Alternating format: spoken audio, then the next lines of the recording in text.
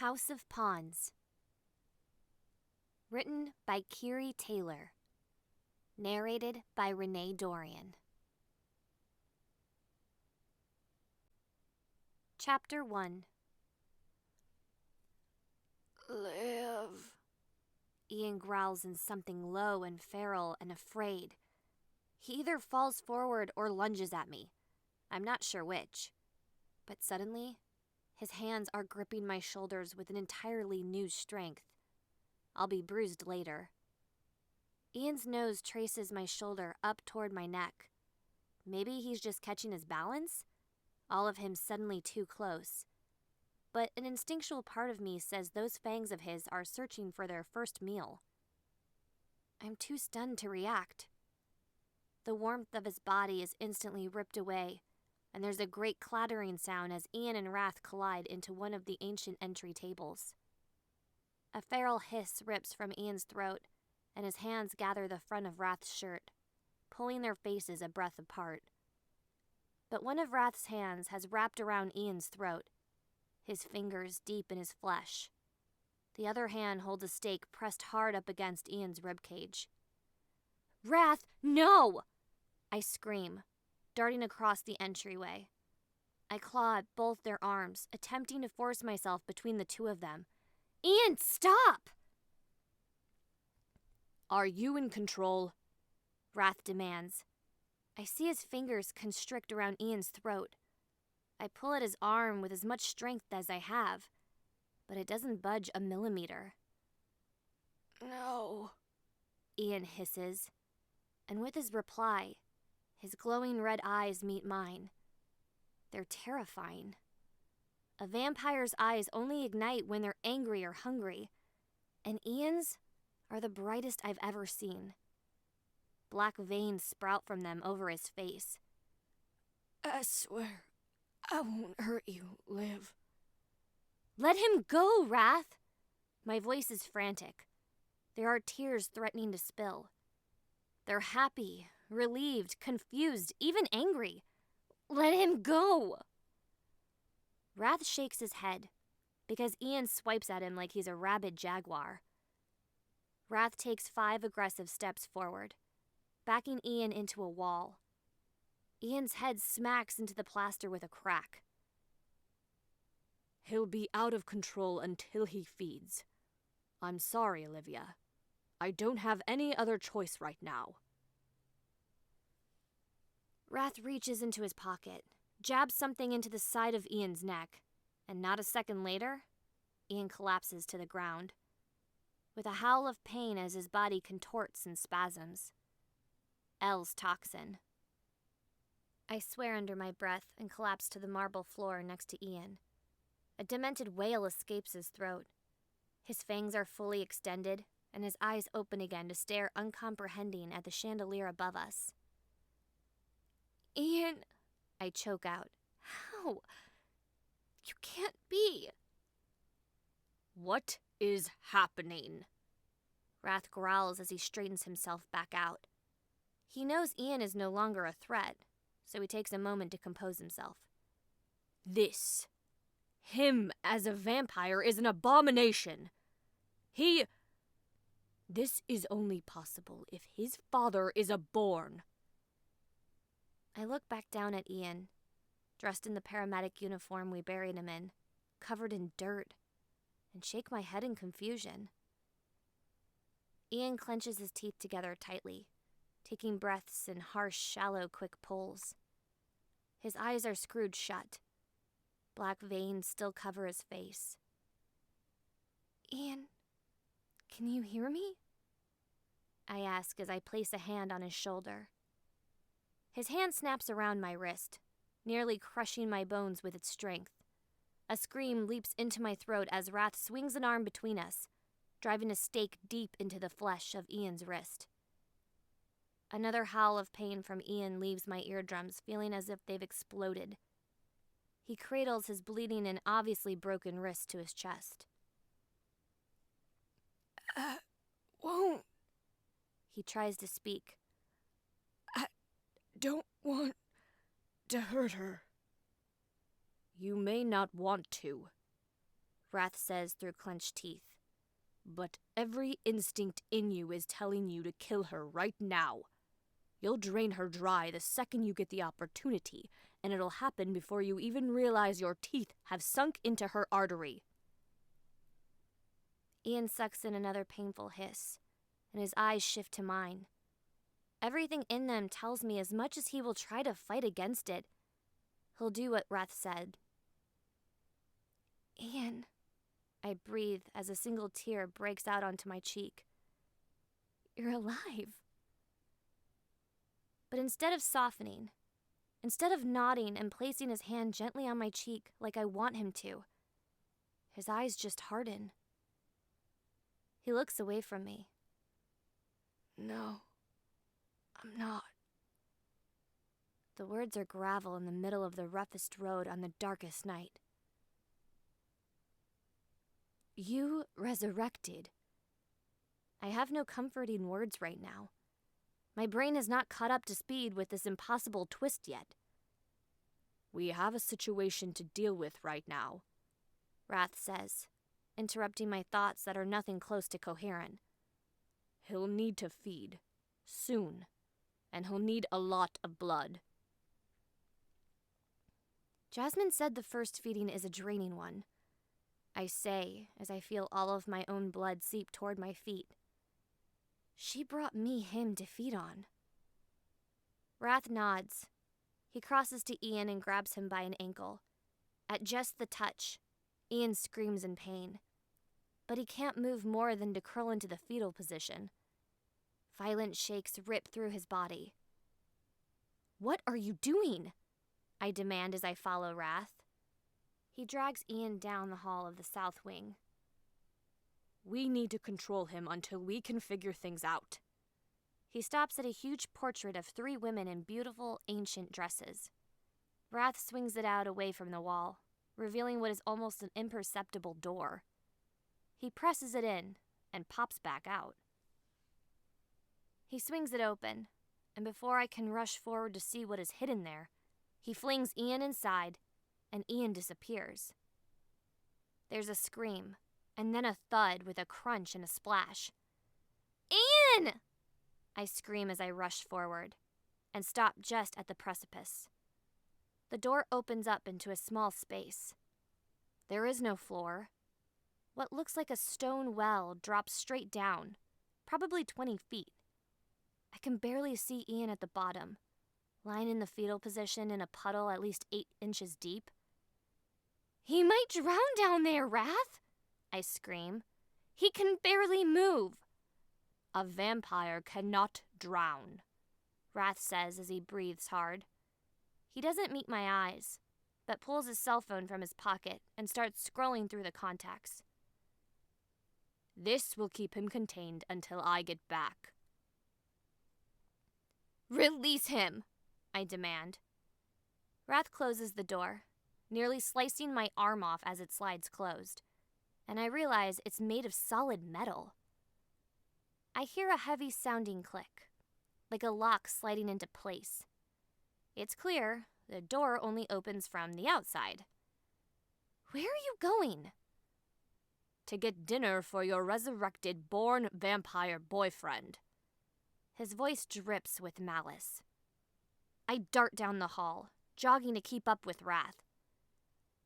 We're just going to grab someone off the streets for him to drain? I ask in horror.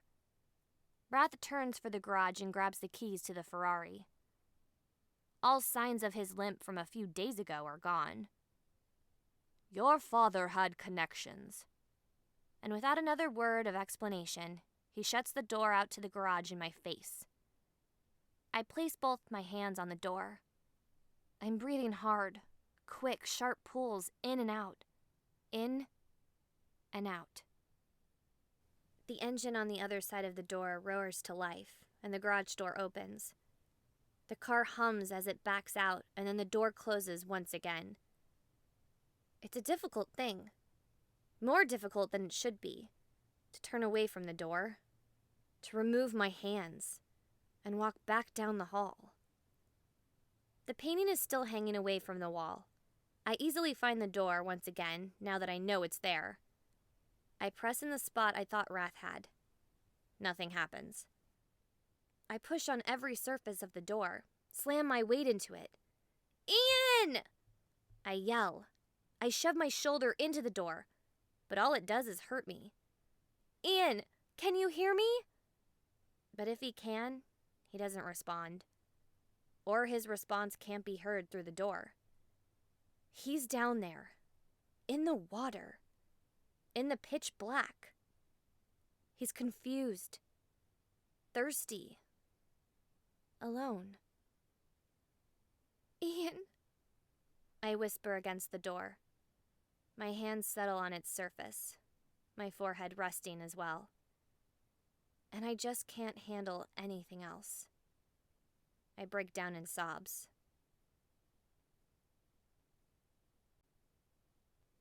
Chapter 2. I look up when I hear the garage door open again, 5 hours later. I stand up, wipe my face clean, and watch Wrath with conflicted feelings as he walks down the hall toward me. In his right hand is a bag, a big, insulated one. What is that? I ask with trepidation. Blood, he responds as he sets it on the floor right next to the door. Your father stopped feeding on anyone who was unwilling in 1875, and modern medicine accommodated that more easily in the past 70 years. Wrath presses his hand on the door, seemingly in the same way that I did, and it opens without any fuss or bruised shoulders. I shove him aside, knowing I'm only able to do so because he let me. Ian! I call down into the darkness. My eyes take a moment to adjust. He's there, sitting with his back propped against the well wall. His head rests against it, his face tilted up at me. His hands clutch and hug around his arms, and his entire body shakes with violent tremors. The stake no longer pokes through his wrist, though it remains a bloody slick. Live, he manages. He's a mess. Black, angry veins cover his face. They stretch down his neck. His eyes are brilliant. But his skin is ashen. His lips cracked and dry. Give me one of those, I demand of Wrath. If I'm feeling conflicted about this impossible situation, it's nothing compared to the look on Wrath's face. He slaps a blood bag down in my open hand. I look down at it for a moment. This came from someone. Some mother or brother or daughter who volunteered to give of theirself with the intent to save lives. The cool liquid slides over my hand inside the plastic bag. Someday, I'm going to crave this. I'll rip open a bag like this and I'll down it without a second's hesitation. It will be all I can think about some days. This is my future. Try not to think about it, Wrath says softly. My eyes rise to meet his. His expression is softened. There's that protective loyalty I've grown used to in the past few months. Circumstances have changed. You have a choice, for the time being. I take a deep breath, roll my shoulder back, and lift my chin. I do have control. I grip the blood bag tight and turn back to the opening. I have blood for you, Ian, I call down to him. He slowly opens his eyes to look at me again. I think it will help if you drink. Are you ready? He gives a tormented grunt or growl. I'm not sure which it is. No, I'm nowhere near damn ready. He smacks his head back against the stone wall, and I hear a crack. I hope it wasn't his skull. The speed of his breathing increases, though, and a feral sound builds inside of his chest. I'm waiting for a ferocious howl to escape from him. Ian, I say, my voice hardening. I know how much you must hate what is happening right now, but you're only making things worse for yourself. Drink it. I toss the blood bag down, and it lands in the water right next to him. I expected him to get pissy about it, for him to fight me and say he'll never drink it. He'd rather die again than be like them. I didn't expect him to grab the bag with a speed so inhuman. I didn't expect him to rip into the bag with his instantly extended fangs. I didn't expect the blood that dripped down his face or the satisfied moan that echoed throughout the well. "More," he growls without looking up at me. Wrath hands me another blood bag, and I toss it down to him. One after the other, Ian asks for another. 10, 12, 14 bags. I toss him the 15th. We're all quiet now. It's nearly morning. When he finishes the bag, Ian tosses it aside with the others. But this time, instead of begging for more, he hangs his head. He rests his forearm over his knees and lets his head hang between his arms. "Ian?" I ask tentatively. He doesn't respond. "Ian?" I ask, using every ounce of strength I have to keep calm.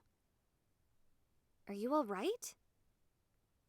Again, he answers me only with silence. I'm about to call to him again when Wrath grabs my arm. I look over at him, and he just shakes his head. He gently guides me away from the door, this time leaving it open. "Give him a few moments," Wrath says. He doesn't let me go as he walks me down the hall. "It will take some time. He's just become everything he hates. And you've just been witness to him having no choice but to succumb to it. Having the person you love most witness your undoing isn't an easy thing." There's that word again.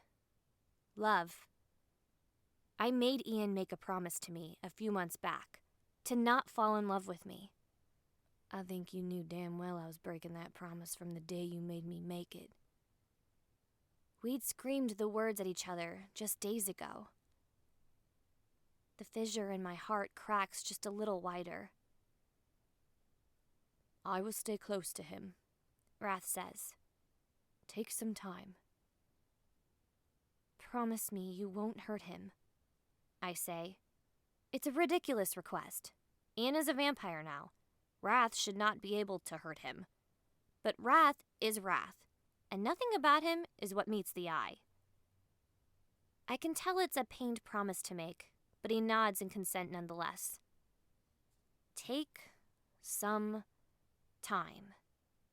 It's as logical an idea as any at this point, I suppose. I dismiss myself and walk back up the stairs.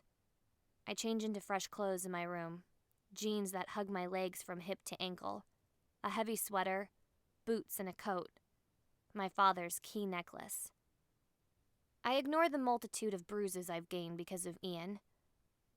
I pass my father's office on my way back to the stairs. I pause in the doorway. There's the Conrath family crown, sitting on the desk. Behind it is the chalkboard with my schemes of revenge upon it.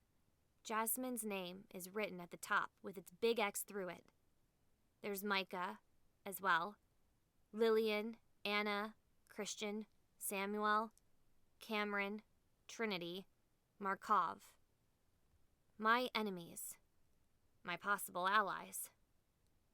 Just hours ago, I was prepared to turn against everything I was when I arrived in Silent Bend. I was prepared to become a human vampire monarch. I wanted revenge and blood. In just a few short hours, everything has changed. But sitting there in the corner, wrinkled and destroyed, lays the dress I wore at the house just days ago. The dress I was to wear as I died, to save Ian. The dress I was to resurrect in. The dress that is covered in Ian's blood. Jasmine murdered him. She drove a sword through his stomach right in front of me. Hatred builds inside of me. I didn't know I was capable of the true meaning of the word until she took from me the one thing I was willing to literally die to protect. Ian may be here now, He may have resurrected, but my desire to end her hasn't changed.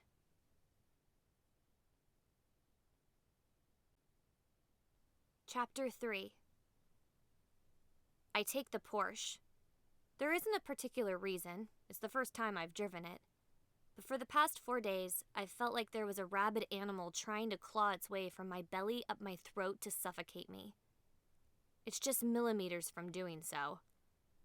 And at the moment, speed and adrenaline seem like the cure to kill it. I drive 90 on these 40-mile-an-hour highways. My windows are rolled down, letting in the frigid winter air. I park on the narrow road in the graveyard. The frozen ground crunches beneath my feet. The clouds in the distance threaten snow. I pass grave markers, old, new, in between. Countless mothers and fathers, children, enemies, lovers. All these lives, and I'll only ever get to experience this one. It's something that's always baffled me. We're bound to only one life. The day has not yet broken, so I have to take care not to trip over myself and those that rest in the ground. The breath in my chest stills as the place comes into view. I was here only days ago. I watched them lower Ian into the ground, returned to find him covered in 6 feet of earth. But now, my toes rest at the edge of a hole. The earth mounds upward. It avalanches back toward a narrow opening, and splinters of wood and chunks of cement are mixed in it. This is a still and eerie place. Ian has always been strong. His will is fierce. He's stubborn as hell. Even death in a grave could not hold him. The sound of a car on the road draws my eyes up, and suddenly, my blood goes cold. Assuming Ian came straight to the Conrath estate after he resurrected and crawled out of his grave, approximately 9 hours have passed. The sight of Ian's grave is terrifying. I try to think of another explanation for what someone else would see here, and there isn't one. Someone crawled out of this grave. In this town, most people will know exactly what happened. In the past few weeks, people have been shot and arrested for their fear of vampires. The mayor's own wife has been bitten and is on the loose. If people see this grave, I can only imagine the terror that will increase in this town. I crouch to the earth and begin shoving the piles of it back into the hole. I didn't bring a shovel, but this can't wait a second longer. Dirt stains my hands, freezes my fingers. There's streaks of it all over my jeans, caking the sleeves of my coat. What the hell are you doing? My heart leaps into my throat, and I whip around. Sheriff Luke McCoy stands 5 yards behind me, hands on his hips, a look of confusion and horror on his face. I don't have an answer for him, so I go back to my task. Alivia. I hear him walking toward me. What are you doing, and why does it look like someone crawled out of that grave? Because someone did, I huff. My hands are numb now, making it difficult to maneuver the dirt. Thankfully, it's still freshly turned enough that it's not packed yet. And who might have that been? He asks, and his voice hardens with each syllable. Circumstances change people. You understand that, right? I've got the hole half filled back in. What are you talking about? Sheriff McCoy, now that he's caught on to what this hole means and its implications, joins me in filling it. I told you a few months back that I was a good person, that I wanted nothing to do with the house. My lungs burn from the effort of breathing hard in this cold air. But circumstances change people. What happened, Alivia? He demands. I got involved with Ian Ward, I huff. I stop suddenly. I rest on my knees and wipe the stray hairs from my face. My eyes lock on Luke's. I knew it wasn't wise and that bad things could only come from it, but I did it anyway and he did it too. 5 days ago, Jasmine Volterra drove a sword through his stomach, right in front of me. What? He starts, but I cut him off. I'm not finished, I say, holding a hand up and trying to be calm and patient. She was going to let Micah kill Ian that night, and I panicked. I went to the house instead and told Jasmine that I wanted them to kill me so I would resurrect. I was trying to distract them. Instead, they captured Ian, brought him for me to feed on, and it all went to hell. My throat feels tight. It's hard to breathe as I recall how much blood rushed out of his body like a river. I wanted revenge, I say with a hard edge. I began plotting to take from her what she loves most, and that is the house. Revenge is a dangerous dance when your partner is Jasmine and her house of pawns, Luke warns. I am fully aware of that, I respond, as my eyes rise to meet his again. But then Ian showed up at my house last night, thirsty, his eyes glowing red, fully resurrected. Ian? Luke repeats in disbelief. Ian Ward is a born? Apparently. I resume shoveling the dirt back into place with my bare hands. Sheriff McCoy swears under his breath. Just what this town needs. Another born. My instincts take over. I reach out and slap Luke. Don't go and act like this is his fault, I seethe. Ian has done nothing but protect this town from vampires for the majority of his life. You didn't see him when he came to my house. The self-loathing in his eyes after he had to drink his first meal. Luke stares at me, his eyes hard. The cold air makes the red handprint on his cheek smudged with dirt rise quickly. I can't pretend to have sympathy for him, but I do trust Wrath to keep him under control or put him down. I swallow hard, and my eyes drop away from Luke's. Did you bring someone here with you? The alertness in Luke's voice instantly triggers all the alarms in me. No, I breathe as I look around. Why? I just saw someone, he says, pointing toward the tree line at the far edge of the cemetery. Over there. He was definitely watching us. You didn't recognize who it was? I ask. I'm instantly on my feet. Luke shakes his head. And you're sure it wasn't one of the house members? I reach into my pocket and wrap my dirty hands around a stake. I have a crossbow in the car, but it's 30 yards away. I'm sure, Luke breathes. He has his hand rested on the gun at his hip. He disappeared as soon as I saw him. My eyes scan the trees, sweep the headstones, but I don't see anyone. I'd be very careful, Luke whispers. I think you're being followed, Alivia.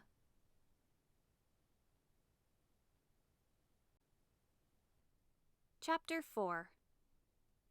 The sheriff and I part ways, and after he walks me back to my car and I pull away, I feel as if there are eyes following me. If someone really is watching me from the shadows, 1, who is it? And 2, what do they want? Luke could be mistaken. Maybe it was someone from the house, watching to see how I react to what Jasmine did, or how I'm coming along in my plots of revenge. But if it isn't, who could it be? Whoever has been attacking the house? Maybe. But I'm not sure what they want with me. I'll have to discuss this with Wrath. The gates to the Conrath estate open to let me through.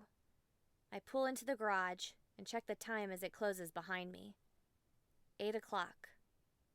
The second I walk through the door, I'm flooded with the scent of breakfast. Bacon, eggs, bread, grits, which I'm learning to recognize the smell of. I walk around the corner, into the kitchen.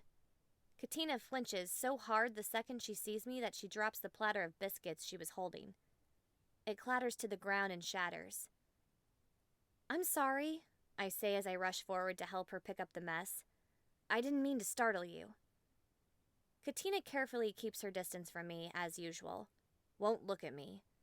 But her hands shake violently, more so than usual. "Are you all right?" When I say it, I gently grab her wrist in an attempt to get her to look at me. A small little yelp works its way out of her throat, and she jerks her entire arm away from me. But still, she won't meet my eyes. "Sorry, Miss Ryan, But she doesn't finish the sentence. She hurriedly sweeps the rest of the mess into a pile with her hands and turns to go look for a broom and dustpan. I let out a little defeated sigh. I'll never gain the staff's trust. They're all terrified of me. Why do they even stay if they're always so fearful? Wrath must be paying them all an astronomical salary. I'm covered in dirt, and it's getting everywhere. Angelica and Beth will have such a mess to clean up after me. I take my boots off and leave them in the garage and dart up to my room for a shower and fresh change of clothes. Avoidance is apparently my coping mechanism today. There's so many things that need addressing, so many questions to ask, and so many answers to search for. But I just need a second. The hot, scalding water works its way down my body. Thick suds build in my hair as I scrub and scrub. Sure, I'll never wash the cocoon of the dead from me. When I finish, I stand naked in front of the mirror. Bruises, dark and harsh, stand out in perfect handprints on my upper arms where Ian grabbed me. Another perfect shape of his hand wraps around my wrist. I pretend they don't hurt. I pretend they aren't there. I change into jeans and an oversized sweater. I stare at myself while I brush my long brunette hair. Be the royal that you are. So when I'm finished, I walk across my room. But before I get halfway across, I notice something on my bed. It's glossy paper, the photo kind. It's been cut, oddly, and it takes me half a second to realize it's been cut into a puzzle piece. Centered in the middle of it are both my and Ian's faces. My brows furrow as I try to make sense of what this is. There's something timid, held back in the way Ian and I are looking at each other. Like we hadn't consumed each other. Like he hadn't died yet, and I hadn't tried to die for him. We both look more innocent.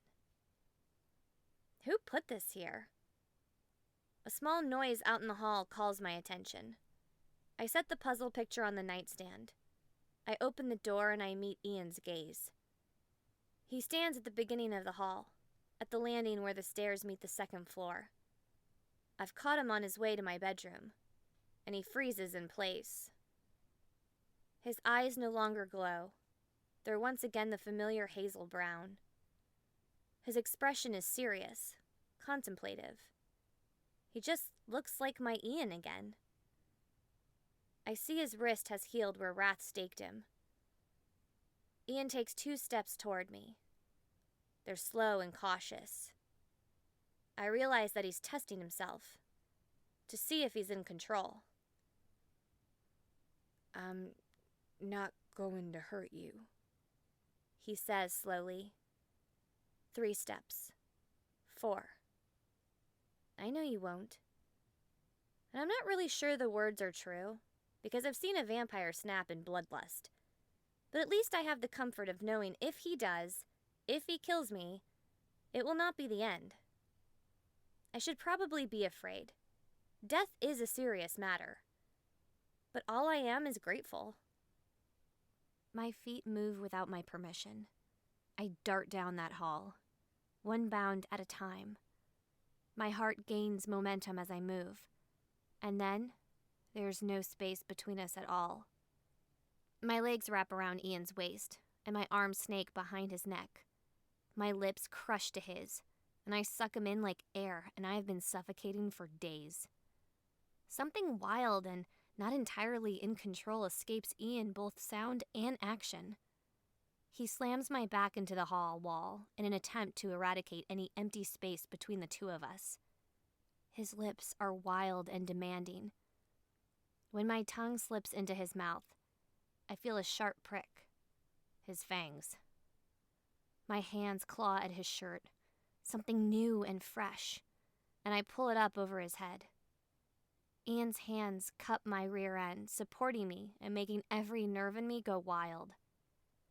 I've heard make-up sex is always the best, but I can't imagine it's anything compared to resurrection sex. And suddenly, all I can think about is the king-sized bed in my room and Ian in it. A sharp pain suddenly blooms on my lip, and I taste something coppery in my mouth. And in an instant, Ian is down the hall with his back pressed flat against the wall. His eyes glow. "I don't want to hurt you, Liv," he growls through heavy breathing. I can tell my eyes are wide. My chest heaves quickly. But despite my bleeding lip, I want more. We'll figure this out. It might take some time. "I won't be responsible for your resurrection," he says, and it's pained and angry. An annoyed weight instantly drops onto my shoulders. "Don't be a drama queen, Ian. We'll take it slow the next few days and things will be just fine." "Are you serious right now?" Ian asks in disbelief. His eyes fade just a bit, and he lets himself away from the wall. "I am a vampire now. I just bit you, and you're telling me not to be a drama queen?" "Yeah, I am," I say with a smile, attempting to break onto my face. It must be contagious. Ian doesn't exactly smile, but all the hard lines on his face soften just a little bit. He shakes his head and gives a small scoff. "You're unbelievable, Alivia Ryan."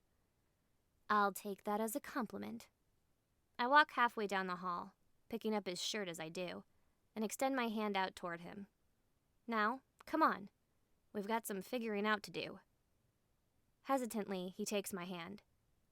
"You're a freak of nature, Alivia Ryan. No wonder I can't stay the hell away from you." I smile as I offer him a side glance. One by one, we descend the stairs. We round them just as Angelica is about to head up them. The second her eyes meet Ian's, she lets out a high-pitched squeak. The stack of towels she was carrying goes tumbling to the floor. I don't try to apologize this time. Ian does, though, and I just tug him through the entryway. "They know," he says as I haul him toward the library. "How the hell do they know? Do I look any different? They've all seen me dozens of times before, and they've never been afraid of me." "Your grandmother isn't the only one with a vampdar, apparently," I say as we step over the threshold. "It makes sense they're sensitive to vampires. They all worked for Henry for years." Ian lets my hand go, pulls his shirt back over his head, and stands before Henry's portrait with his hands on his hips. "Ian. Here. Alive. I kissed him just minutes ago. I buried him just days ago. I witnessed his murder less than a week ago. Ian. Here. Ian, how are you alive?" I say it with reverence. The moment I say it, his head sags, his shoulders tensing up. He doesn't say anything. "I need to make sure I understand things," I say as I sink onto the couch. "Because I thought there were only two kinds of vampires. The bitten, who have not tasted death yet. They are drained to the brink of it, but the toxin takes over and changes them. They have yellow eyes and aren't particularly in control of themselves, and I'm not just talking about the dead. The bitten, like those that have been attacking the house, and those from our town who have been changed. The mayor's wife, a star football player, others. And there's the born, like me. Those with an immortal born vampire father. Those who are not vampires until after they die." I swallow hard, my brain spinning, trying to make any sense of what is happening. "You're certainly not a bitten, Ian," I breathe. "But how the hell are you a born?" Ian takes a sharp breath and shakes his head. He isn't facing me, but I can imagine the pain look on his face. I watched my parents die. I saw my dad. White. There's no chance he was alive. He was a human, Alivia. He worked construction. He was outside every day. All day. I know he wasn't a born. I know he doesn't want to say the words, and I don't want to force them upon him. So instead, I have to compare Ian and Elle. While Ian's hair is fairly dark brown, Elle's is blonde as the sun. Ian's eyes are hazel. Elle's are blue. Elle is fair and fragile, and Ian is solid, around 6 feet tall, and probably at least 180 pounds. She's a girl, and he's a man. But suddenly, I'm not sure if it's just a gender difference. She wouldn't, would she? Ian suddenly asks. He turns to face me, and he's confused and angry and unsure. You know how vampires are, I say quietly. Maybe she didn't have any choice. I've got to talk to Lula, he says, his gaze retreating inward. She'd know the answers. I mean, she has to know something. I stand and cross the library to him. I run my hands up and down his arms, attempting to comfort him. I don't know if that's a good idea. She had to bury you. You know her opinion of those associated with vampires. But as I recall Ian's funeral, Lula never cried. She simply looked angry. Did she know? Ian swears. I can't even go home, can I? Not only will she hate me, but what if I hurt her or Elle? You wouldn't. I know you wouldn't. And while I wasn't as sure about myself, I am sure about his family. But you know you're always welcome to stay here. This isn't right, Liv. Ian shakes his head. This entire situation is so messed up. This goes against everything. Just everything. Come here, I say, and pull him into my arms. Because I don't know what to say.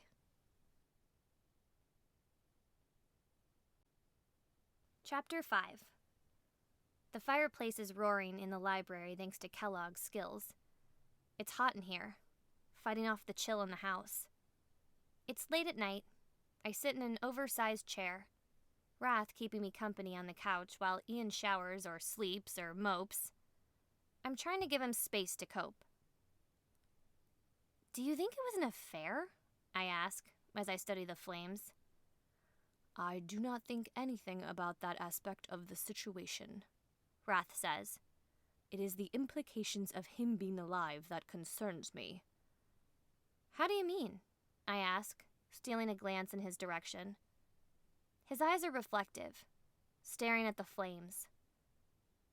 I imagine the late-night conversations that must have taken place in this very room between him and my father, the things they must have discussed, the loyalty that ran so deep. I'm ever jealous that Wrath got time with my father, and I did not. Suddenly, he looks at me. You began plotting a game of power because Jasmine took from you what you valued most. The value is returned to you. What is your intent now? I don't have an answer for him, so I stare at him for a very long time. Absent-mindedly, I reach for the key that hangs from my neck and turn it over and over between my fingers. I don't know, I answer honestly. I'm angry. What she did and everything she does is so manipulative and entitled. I think the most important thing that's come from the last few days is that I've realized that I'm no longer afraid of the house. My chest feels lighter, just saying the words. Because it's the truth. For the past few months, I've been scared. I've been their pawn. No more. I think many things changed that night Ian died. I went to the house that night prepared to die, I faced the reality of my own death that night and I accepted it. I'm not saying I look forward to my death, but I don't think I'm scared of it anymore. That is a dangerous fear to lose, my dear Alivia, Wrath says. He leans forward, his black eyes fixed on me. But it's a fact, dangerous or not. I say it simply. I'm no longer afraid of the members of the house killing me, and I'm not scared of Jasmine. Wrath twirls the ring he always wears between his fingers. It's huge and bulky, and, no surprise, it bears the Conrath Raven crest. And what do you want to do with these realizations? I shake my head again. I don't know that either. But I think I need to prepare for the arrival of the king, sooner rather than later. I think he might have sent spies to watch me. I realized it earlier as I studied my crown on the desk in the office. Jasmine thinks she already knows me. Why would she need a spy? The faceless enemy with the snake brand should have no concern over me. But if word started to leak out into the vampire world that a royal born might have a daughter, the king certainly would have had a reason to spy on me. If this is true, Wrath says, suddenly sliding his ring back into place, then I think you need to seriously consider those names on your allegiance board. With the king coming, you will need strength at your side. So, is this the beginning? I ask quietly. I twirl another glossy puzzle between my fingers. I found it lying on the floor just outside my bedroom just an hour ago. This one features a corner of Ian's booted feet and a chunk of the porch. The beginning of what? Wrath asks. A revolution. I have to consider every aspect of this situation. A few days ago, I told Jasmine that I was going to take the house from her. It was an act of revenge. Take from her what she loved in exchange for taking from me what I loved. Circumstances have changed, but now I need her vampires to protect myself from the king. How do I make my first move? I know I will start with Lillian, but how do I reach her, and how do I ask her to come to my side? I don't have her phone number. I certainly can't just call her up at the house. And while I think she's an ally, I've learned that people, or rather vampires, are not always what they seem from the outside. Can I really count on her leaving Jasmine? There are 7 members of Jasmine's house. Can I gain them all before the king arrives? A weighty consideration. If the king is coming, am I safer to resurrect sooner than later? I've heard of his games and demented sense of entertainment. Hunting humans, vampires fighting other vampires to the death. This human body is weak. If I've learned anything about myself in the past few months of living in Silent Bend, it's that I need to take matters into my own hands.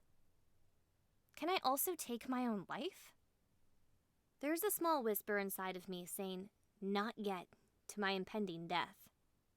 One of my biggest concerns in all of this is Ian. How is he going to react to all of this? To all of my plans? I want him at my side. I'm desperate for his support, for his acceptance. But it's a stupid question. Ian is going to hate every bit of it. Sunday evening, we sit in a nest of blankets and pillows on the floor of the ballroom, looking out the giant glass doors that let out on the veranda and gaze out over the river. We don't touch. We simply sit side by side. Quiet, observant. It's twilight. The sun is set and everything is cast only in a dim glow. I know even this much is painful for Ian. But here he is, with me. You've been distracted lately, he observes. I glance over at him. He isn't looking back at me. He's just staring out. I think at Henry and Elijah's above-ground tombs. I kind of thought you'd be busy telling me not to hate myself and that none of this is my fault, but you haven't. I'm grateful for it, but it just seems out of character. What's on your mind, Liv? I look away from him, back outside. My eyes scan the trees, the scrubs. I search for spying eyes. The same as I've been doing since I was in the cemetery. I need to tell you something that is happening, and I need you to keep an open mind." "I don't particularly like the sound of that," he admits it harshly. "Don't be an ass, Ian," I growl at him. "This is serious, and I have to handle it as an adult and as a Conrath." He must not like the sound of that either, because he doesn't say anything. The thin line of his lips just becomes thinner. I'm annoyed, but it's hard to be too much, so when it's a miracle that he's even sitting here for us to be able to have this conversation. "Someone has been watching me." "Like the house spying on you? They've been doing that for months," he says. I shake my head. As with Sheriff McCoy when it happened. He's the one who actually saw him. Luke didn't know the man. "So you haven't actually seen anyone spying on you?" "Yesterday, I know I saw someone disappear into the woods. I'd just gotten dressed and looked out the window in my bedroom. There was someone there." I reach into my back pocket and pull out the puzzle pieces. A third one was taped to the front door earlier today. This one has pieces of me, as well as the bag Beth had packed for me when I hid in Ian's house. I lay the pieces together on the floor in front of Ian. There's still 2 pieces missing, but the picture is clear. "Ian," I say quietly. I want to reach over and take his hand, to give it a reassuring squeeze or something, but his reactions still have me on edge. I don't think it's someone from around here. He takes a moment to process this, studying the picture, to mull over what it means. "This is the day I brought you back to the estate," he says. He touches the edge of one of the pieces. "Liv, this was months ago. Who took this?" I look back into his eyes, waiting for him to put the mental pieces together. "The king. He sent a spy." I nod. Somehow he got wind that Henry Conrath might have a child, and you know why he would have interest in checking out a female royal heir. We've both heard the story now, of how King Cyrus cursed himself and his pregnant wife when he changed her to a vampire against her will. She would wither and die after certain amounts of time. It was a mystery how long she would stay dead for, but eventually she would be reborn in the royal line as a new person with a new face. Once that female died and resurrected, she would eventually start remembering her past lives, and the king would once again be reunited with his queen. Queen Siobhan has been dead for more than 270 years. I can almost feel the urgency of the king. Surely she must resurrect soon after being gone for such a long time. I'm not saying that I'm afraid of the king. My heart starts racing, anxiety and dread overcoming me at finally confessing what I haven't wanted to tell him. But I feel vastly alone. Like he is this giant wave that is coming to crush me, and I'm a tiny lone ant on the beach. "You're not alone," he says with annoyance as he looks at me with offense. "I'm here, and wrath certainly counts for something." "I am well aware of the capabilities of you both," I say, attempting to stay calm and even. "And I'm very grateful to have you both here. But I wonder if it's just the 2 of you will be enough." "What are you implying, Liv?" The tone of his voice drops lower and lower with each syllable. I don't look up at him for quite a long time. I trace my finger along the pattern in the blanket, swirling, connecting, through folds and canyons in its surface. I hate this feeling, the feeling of shame and guilt. I am a Conrath. I am a royal born. I am a ruler. I should have no shame, no guilt. I do what I have to do. I'm going to build my own house. It's time for the House of Conrath to be restored. He stares at me a long time. I watch the muscles clench in his jaw, see the way his shoulders tense, the frustration that builds behind those eyes that can't lie. "No good will come from it. You've seen what Jasmine has done to this town. I am not Jasmine. I say through clenched teeth. I need allies, Ian. And you've said it. Lillian said it. And even Markov implied it. That this is what I was born to do. That I will be great at it. Ian is angry. He's a mess right now, and I just poured a gallon of salt on his wounds. I understand. That doesn't mean his harsh disapproval doesn't sting. Instead of using biting words and yelling this out, he only stands and walks away, leaving me alone. Again. Chapter 6. Monday. If I'm going to be a ruler, I need to get all of my affairs in order, and I left a very kind and understanding man hanging without a word. At just before 5 in the morning, I slip out of my bedroom and walk down the hall, past the bedroom Ian is sleeping in. He never returned to me last night. My heart aches as I walk past the door and down the stairs. I don't want to wonder if things will ever be the same between us again. But deep down, in the space deep in every person that whispers unfailing truth, I know. Everything has changed. I take the keys to the Porsche, and on the driver's seat, I find another puzzle piece. I'm getting tired of this spy always watching me, of him breaking into my home. He's good. I have Ian and Wrath, and neither one of them have heard a thing. This is getting old. I head into town. The streets are quiet with only a few lights on, and dawn still an hour from breaking. I pull into the small, familiar parking lot and climb out. It smells like heaven inside. I'm flooded with memories. From just a week ago. From months ago. Years of my life have been spent in bakeries. My hands caked in flour and dough. This will never be the same, either. We don't open for another hour, but you're welcome to come back then. A voice calls from the back. I weave between the tables and step into the back. Hi, Fred, I say tentatively.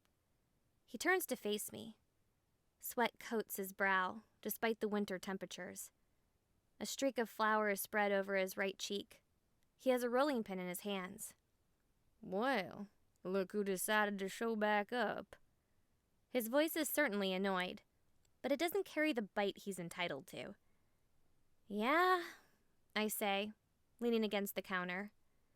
Things have been a little crazy lately. Well, I've certainly been hearing some crazy stories, and your name's been mentioned, he says as he goes back to work. May I ask what stories have been told? Everything in me tenses, and my palms break out into a cold sweat. Just stories about the dead and doomed love. He coats his hands in flour before moving on to the next step. I reach out and place a hand on his shoulder. He looks back at me, and I hope he sees the desperation on my face. Please, Fred, I need to know.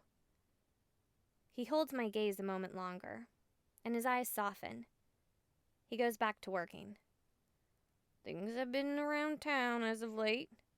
You know that. I nod. Rumors been flying around that despite the animosity between Mr. Ian Ward and Jasmine Volterra, he'd gone and fallen in love with their new little project. My heart starts climbing up my throat to take up residence. Fred glances over his shoulder at me, and there's a new darkness in his eyes that I've never seen before. Yeah, that's right, child. I know all about them vampires in the house and exactly what your daddy was, what you all become one day. I swallow once. It's the first time someone has actually acknowledged everything, outside of the house, Wrath or Ian.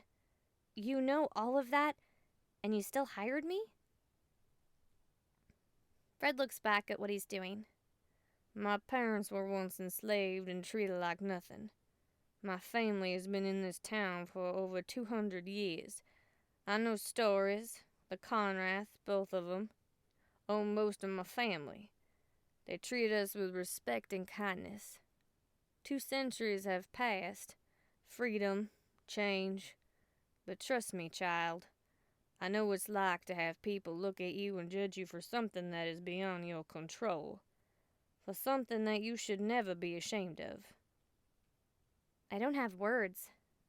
It takes me a while to absorb everything he's just said. Our families have history, oppression, the dark past no one up north wants to ever talk about. Thank you, is all I am able to offer.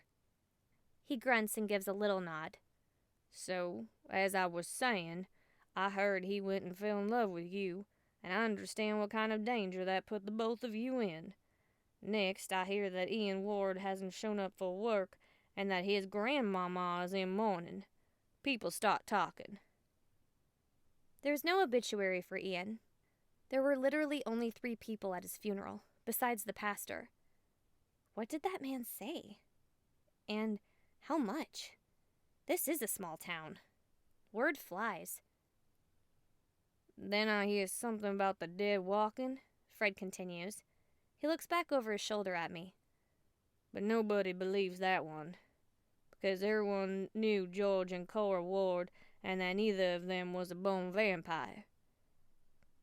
We don't know what is happening, I say with a shake of my head. The only person who might have some answers is Lula. Ian won't go see her, and I'm too terrified. You is a smart girl, after all, he says with a chuckle. But never mind all that. You came here to talk to me. I take a deep breath, preparing myself to say what I have to say. As much as I love working here, as much as I needed the normalcy this shop gave me, things have changed. I thought I could pretend that my father's name had no grasp on me, but I was wrong. I can't ignore it. The past is a difficult thing to run from. I nod. Things are going to happen. Big things are coming, and I'm afraid I'm going to be at the center of it all. Play carefully, daughter of Henry Conrath, Fred says as he washes his hands. He dries them and finally turns to fully face me. The eye of the storm is the most dangerous place to be. Thank you for understanding. Fred gives a nod, and then we're done. I say goodbye and step back out from behind the counter. But as I'm opening the door, I nearly run right into someone. Daphne! I say in surprise. I reach out to steady the both of us. A warm smile spreads on her face and mine. Alivia Ryan, she says with that thick accent. I was beginning to think you was gone for good. I shrug, but she obviously can't see it. Daphne is blind, as in totally without eyeballs. Yeah, I had to quit unexpectedly. That is unfortunate, she says. It's chilly out here, probably a mere 40 degrees, but she doesn't seem bothered by it. I've missed your company. Me too, I say, and I realize it's true. Our early morning short chats were pretty much the only normal part of my life here in Silent Bend, Mississippi. Is everything all right, my dear? My chest tightens and the chill sinks into my bones. I don't know. Not really. I constantly feel like I'm being manipulated into making choices that are changing who I am. She contemplates this for a long moment. Her dark hair whips in the wind, and I worry her skeletal frame will be blown away.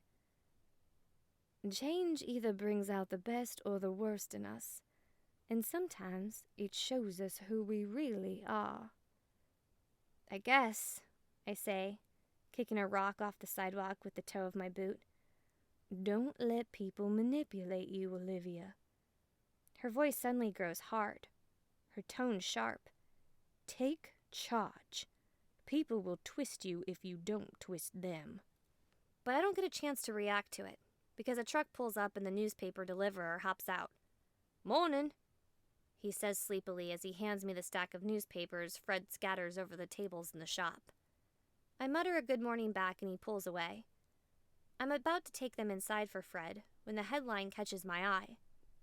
The Conrath Fires, a look back. You okay, Alivia? Daphne asks. Yeah, I reply absent-mindedly. I slip a paper off the top of the stack.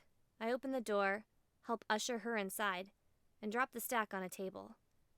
I'm sorry, I have to go. It's freezing outside, so I make a beeline for the car. Once I'm inside, I start the engine and blast the heat. Finally, I hold the newspaper up. On October 13th, 1875, one of our town's greatest tragedies took place. Few facts are known, and much speculation has arisen as to what exactly happened that night. The Conrath family name is well known in our community, and on that night, Elijah Conrath was killed. Suspicion and distrust often came hand in hand with the name, and on that night, more than 150 years ago, it boiled over. Elijah Conrath and 3 of his comrades were dragged from their home and hanged in the well-known hanging tree. Henry Conrath was also attacked, but it is unknown if he survived that night or not. What we do know is that more than 30 deaths took place mysteriously that same night. While little is known about that night, it is certainly not forgotten. The name Conrath still instills feelings of fear in certain members of Silent Bend. Best of luck to the late Henry Conrath Jr.'s daughter, Alivia Ryan, who just months ago moved into her father's estate. Best of luck? Best of luck? I toss the newspaper in the passenger seat and peel out of the parking lot. Once again, I'm flying on the roads. I'm angry and impatient when I have to wait for the gates to the estate to open. I barely get the car into park in the garage before I'm tearing out of it and into the house. Best of luck? I growl as I stalk through the house. I'm so angry that I don't even notice how the house is still deadly quiet and still, or that it's still only 6 a.m. Best of luck? I pound on Rath's door, the one to the room I insisted he stay in, even when he wanted to move back out into the worker's house. I don't wait for him to reply. I let myself in and find myself engulfed in darkness. Jasmine has just made her first move, I growl as I flip the light on. I jump half a foot back when a knife embeds itself into the wall just a millimeter from my left shoulder and wobbles back and forth. Maybe it's just my fear. Maybe it's the early morning. Maybe it's just because Jasmine is on my mind. But I swear when I look back at Rath, I see the briefest flash of red in his eyes. It's not there now, but he looks angry, then confused, and then his expression settles back into its calm demeanor. Seeing Rath lie in bed, sleeping, is more unsettling than it should be. I've never seen him sleep. I've never heard him talk of sleeping. Up until now, I wasn't sure if he even did. But there he is, laying half out of his blankets. The most shocking thing about the entire scene is the mess of scars that cover his bare torso, stretching around his side and extending onto his back. Sorry, I say, everything momentarily throwing me off of my angry rampage. He slides off the bed and reaches for a t-shirt. When he does so, I get a full view of his back. Angry scars lace in every direction. His skin is a mess of scar tissue. I try not to stare, but the look Rath allows for just a brief second after he pulls the shirt down over his head and looks at me says I was. Now, what are you bursting into my room for? He says quietly as he pulls a robe on over his boxers. I stutter and struggle for words. Everything I'm seeing has my mind reeling. Rath sleeping, wearing boxers and t-shirts, is so human, normal, and mundane for him. But those scars and his instinct upon being woken so suddenly, that doesn't come without a dark, dark story. Here, you should look at this. I hand him the newspaper as we both walk out of his room. When we get out into the hallway, I hear noises from the kitchen, signs that Katina has arrived for her duties this morning. Rath takes the paper and begins reading. What's going on? I look up to see Ian standing just outside the dining room. I heard you from upstairs, he offers. Could hear you cursing clear down the driveway. For good reason, I growl. We all head into the dining room. It's still dark out. Christmas is just a few days away, and we're in the dead of winter. The chill throughout the house is palpable. Jasmine is making some kind of move, I say, too keyed up to sit. I stand with my hands on the back of one of the chairs. The table is huge. It is currently set up to seat 18 people, and the split across the middle makes me think it can be expanded to fit more. Wrath hands the newspaper to Ian. The timing of this article is peculiar. It's nothing more than a power move, I nearly shout. I'd expect something like this if it were the 100-year anniversary, but that was like 45 years ago. It's not even a 155-year anniversary. Besides, this is December. That happened in October. I don't think you are mistaken in this, Alivia, Wrath says. She has something up her sleeve with this. She's trying to make the town remember how much they hate the Conraths, how much they're afraid of your family, Ian says as he finishes reading the article. She's trying to turn the town against you. Like they needed any more effort to put into that, I growl. They're already afraid of me. It may be true, and that might be Jasmine's objective, Wrath says as he folds his hands on the table. It doesn't have quite the normal regal effect since he's wearing that robe. But it isn't a particularly logical move. By doing this, she is essentially declaring war against you, Alivia. But she still needs you if she wants to return honor to the house. Without you, she gains no connections. Wrath is right, Ian agrees. Beth suddenly appears, bringing mugs and a pot of coffee. What does she have to gain by isolating you from the rest of the town? And suddenly it clicks. The night I went to the house to die, I start. I talked to Anna, one of the house members. She used to be a rouge, off on her own. She said it was the loneliness she couldn't stand. She told me that she had a theory that I'd only keep myself apart from the house for so long, that eventually I would need someone who understood what it was like to be a Born. Jasmine is isolating you from other humans, Wrath says. So that you'll turn to the house for companionship. Ian says it with spite. Suddenly there's a knock on the door. I'll get it, Beth offers as she finishes pouring all the coffee. Really, it seems like an escape route to get away from us. Ian's eyes flash red for a brief moment as all our attention is turned toward the door. Wrath's shoulders tense. Ian stands. Even I grab for a steak that I hid in the potted plant on the buffet table. Beth lets out a little noise of fear, and we hear her scuttle off. A collective breath is let out when it's Lillian who steps through the door. Well, she says, looking perplexed when she steps through. We're all just a little on edge today. She literally takes a step back when she sees Ian. And alive. He doesn't say anything in return, but his eyes are glowing and fading like embers at the bottom of the fire. He's ready for a fight if that's what is needed. But this is Lillian. Now, this is a surprise, she says, raising an eyebrow at him and then turning to me. Interesting turn of events. I offer her a small smile, but I'm really not sure what to be right now. I'm on edge, angry, but also extremely happy to see her. You're here. I am, she offers as she takes a seat at the table. I feel the world beginning to shift, and I slide to who I think holds the most weight and right. I appreciate you coming here, I say. My head is spinning. There are a million things going on. A million landmines to carefully toe around. My first move to gain my first house member must be made with caution. I'm really happy to see you, Lillian. A warm smile pulls at her lips. Well, it certainly has been an interesting couple of days. Jasmine has told us some disquieting news. That you've declared war on her?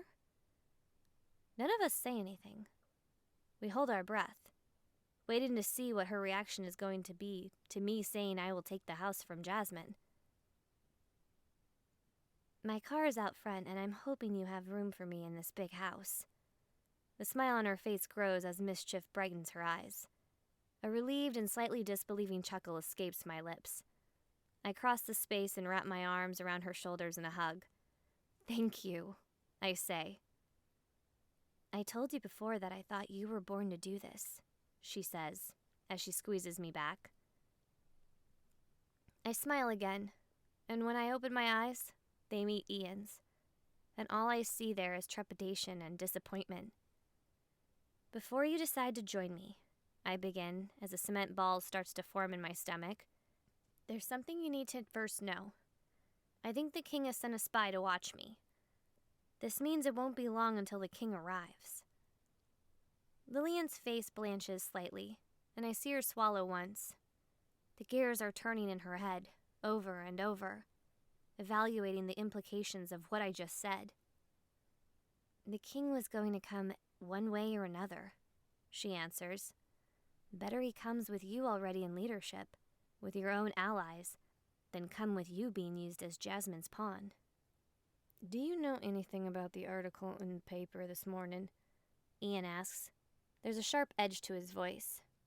He's talking to a house member, face to face, and he has to be nice about it, for my sake. Wrath slides the paper across the table and Lillian takes it. She never said anything to us, Lillian says as she scans the article. But it seems like a move Jasmine would make. I'm about to comment when Ian and Lillian both perk up at the same time. They both turn to face the window and their eyes flash red. What is it? I ask in a whisper. Without thinking, my knees have bent and my hand clasps around the stake tighter. I gaze out the window, but I can't see anything through the darkness. Ian is suddenly gone and I hear the front door open.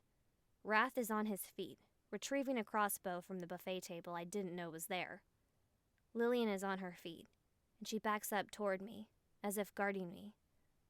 What's going on? I demand. I heard someone out there, she says. Her voice hisses just slightly. Breathing, quiet and low, like they were trying to hide. I know I saw a silhouette. The spy, Wrath says as he crouches beside the window, pulling back the Gauzion curtains.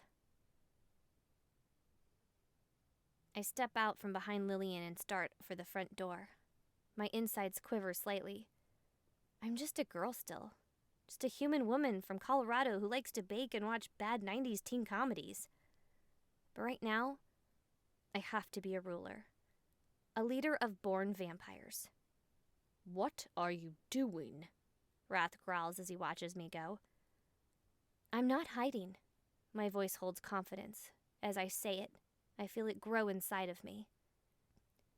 I step out onto the front step, feeling the brisk morning air seep into my clothes and snake up my back. My name is Alivia Ryan, I say loudly into the dark, as Lillian and Wrath step up behind me. I am the daughter of Henry Conrath, a born royal. You can tell your king he doesn't need a spy on me. Tell him to come and talk to me face to face. Only darkness answers me back. There's no sign of the spy. No traces of Ian.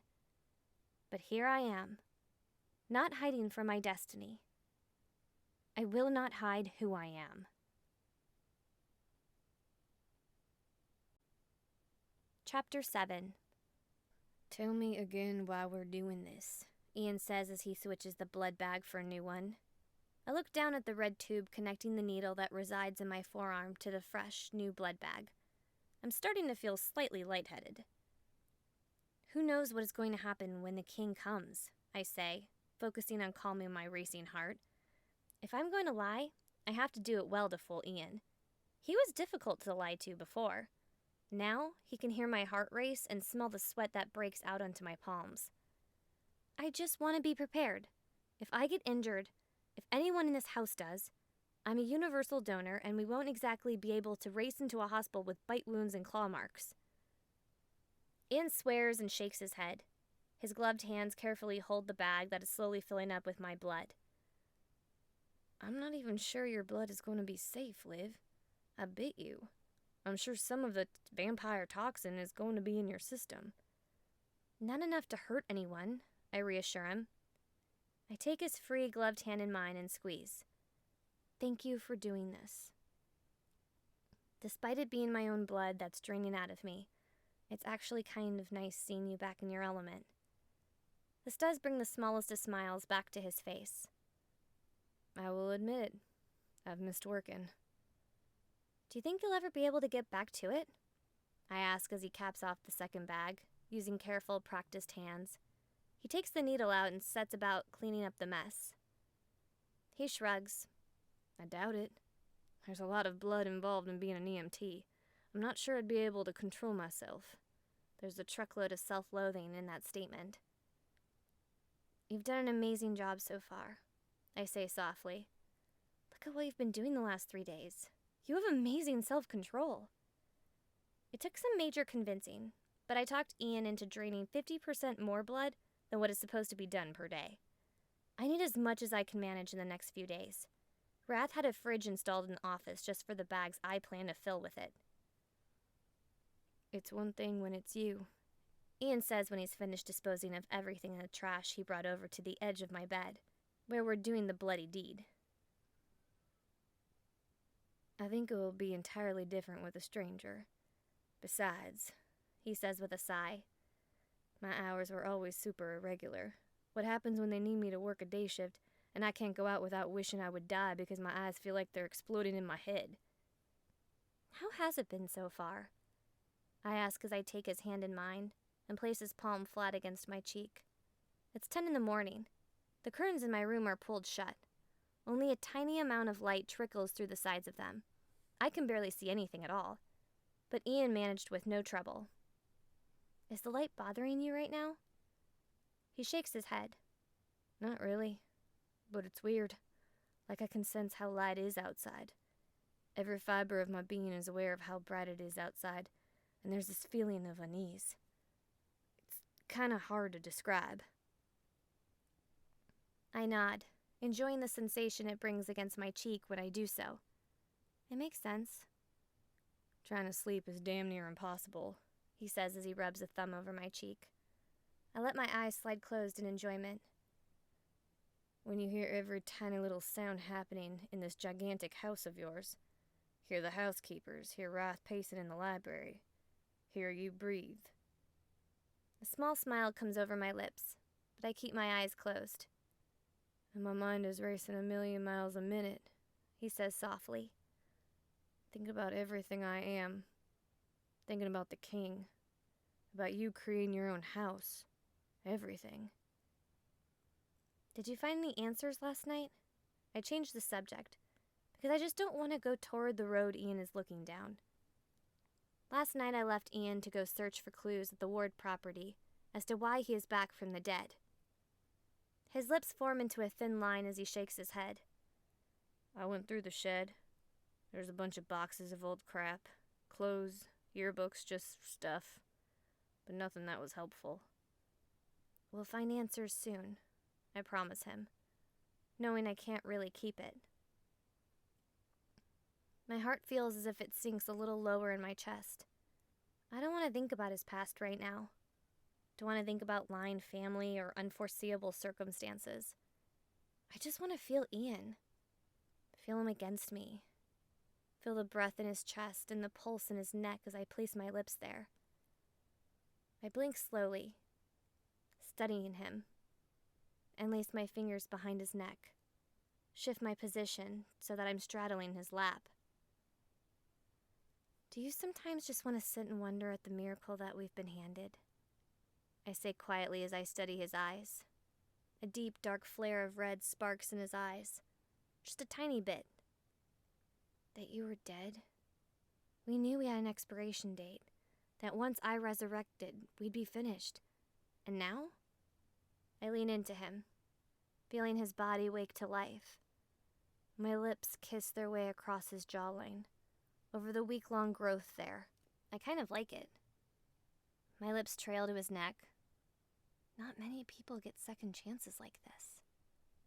Ian's hands slide over my back, one slipping under my sweater to brush over my bare skin.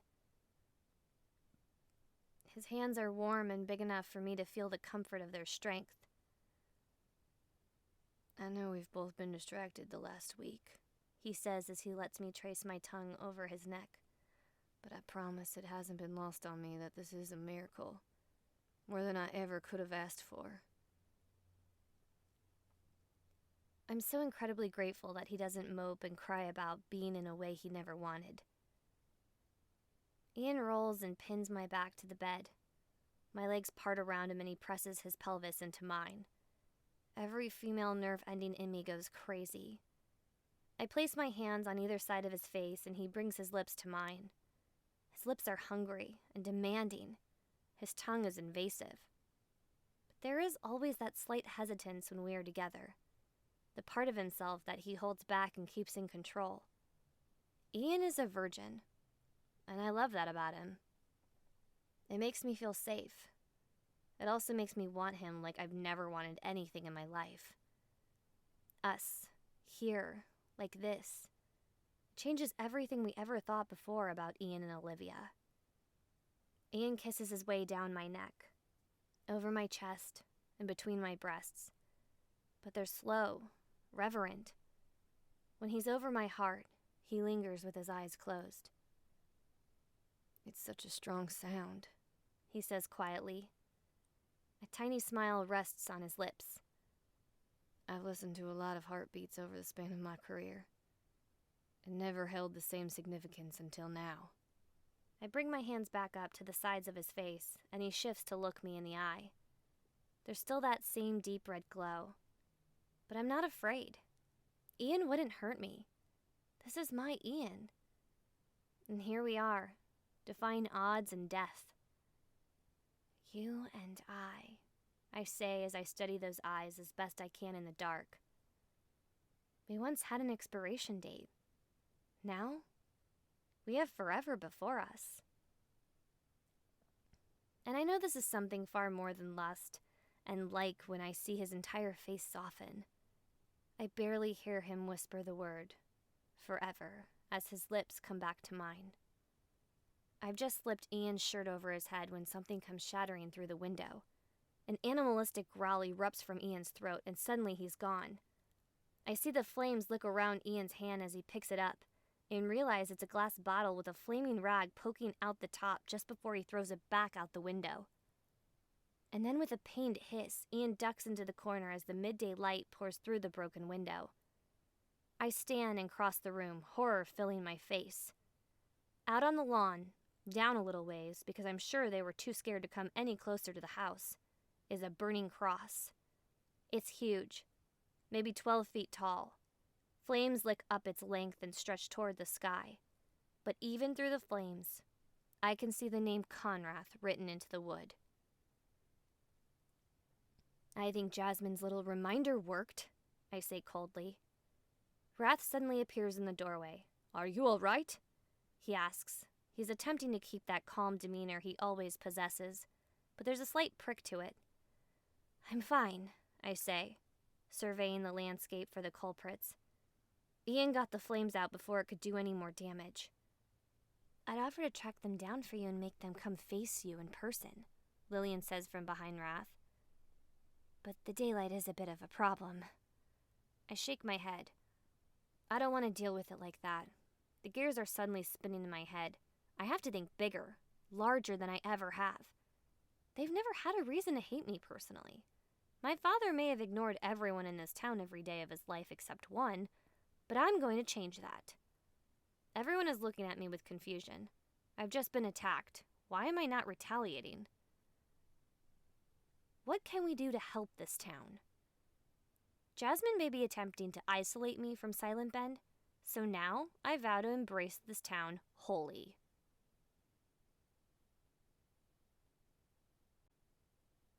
Chapter 8. Once upon a time, Christmas was my favorite holiday. My mom and I never had much money, but she'd make it magical in ways other than presents.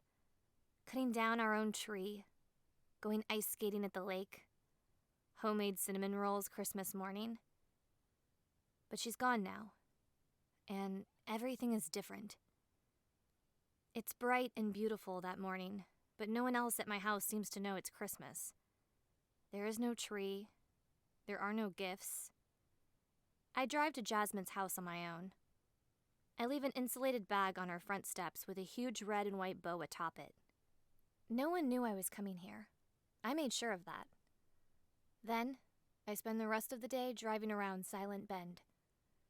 I don't take Main Street. I branch off, wandering through neighborhoods, driving far out to the outskirts of town. I watch and observe, twirling my father's key between my fingers as I drive. There are many, many homes that are more than a century old. Beautiful brick and stone buildings that have been preserved. Historical estates not as grand as my own, but still impressive. But then, there are the majority of homes in our town. They're small. Tiny, really. They feature broken windows, sagging porches, sinking foundations. There are trailer homes that look as if they need to be condemned. Lawns that are just weeds and rocks. Broken down cars sitting in front of houses. Dwellings that are nothing more than sheds.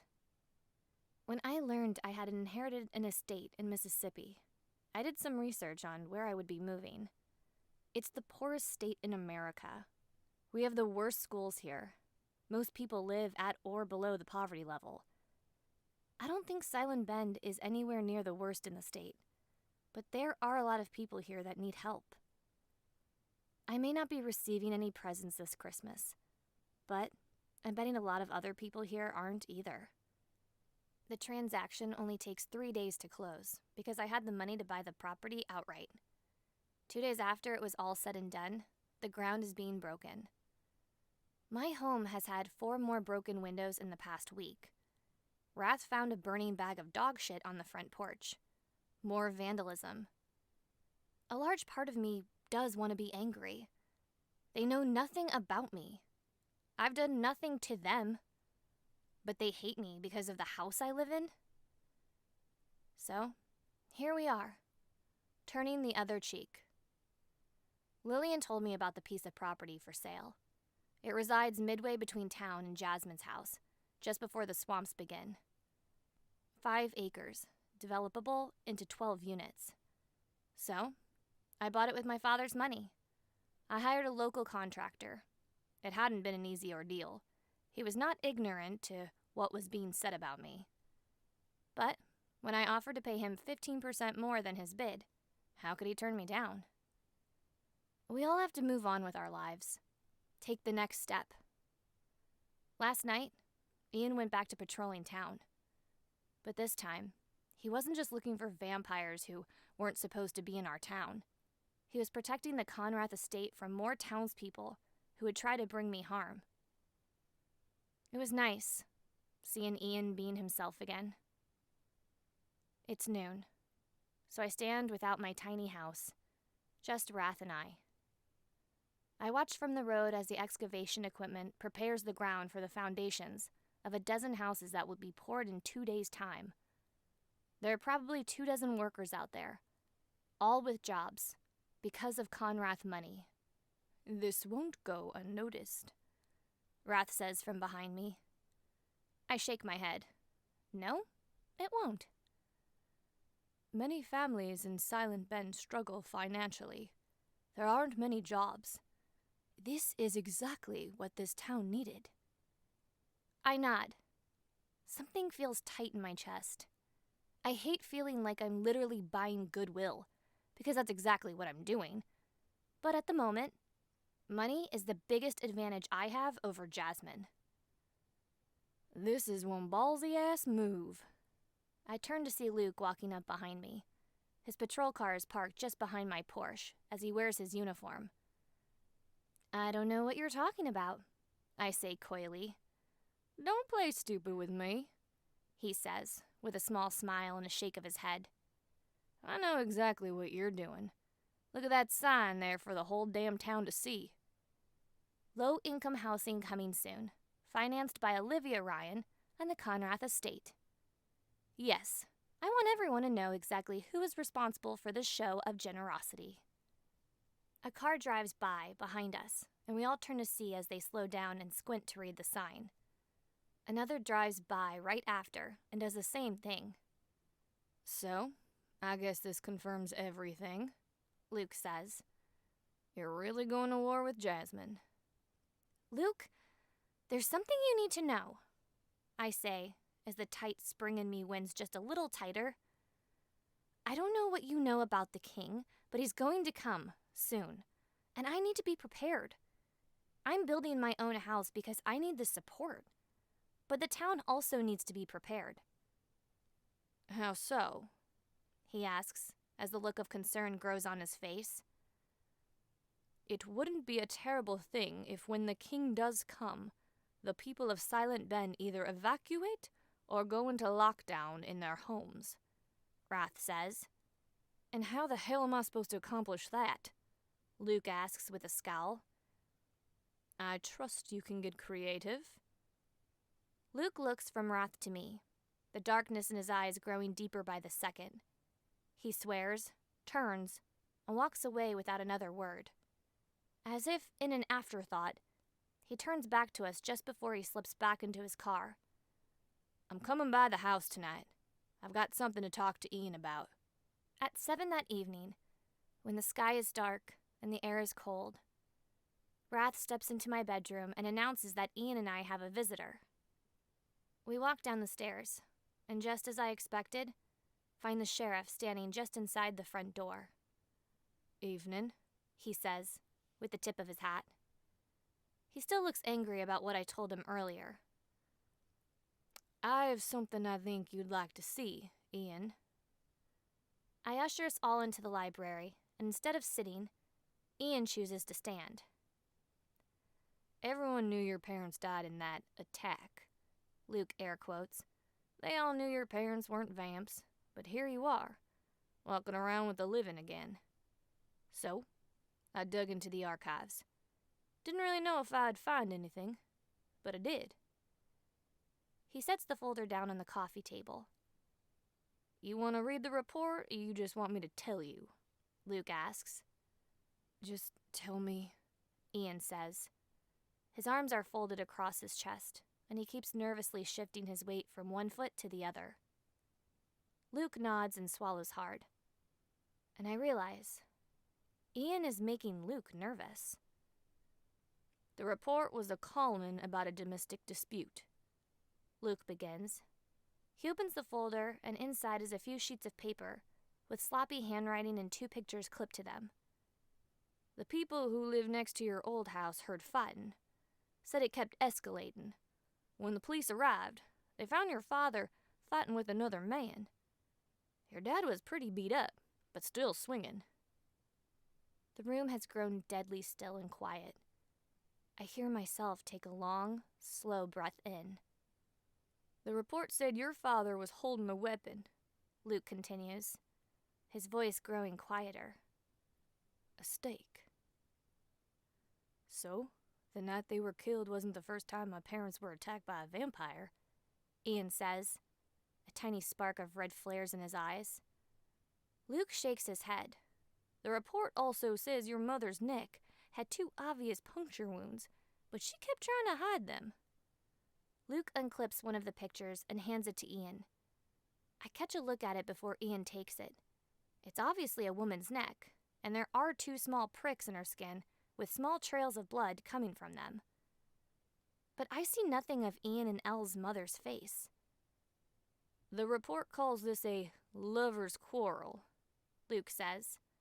And from his tone, it's obvious he's the last person who wants to be delivering this news to Ian. And the date on the report is February 11th. The pieces slide into place for me a few seconds before I think they do for Ian. Ian's birthday is November 3rd, 9 months after the scene took place. A lover's quarrel, Ian finally hisses. His hand crushes around the photo. There was a vampire in our house. Mom was bitten and Dad walked in on... What? What the hell are you saying took place? There's hesitance in Luke's eyes. He should be afraid. He's staring an angry vampire in the eye. But the sheriff isn't a cowardly man. He can't be when he's the sheriff of a town infested with vampires. I'm saying I think your mother was having an affair with a born vampire, Luke says. I think she was letting him feed on her. And I think your father walked in on them doing 2 unspeakable deeds. Both Ian and Luke are gone in a second and suddenly reappear across the room. Luke's head smacks hard against a bookshelf. Ian's hand wrapped around his throat. Luke's feet dangle 2 inches off the ground. Cora Ward would never, Ian hisses. Ian! I scream as I scramble from my seat and dart across the room. I grab the hand that is holding Luke hostage and try to claw it away. It doesn't budge 1 millimeter. He's just trying to help. Don't hurt him. Lillian is suddenly a blur across the room, and Ian goes crashing to the floor. Luke collapses and starts coughing violently. A feral growl rips from Ian's throat as he leaps back to his feet. His eyes glow red hot. Not intimidated one bit, Lillian drops into a slight crouch, and her own eyes flash. "Stop it!" I bellow as I place myself between them. "Ian, get a grip on yourself. Luke is just trying to help."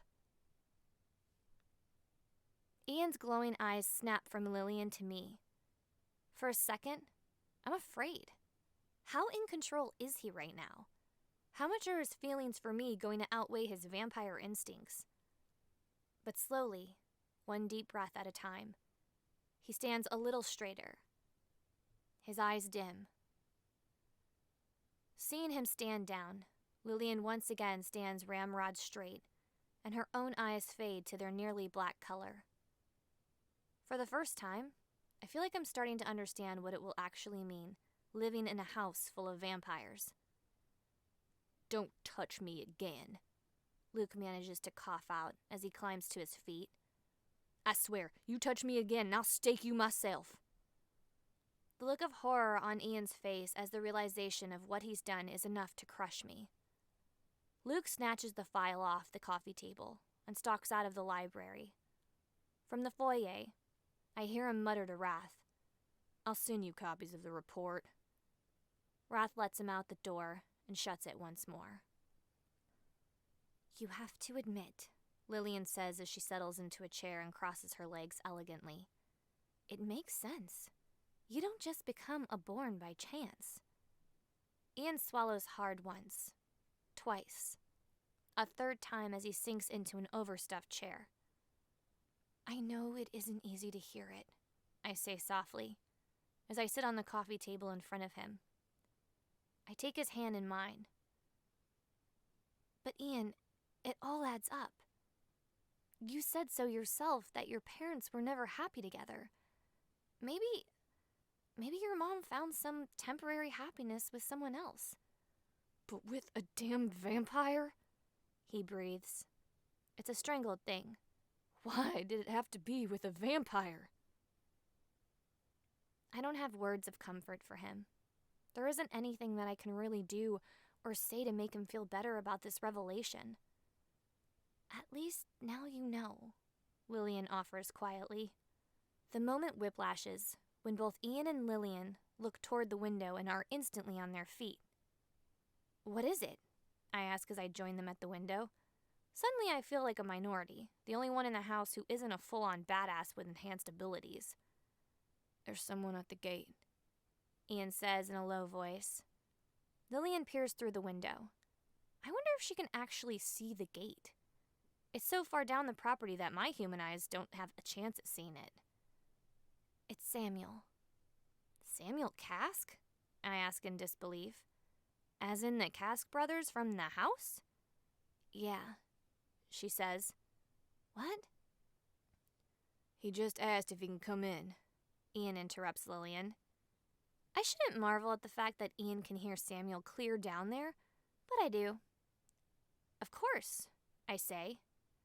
My brain is suddenly racing, trying to decide what his presence here means. Not 2 seconds later, there's a knock on the front door. Wrath opens it just as the 3 of us step into the foyer. "Hey, Alivia," Samuel says, standing on the porch in the dark. Can I come in?" I know that something must be terribly wrong, because this is Samuel, the vampire who will hit on anything with breasts, and always has a lopsided smile on his face. But right now, he looks nervous. Maybe even scared. "Please," I say, standing aside to give him room. "What's going on?" Lillian demands. "What happened?" Samuel sniffs hard and wipes the back of his hand across his face, leaving a small smear of blood as he does.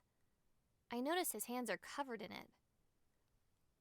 "There was another attack at the house," he starts. There's fear in his voice, but also a heavy dose of annoyance. "They came right at twilight, busted right through the front door." "Did they have the snakes on the backs of their hands?" I ask as my brows furrow together. Samuel nods. "There was 8 of them this time. I've only seen her once, but I know the mayor's wife was one of them." Ian swears and shakes his head as he folds his arms across his chest. "They had that toxin, took Cameron down because he was trying to protect Trinity. Took a few shots at Jasmine. She seemed to be their main target. But I don't think they had more than a few doses left, because then they just started attacking." "Was anyone killed?" I hear the concern in Lillian's voice. She may have defected to my house, but those vampires were still her family at one point. Samuel shakes his head. "Cameron is pretty messed up. Trinity not much better." The air is heavy, with implications right now like a wet, dark blanket. But while they're thinking about who it is that's ordering these attacks, I'm focused on the man right in front of me. "Samuel," I say calmly, "why are you here telling us this?" He meets my eyes, and I see his own grow hard. "Because Jasmine doesn't know what the hell she's doing, and I know how a house is supposed to run. There's supposed to be order to it. My father might not have been a born royal, but he did what Elijah would have. It's time for things to be put back in their right order, and that means having an actual royal leading a real house." I look him straight in the eye before I embrace Samuel. "Welcome to the House of Conrath. I'm glad you're here." Chapter 9. My breath creates clouds as I walk over the saturated gravel. When my palms do not sweat as I walk up the half-rotted steps, I know something has changed. Last time I stood upon these steps, I was prepared to die. They brought out Ian, expecting me to kill him. I was so terrified. But here I stand, alone. At least, alone as my small house will allow me to be. Every one of them is hidden somewhere they can see me. I raise my hand and knock on the door 4 times. It's a Bitten who opens the door. One I do not recognize, but immediately behind her stands Jasmine. Without waiting for her to invite me inside, or more likely to attack me, I step over the threshold, bumping the Bitten with my shoulder as I do. "You're looking well, Jasmine," I say in an overly kind voice. I hear a hiss from the Bitten next to me and turn to find her baring her fangs, her eyes glowing yellow. She earns nothing more than a glare from me. "And you're still looking very human," Jasmine offers. Her eyes are difficult to read. "Your birthday is tomorrow. I hope you are here because you've changed your mind about delaying your bloodletting." I smile, wiping my feet on the rug before shutting the door behind me. It means my house members can no longer see me, but it is not without purpose. The time for my death will come soon enough, but it won't be tomorrow. Though, I do plan to celebrate, with all of Silent Bend. I do hope you and your... I glance around at the decrepit space for effect. House will join us. A deep red glow ignites in Jasmine's eyes. "You really think it was wise inviting the town that so fears your family into the very home they once tried to burn down?" I take a step toward her. I think you'll find the attitudes of the wonderful people of Silent Bend are changing when it comes to Alivia Ryan. I see Jasmine swallow hard, and her eyes follow me as I walk around her, circling her like a vulture, ready to devour its next meal. "Money does not buy true loyalty," she says. "It only buys fickle minions." "I only need numbers at my back for a little while," I say as I complete my full circle around Jasmine. I stop before her. You should know. The king has already sent spies to watch me. It won't be long. And her face blanches. Her expression does not change, but her skin does pale. From one of the back halls, Markov saunters into the foyer to join us, his hands casually in his pockets. Quite the interesting conversation taking place out here, he says. And I note, he does not stop at Jasmine's side. He stands a little ways off, observing the two of us. That makes a smile curl on my lips. It's good to see you looking well, Markov, I offer. I heard you all suffered a little attack yesterday. Samuel told me Cameron got a bit roughed up. Is he okay? Jasmine lunges at me. Her eyes flash brilliant red. But in my pocket, I already had my hand wrapped around a stake, and as she collides with me, I pull it out and jab it up into the soft space at the bottom of her ribcage. She instantly freezes, her eyes dropping to my hands. One I have fisted around her shirt, holding her tight against me. The other presses the point of the wooden stake to her chest. Now, I say, in a low voice. I was only trying to make this a friendly visit. I'm sorry if my mentioning Samuel upset you, but he and Lillian are having a lovely stay in my father's beautiful home. The chuckle I hear from behind Jasmine throws me off. I glance over her shoulder to see Markov watching us with much amusement. I fear the next few months will be most entertaining. And without another word, hands still in pockets, he turns and walks away. You will never take them all, Jasmine hisses, her eyes gleaming. You know nothing of what it takes to rule a house of vampires. It seems you don't either. Or at least that's what Samuel, the son of the man who ruled for over a century, said. I breathe. I am very aware that Jasmine can move 50 times faster than I. She could twitch her arm and break my neck. She could crush my skull and squeeze my brain. But there's too much adrenaline coursing through my body right now, and I love how it feels. And I suggest you think about the numbers for a moment, I continue. I've not even tried, and already in a week and a half, you've lost 25% of your pawns. I called checkmate within 3 months.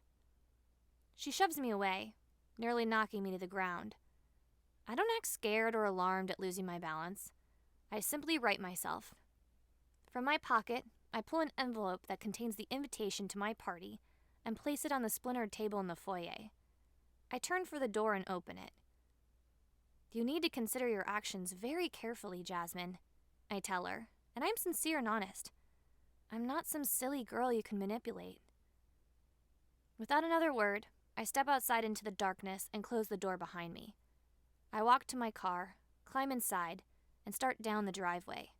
I stop at the turnoff, and in climbs Ian. That was, he says as I start down the road again. Behind me, I see 2 more sets of headlights turn on and start to follow us. Wrath, Lillian, and Samuel. I don't even have words for what that was, Liv. Everything from here on out is a game of control, I say.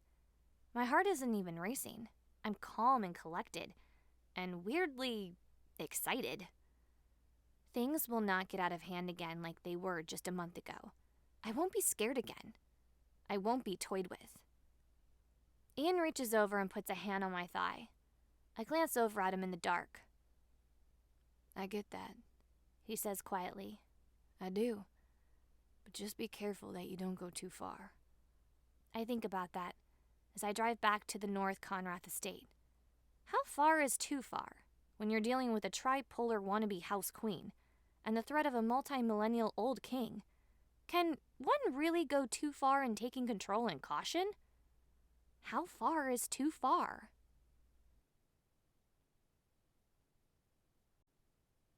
Chapter 10. The stylist I hired puts the finishing touches on my hair, sprays it one last time, and leaves as I thank her. She's the beautician in town.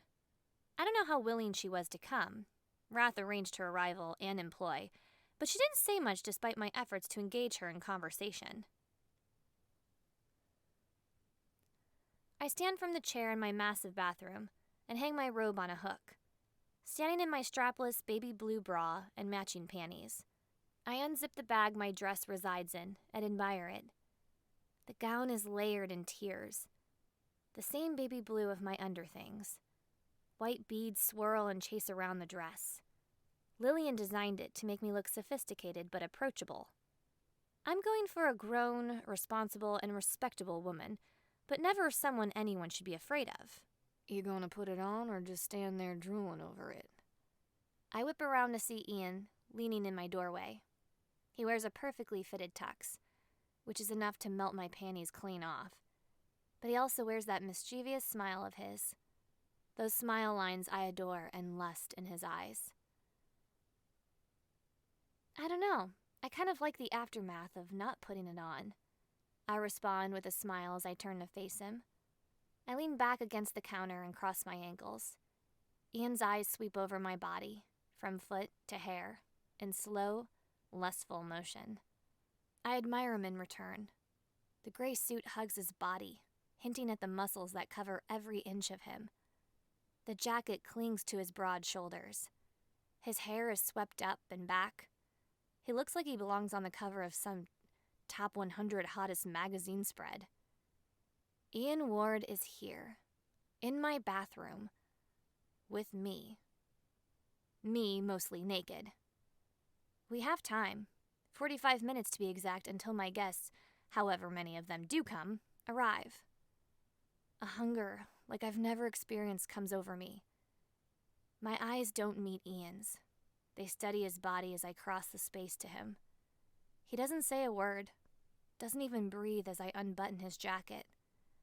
I lick my lower lip, breathing in his scent that has only intensified since his resurrection. Like the woods, like adrenaline, like sandalwood and curses. As I peel Ian's jacket off, his lips come to my neck, and my desire explodes. One of his hands comes to my wrist, closing the distance between our bodies. The other lands on my ass, gripping it hard and possessively, with perhaps just a little too much vampire strength. But I crave more of it. I start yanking at the buttons on his shirt and clawing at his tie.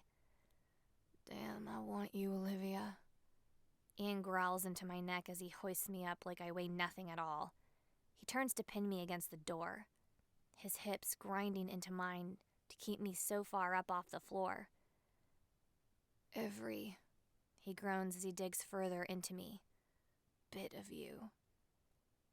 My head falls back against the door, and my eyes roll back into my head.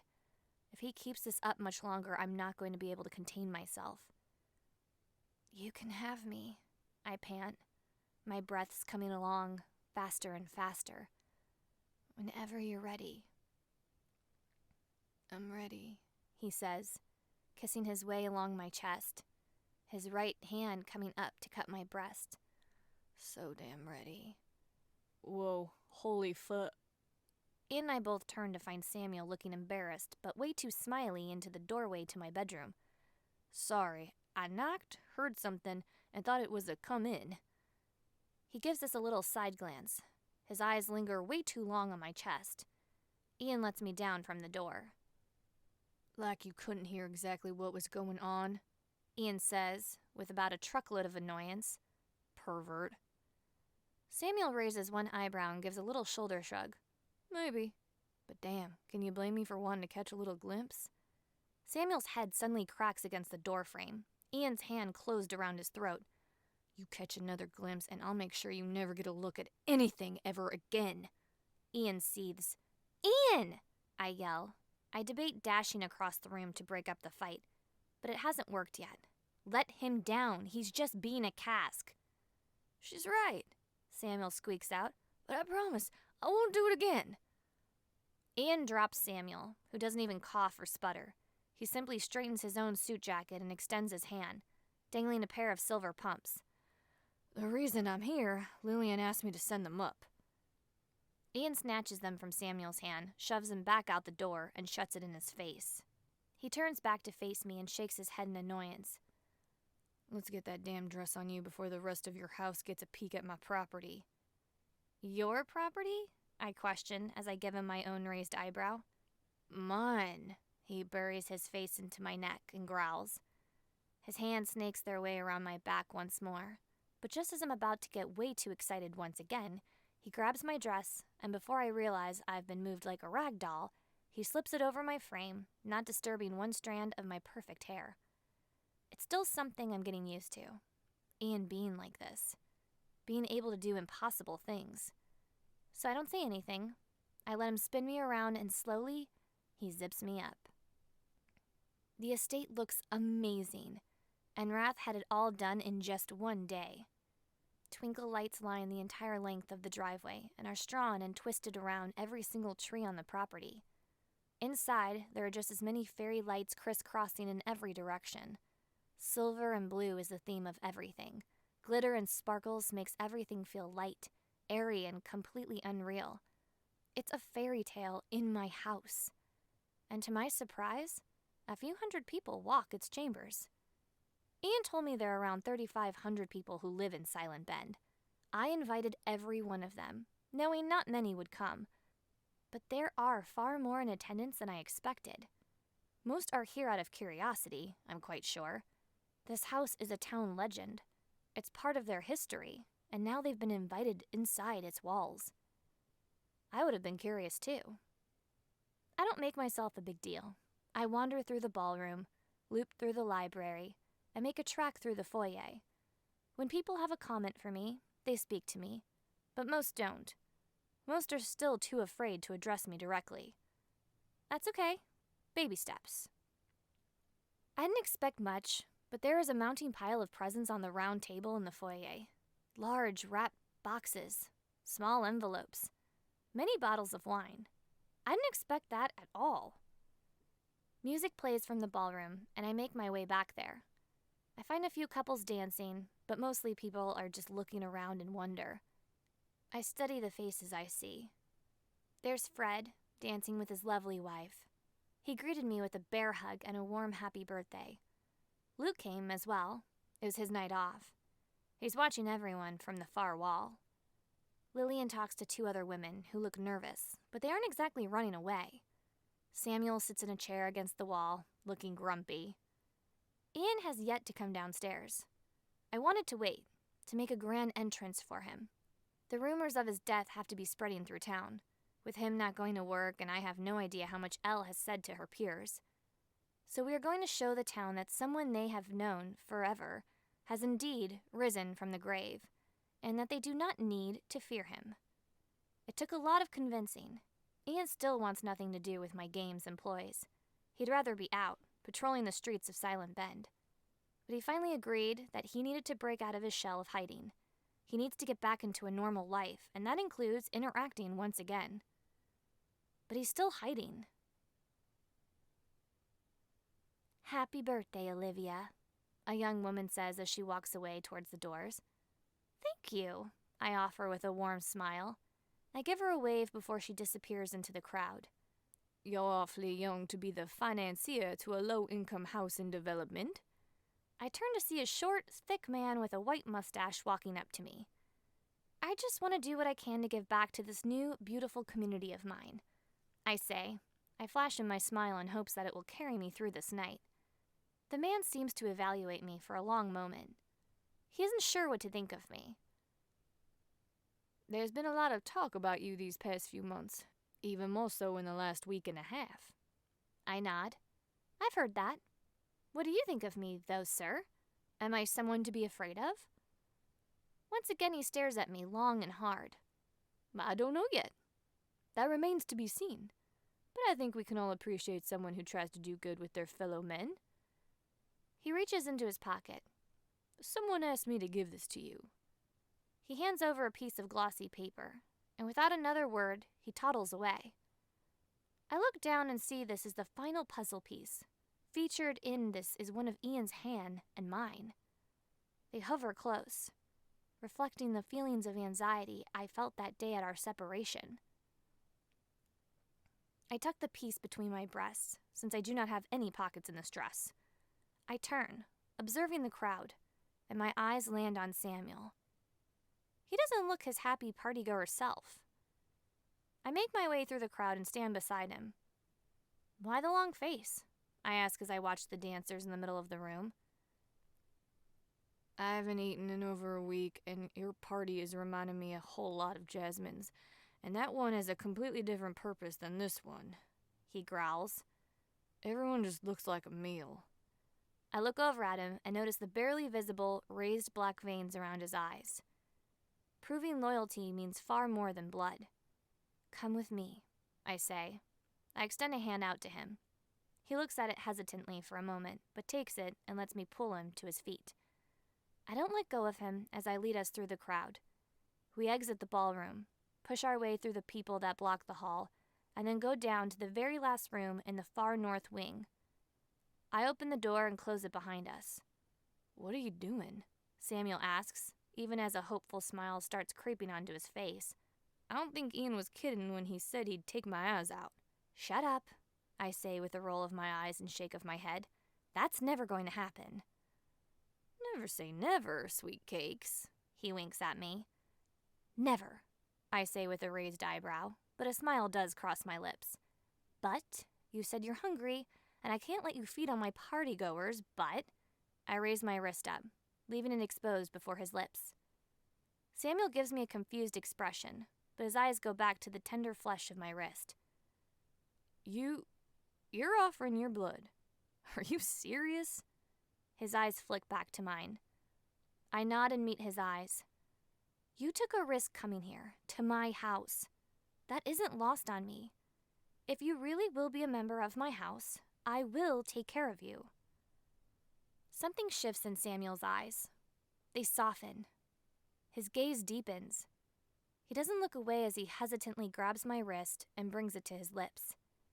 Even when his fangs extend, even when they sink into my flesh, my mind goes numb and my body freezes as the vampire toxin sinks into my system. The world seems hazy, and I don't really have a single thought rolling around in my head. It's terrifying, but it's also kind of blissful. There's no plotting, no scheming. I just am. It can't be more than a minute or so later when Samuel's teeth retract from my wrist. He licks the puncture wounds, and I only somewhat process it when I see them close up. Not a trace of what happened left. You okay? He asks hesitantly. He holds on to me gingerly and helps lower me onto the vacant bed. Slowly, so very slowly, the fog in my brain begins to clear. My vision makes sense again. I can feel my toes, my fingers. Yeah, I say airily. I'm okay. I don't think I took too much, Samuel says. He hasn't let go of my hand. He watches me intently. I'm usually pretty good. I nod again, my senses rushing back to me. I turn my head side to side, clearing the haze away. I'm just fine. You did good. Samuel chuckles and shakes his head. You're one crazy chick, Olivia Ryan. But I feel like you know exactly what you're doing. Thank you. I place my hand on his cheek for a moment and offer a small smile. You are very welcome. Now, let's get back to the party so you can actually enjoy it. He helps me to my feet and then offers an arm. I loop mine through it, and together we step back out into the hall. The foyer is crowded, bodies occupying every space. We have to fight our way through. King Cyrus desires a meeting in 5 weeks' time. I whip around, searching the crowd for the face to the whisper. My eyes race through the masses, my heart instantly in my throat. Did you hear that? I hiss at Samuel. What? He asks absent-mindedly as he takes a glass of champagne from the server. He's here, I say, my voice rising in volume. King Cyrus's spy is here. Samuel is instantly alert, scanning the crowd with far more enhanced eyes than mine. I'll take a look around. You have a party to attend to. Without another word, Samuel is gone. The slightest movement on the staircase draws my eyes upward. It's Ian, and he has an action-ready look on his face, scanning the crowd. Don't, I breathe. Not even the crowd around me would be able to hear me, but I know Ian can. And his eyes suddenly meet mine. Don't make a scene right now. Samuel is taking care of it. It's your time now. This is it. I see him swallow hard, but he gives a slow nod. I make my way through the crowd to the bottom of the stairs and draw attention to myself as I do. Eyes follow me, curiosity at the vampire princess in a town that won't talk about what they know about the night. But I don't look at any of them. My eyes are for Ian only. He descends the stairs, and with his movement, attention is drawn to him. I hear one quick intake of breath. 2. Low voices begin whispering. But I stare at Ian. He looks nervous, which is so not him.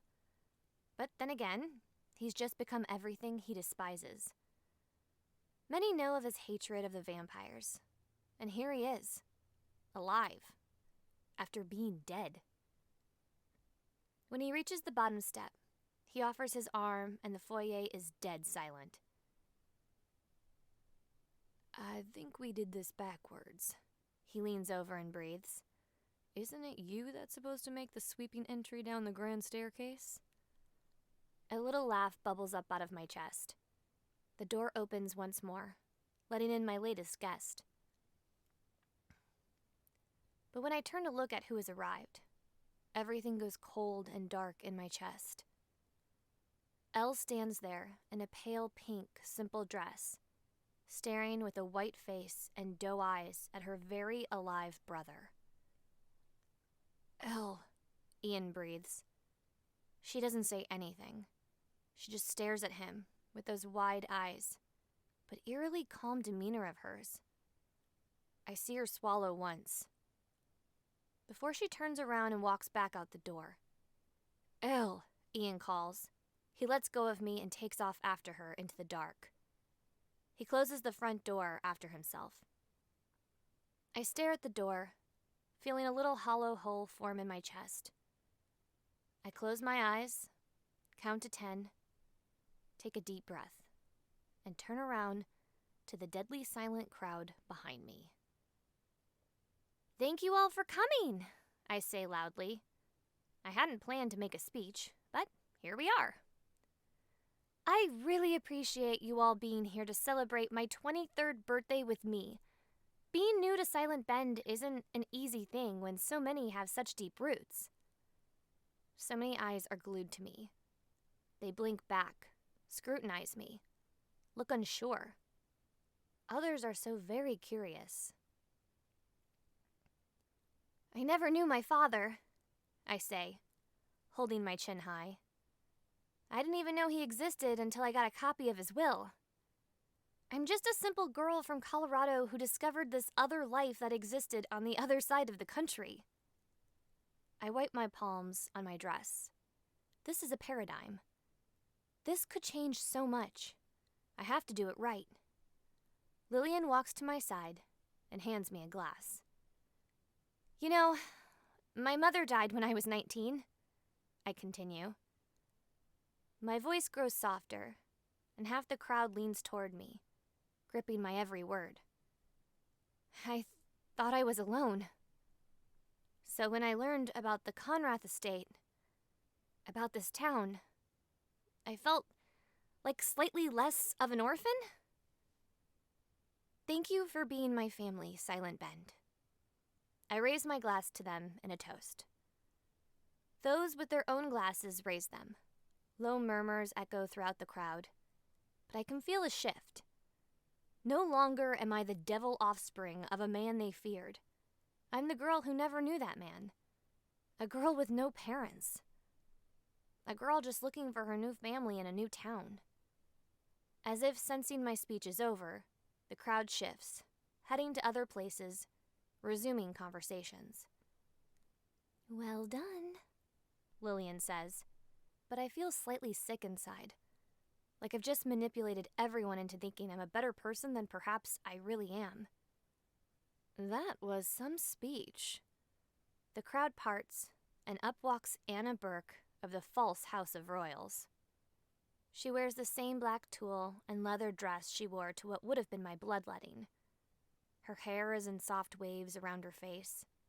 She looks absolutely stunning and intimidating. "Thank you for coming," I say. Everything in me tightens just slightly. Every single move I make, every tiny breath I take, is all in play now. I can never slip up, even for a second. "I'm glad you felt comfortable enough to come." "You sure have stirred the shit pot with Jasmine," she says, with a small smile. "And I told you it wouldn't be long that you'd keep yourself away from our kind." I loop my arm through Anna's, Lillian on my other side, and we begin making our way to the ballroom. Circumstances change old resolutions. "I have to wonder if Jasmine knew you were in love with Ian Ward when she collected him for you to drain," Anna says. She looks around the room, but it isn't with the wonder of most. "It sounds like a game she'd play just because she can." "Anna," Samuel coos from behind us. We turn to find him with his usual coy smile. "You're looking stunning this evening." She barely resists rolling her eyes. "Give it up, Samuel." "Never," he taunts her. "And I'm not finding anyone, Olivia. Whoever this spy is, he's good." "Spy?" Anna asks. I explain to her what has been going on and watch her face closely as I do so. I need to feel her out. She's curious and intrigued. "He said 5 weeks," Anna repeats. "That's not very much time. You feel like you're prepared?" I give the smallest of shrugs. I think there are few circumstances anyone can ever be fully prepared for. I will do my best and deal with the reality when it arrives. But I wondered if you'd be up for a job. I don't think anyone is more qualified for it than you." "A job?" she repeats. She looks doubtful, but also interested. I nod. I need to know more from this spy. I am tired of him sneaking around, and I don't like looking over my shoulder. I want to talk to him face to face. But, seeing as I'm still human, it's a little difficult to do on my own. "Your boyfriend used to track our kind down as a human and did a pretty damn fine job of it," Anna says. She's testing me out, feeling how committed I really am. "Why not ask him?" I look up at Samuel, who gives a little chuckle, and Lillian, who gives me a knowing look. Ian is torn about his new condition. I'm trying not to push too much. "You're afraid to ask him," she calls me out. Yes, I admit, no shame. I have a feeling he's going to not be around as much for a little while. His sister just found out, in a not-so-gentle way, that her brother is still alive. Anna looks at me for a long moment. She looks over at Lillian, searching her.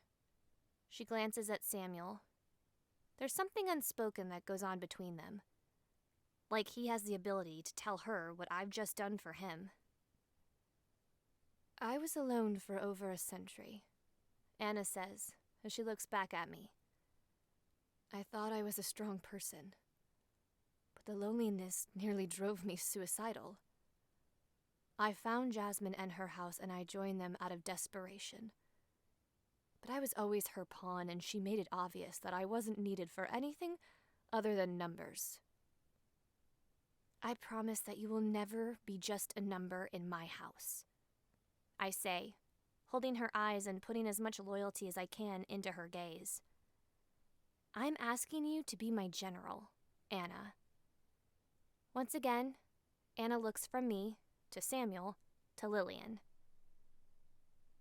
Alivia is not like Jasmine, Lillian says, and there's so much trust and surety in her voice. It leaves me slightly breathless. "Things are different here. This is how a house is supposed to be," Samuel says. You have my loyalty, if I can count on yours. I promise Anna, as she looks back at me. A small smile pulls on the corner of Anna's lips when she says, "You've got yourself a general."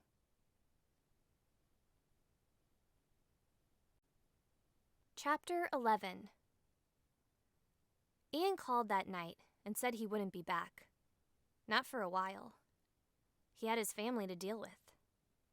I shouldn't have been surprised. His family was always Ian's biggest concern before, and the reason he did everything he did to protect them. But it still left me feeling empty. So instead of obsessing over him, I concentrated on what needed to be taken care of in my house. If I'm going to run a successful house, I need every member of it to feel as if they are needed and vital. Anna has a job: to find the spy and work with Wrath to maintain our security. I tasked Samuel with finding other born in our area that are not associated with a house. His ties run deep and old. Lillian is in charge of PR with the town. I need her to come up with ways to continue making the town less afraid of me.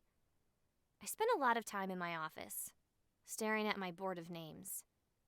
Micah, Markov, Christian, Trinity, Cameron. I know I will never win over Micah. He will remain loyal to Jasmine to the end, and he may be my biggest threat because of that fact. He could be a complication I will have to deal with. Markov. I once thought that if I could sway him to my side that I could do this. I'm already halfway there, and yet I don't have his loyalty. But he constantly seems intrigued by my tactics. I need him on my side, but I'm not sure how to win his loyalty. I don't think I understand Christian enough to know how to handle him. His father once ran the house, after my uncle was killed. The king publicly shamed his family. Will he stay with Jasmine out of habit and nostalgia? I feel like I'm going to have to enlist Samuel to gain his brother's loyalty. Trinity hates me. I don't understand why. I've never done anything to her personally. I'm quite sure she'll have no desire to come to my house. But I'm not sure I can get Cameron to join my ranks without Trinity. They are both young. Him in blind love with the girl who thinks of him as nothing more than a friend. I'm going to have to think back in the ways of high school hormones to handle this situation. Who do I go after first? Markov, Christian, or Cameron? The air around me is cold and the night is dark outside. I've yet to die and resurrect, but the more vampires that come to inhabit my home, the more nocturnal my schedule has become. A small voice in the back of my head says it would make my life easier to simply get my death over with and embrace the inevitable. But there is something else. Something basic and so very, very human that says, not yet. And I know. I just know that Ian will never look at me the same once I've resurrected. I hate feeling this way. There's also the fact that as soon as I am a vampire, I will have to find another way to keep my subjects fed. Every other day. That's how often I let one of them feed on me. First Samuel, second Lillian, and then Anna, just a few hours ago. It's a problem I will have to deal with soon. The more house members I gain, the less blood left for me. I will die eventually just trying to take care of them. A commotion downstairs draws my attention. Hushed voices float my way, and I strain my ears to hear them. I walk toward the door to hear what is being spoken. "This will shift everything," Wrath whispers. "This will destroy her." "I will not keep this silent," Anna says quietly, but with determination. "How would I even begin to hide it anyway?" "I will take care of it," Wrath responds, because he can take care of anything. "She needs to know," Anna breathes. I step out of the office and walk to the balcony that looks over the foyer. I rest my hands on the railing and look down on them. They stand close, the tension, a physical thing between them. "I need to know what?" I ask calmly. Both their eyes dart up to my face. There is a darkness in Wrath's that says if I hear what needs to be said, there's no going back. But Anna is determined, and in her face I see the first seedlings of loyalty. "There's something you need to see," she says, "but be prepared. It's bad." For the first time in a while, my heart leaps a little higher in my chest. A slight sweat breaks out on my palms. I descend down the stairs, and just before I'm about to follow Anna out the front door, Wrath catches me by my wrist. Just remember who you are, Alivia Ryan, he warns. But his warning, his reaction, just hurries my departure outside. It's still early, or rather late, depending on how you look at it. It's just after 10 o'clock, so the sky is dark and damp. I cannot see much as I walk with Anna down my front steps and out onto the grounds. There, between the steps and the fountain, in the middle of the circular driveway, is a large cement box. I squint against the dark, trying to make out the details. Details like the dirt that clings to most of its surfaces. Details like the marble headstone sitting directly in front of the box. Marlene Ryan, beloved mother. The world grows very quiet as reality falls away. Tunnel vision takes over, and the only thing I can see is my mother's name. My fingers and toes go numb, and I'm not really sure I'm anchored to this earth anymore. Something garbled and far away sounds in my ears, but I can't process it. I fall to my knees before the headstone. My fingers brush over its polished surface. Mom. Here. That cement box is what she was lowered into. Inside it is her decomposing body. I laid her to rest 3.5 years ago in Colorado. But here she is, in Mississippi.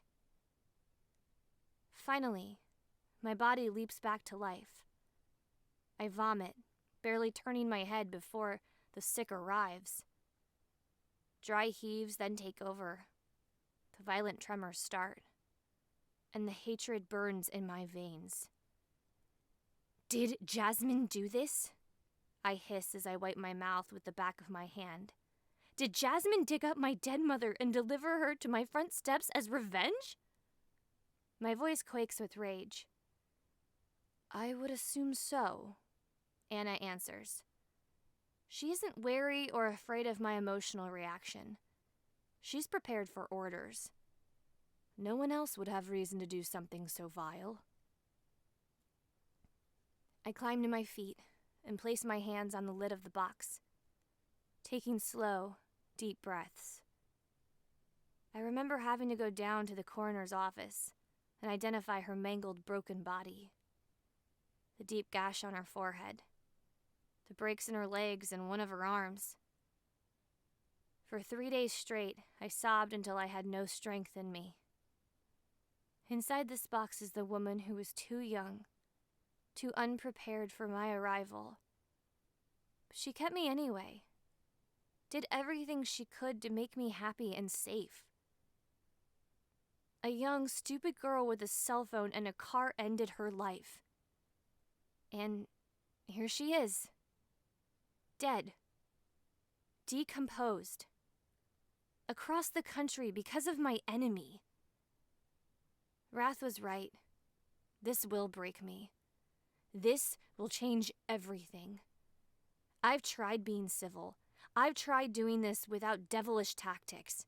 But when my enemy insists upon becoming the devil, I have to fight back with horns. This will not go unanswered, I promise my mother. I can always trust Wrath to take care of things. He has a new above-ground tomb built in the tiny family cemetery the next morning, right next to my father. After all these years, after only one night spent together, they are here again, side by side. It's a beautiful and peculiar thing. I cannot be present when they remove her body from her burial vault, and the coffin I scraped every penny I had together to pay for it. I want to remember my mother as a human, soft and motherly and whole, not the decomposing nightmare she surely must look like now. Wrath takes care of it. I've never been so grateful for him. I tried calling Ian. I needed him here by my side as I stood here at her new grave. I needed him to hold my hand and talk me down, to say that everything would turn out okay. But he never answered any of my calls, So instead, I have Lillian holding my hand. I have Samuel standing behind me, one of his hands gently on my shoulder. I have Anna beside me, glaring darkly at my mother's headstone in front of her tomb.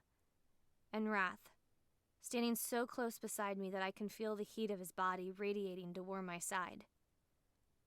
I may be alone, not a single family member to my name, but I have my new family, there to support me in what is my third darkest hour. They stand here with me, for as long as I stand there. Until the sky lightens. I know the pain they must be feeling as with every minute, the sky grows brighter. But they do not leave my side. So finally, I have to think of someone's unease other than my own. I hug every one of them, take Lillian's hand once again, take Anna's, and together, as a family, we walk back into our home.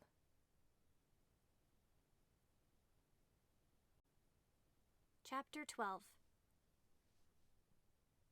I've caught his scent here and there, but it's days old, Anna says as we make our final loop around the house. I don't think he's been back to the house since you heard him the night of your party. You found no traces of him around town? I ask as we walk up the steps and into the house. Anna shakes her head. Not yet. The new security cameras are high speed, but they still might not get a clear shot of him. But it will be something. And the UV motion lights will go off with any movement at all. I nod, feeling frustrated we still have not made any headway in the last week in finding this spy. I have faith in Anna, but I expected she'd produce results within days. I remind myself to be patient. Thank you, I offer. We step inside the foyer, and Anna pauses. I wanted to ask you something, but if you don't want to talk about it, just tell me it's none of my business. Okay. Jasmine was telling you the truth about the king wanting to know right away if you're his queen or not, she says. She takes a seat on one of the stairs. She rests her forearms on her knees. Between her fingers, she twirls a narrow silver shaft. I have no idea what it is, but in the hands of Anna, I'm sure it's deadly. Do you really want to leave it in his hands to kill you on his terms? I ponder her question for just a moment. Yet if I choose to end my life now, isn't that kind of on his terms too? Because his coming is forcing my hand? It's all about choice. It's all just a matter of when, however you look at it. Anna thinks this over for a bit before she finally nods. You're a smart woman, Alivia. The way your mind works, it's unexpected. I'm not sure what to say to her compliment. Thank you. And you have this air of humility about yourself. But there's something about it that reminds me of sheepskin. There's a vicious wolf underneath it. Anna studies me with those dark eyes of hers, a small smile tugging on her face. I will admit, I'm glad I'm not on Jasmine's side in this war. Lillian walks into the foyer, skin-tight, black leather pants hugging her thin legs, a long jacket hiding her white button-up shirt. The new playground equipment was installed this afternoon at the elementary school, Lillian says as she stands there, proper and tall. In many ways, she reminds me of Wrath. The donation plaque was also set up. The school sent this for you.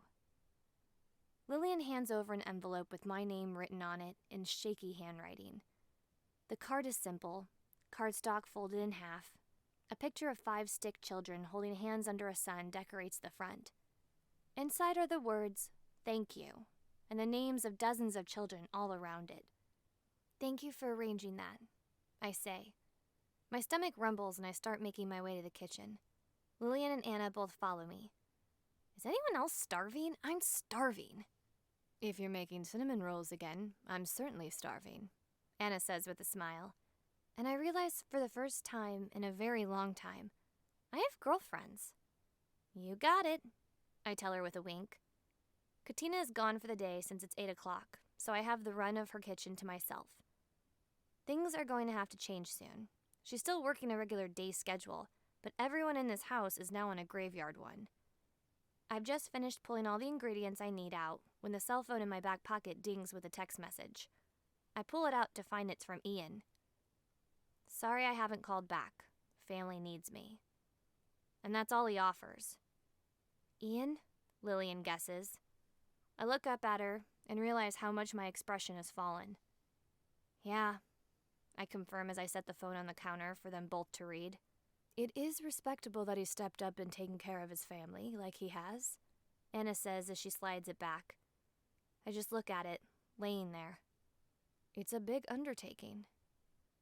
Doesn't mean it's easy to have him gone, Lillian observes. I realize she's been watching my face this whole time. I nod, biting the inside of my lip. I understand, I text back. I tuck my phone back into my pocket and set to measuring out my ingredients. What's on your mind, Alivia? Lillian asks gently. I can tell you're upset. I don't answer her right away. I'm not sure exactly how I'm feeling or anything right now. I know he has family to take care of, I say without looking up from my work. I know that. They were always the biggest priority before he died. He was supporting them both, and I'm stupid to have forgotten that. He spent every waking moment worrying if they were protected enough or not. I mix my dry ingredients together, using too much force and sending a cloud of powder up into the air. And I know he never wanted to be a vampire, I continue, without looking up at either Anna or Lillian. I just pretend I'm talking to myself. And I've known for a long while that I was going to be one someday, and we knew we had an expiration. But now, everything's different, and I feel like all our problems should be solved, but things are just, they're not how they should be. I push my hair out of my face and set to cracking eggs into a bowl. Everything is different now. And with every word I speak, I feel a rock sinking heavier and heavier in my stomach. Because it's true. I felt Ian change. And not just in the way of turning into a vampire. He's not his cocky, self-assured self anymore. He's holding something back, and it's a big part. I'm different too. I feel myself changing every day. And I fear we're changing in different directions. These women, who I was once afraid of, who were allies with the enemy I hid from for weeks, they're here for me. Lillian leans across the counter and grabs my wrist gently in support. Most men are complete idiots, Anna offers. No surprise, Ian is no different.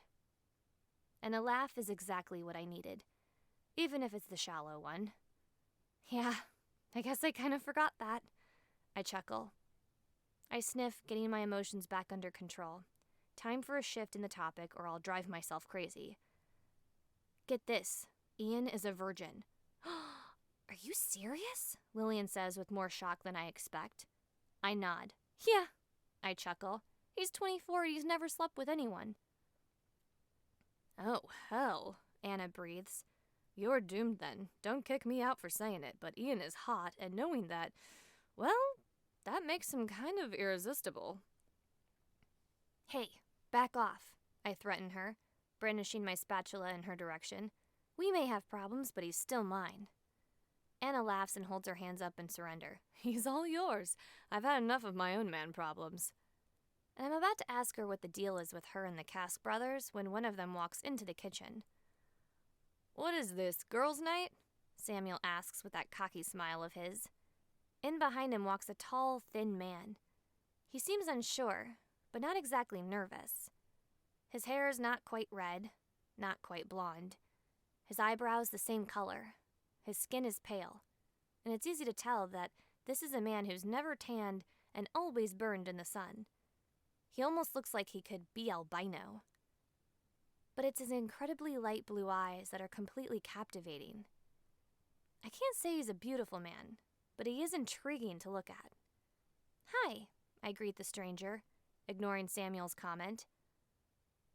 Hello, he says with a little nod. His accent is British. Everyone, this is Dr. Niall Jarvis, Samuel says as he leans on the counter. He's a doctor from Montgomery who suddenly became very interested in a position at Hillsborough County Hospital when he learned about a house full of other born. I found an old contact of mine, asked if he'd join. He had no interest, but he heard of a doctor in Montgomery that only ever worked night shifts. Niall looks around at all of us, studying. There's hesitance in his eyes, but also the slightest bit of wonder. "She's not one of us," he says, indicating me.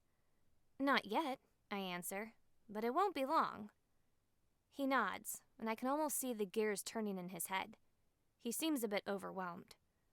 "But you two are?" "We're both born, yes," Lillian says. Anna studies him closely, and I know I couldn't have chosen a better woman to be my general. "Can you tell us about yourself?" I ask. I gesture toward the dining table, off the side of the kitchen, the cinnamon rolls momentarily forgotten. Our entire group shifts to it, taking seats. "By the way, I'm Alivia. This is Lillian, Anna, and you've already met Samuel." "Yes," he says with a nod. He folds his hands on the table. All of his movements are very controlled and almost pain-looking. He takes a hard swallow. "Thank you for having me in your home." I didn't tell him the house was mine, but he knows. "I'm happy to have you here," I say with a small smile. Niall nods. "Right, about myself. I came from England, Cornwall, about 7 years ago as I finished medical school. I was offered a position in Richmond. I'm an emergency medical physician." His voice shakes just slightly, and he can't seem to keep from staring at us all. "About 2 years ago, when there was that freak ice storm, I ran out to help bring in a stretcher when I slipped on the ice. I fell back, hit the base of my head, top of my spine, on a ledge. Snapped my neck. Severed everything. Immediately." Such a simple little mistake. A trip. A fall. And then dead. "I woke up 4 days later in a morgue," he says. His voice cracks just slightly. "It was freezing and dark. It was terrifying." I reach across the table and take his hand in mine. He clears his throat. I got my way out, but the examiner, she was there, and I was so very thirsty." "It's okay," Lillian says. "We all did it." Niall bites the inside of his lip and nods. "I couldn't stop. Didn't really even realize what I was doing, but when I came to my senses, I bolted. I was sure my death would be on file, recorded already, so I didn't dare try going back to England. I ended up in Montgomery, got a job, and then Samuel here tells me I'm not the only one." "You thought you were the only one of your kind?" I ask him gently. Niall nods. "You hear the stories, but I never imagined they were true. I thought I was a zombie. I just kept waiting to crave human brain tissue." He suddenly breaks out with an awkward-sounding chuckle, and soon we're all laughing along with him. "You're not the only one," Lillian offers. "That was my thought, too." "You didn't know what you were either?" Niall asks her with a smile. "No," she shakes her head. "Woke up, just like you, in a morgue." Niall leans back in his chair with a relieved sigh. He shakes his head. "I have to say, it's such a relief after 2 years to know I'm not alone." "You're not," I say, giving him a smile. "You are among friends here. Family. And I hope you will stay with us. We all live here, and you're invited to as well." "Really?" he asks in surprise. He looks around at all the others. They nod in confirmation.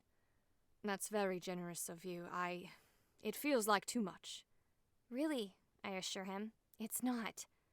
There's plenty of space, and in reality, each of us is a bit of an orphan. We are all each other have. Please, stay with us." Emotion swims in his eyes, and I didn't know a vampire could cry until I see it there. "Thank you," he says in a breathy voice. "After so long in solitude, I'm just so grateful and relieved." Come, I say as I stand. Everyone else does as well. When they all start to follow us out of the kitchen, I discreetly hold up a hand to tell them to stay. Your home is very beautiful, Niall says as he looks at the splendor of it all. May I ask how one so young came to have so much? I inherited it from my father, I say. You have a lot to learn, but I think you should get settled in first. Of course, he says with a nod. We walk to the bedroom on the far end of the hall, the one I once fed Samuel in. I open the door, showing him the bedroom. This one is in all blue and grays. Like the rest of the house, it is extreme, classic, and modern. This bedroom is yours, if you want it, for as long as you like. Niall looks around. He's a doctor, and I assume has plenty of his own money. But the look on his face is childlike, as if this is Christmas and the greatest gift he could have been given was someone to accept him. He turns back to face me, his eyes dancing. Thank you. I'd like to live here with you all, very much. You are very welcome, I say with a smile. I can't help but reciprocate his joy. Welcome to the House of Conrath.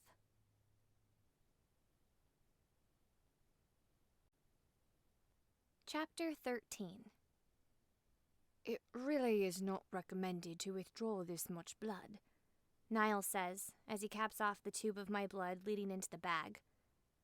It will leave you weak for a day or two, and that's on top of what we took yesterday and the day before.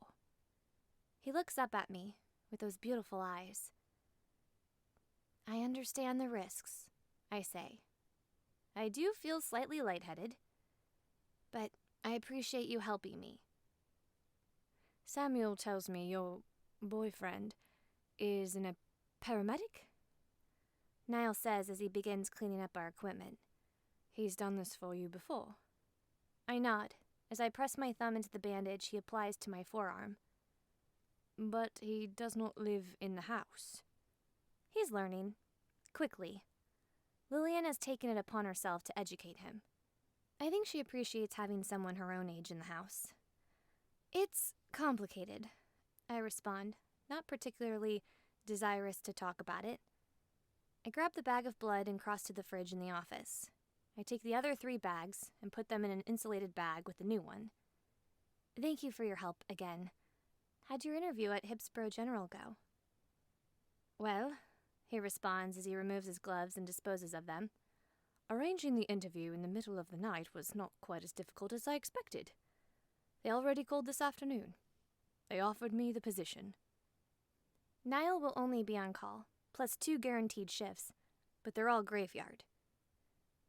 You don't have to ask it, he says. He's been watching my face. I will be able to get blood for the house members. You can't keep letting them feed on you. Eventually it will kill you. And then what will you do? We stand there, face to face, only having known each other a few days, but already trusted allies. Thank you. It means a great deal to me. Loyalty and family are things I haven't had in a very long time, he says. When I found it, it's not something I take lightly. I promise it will go both ways.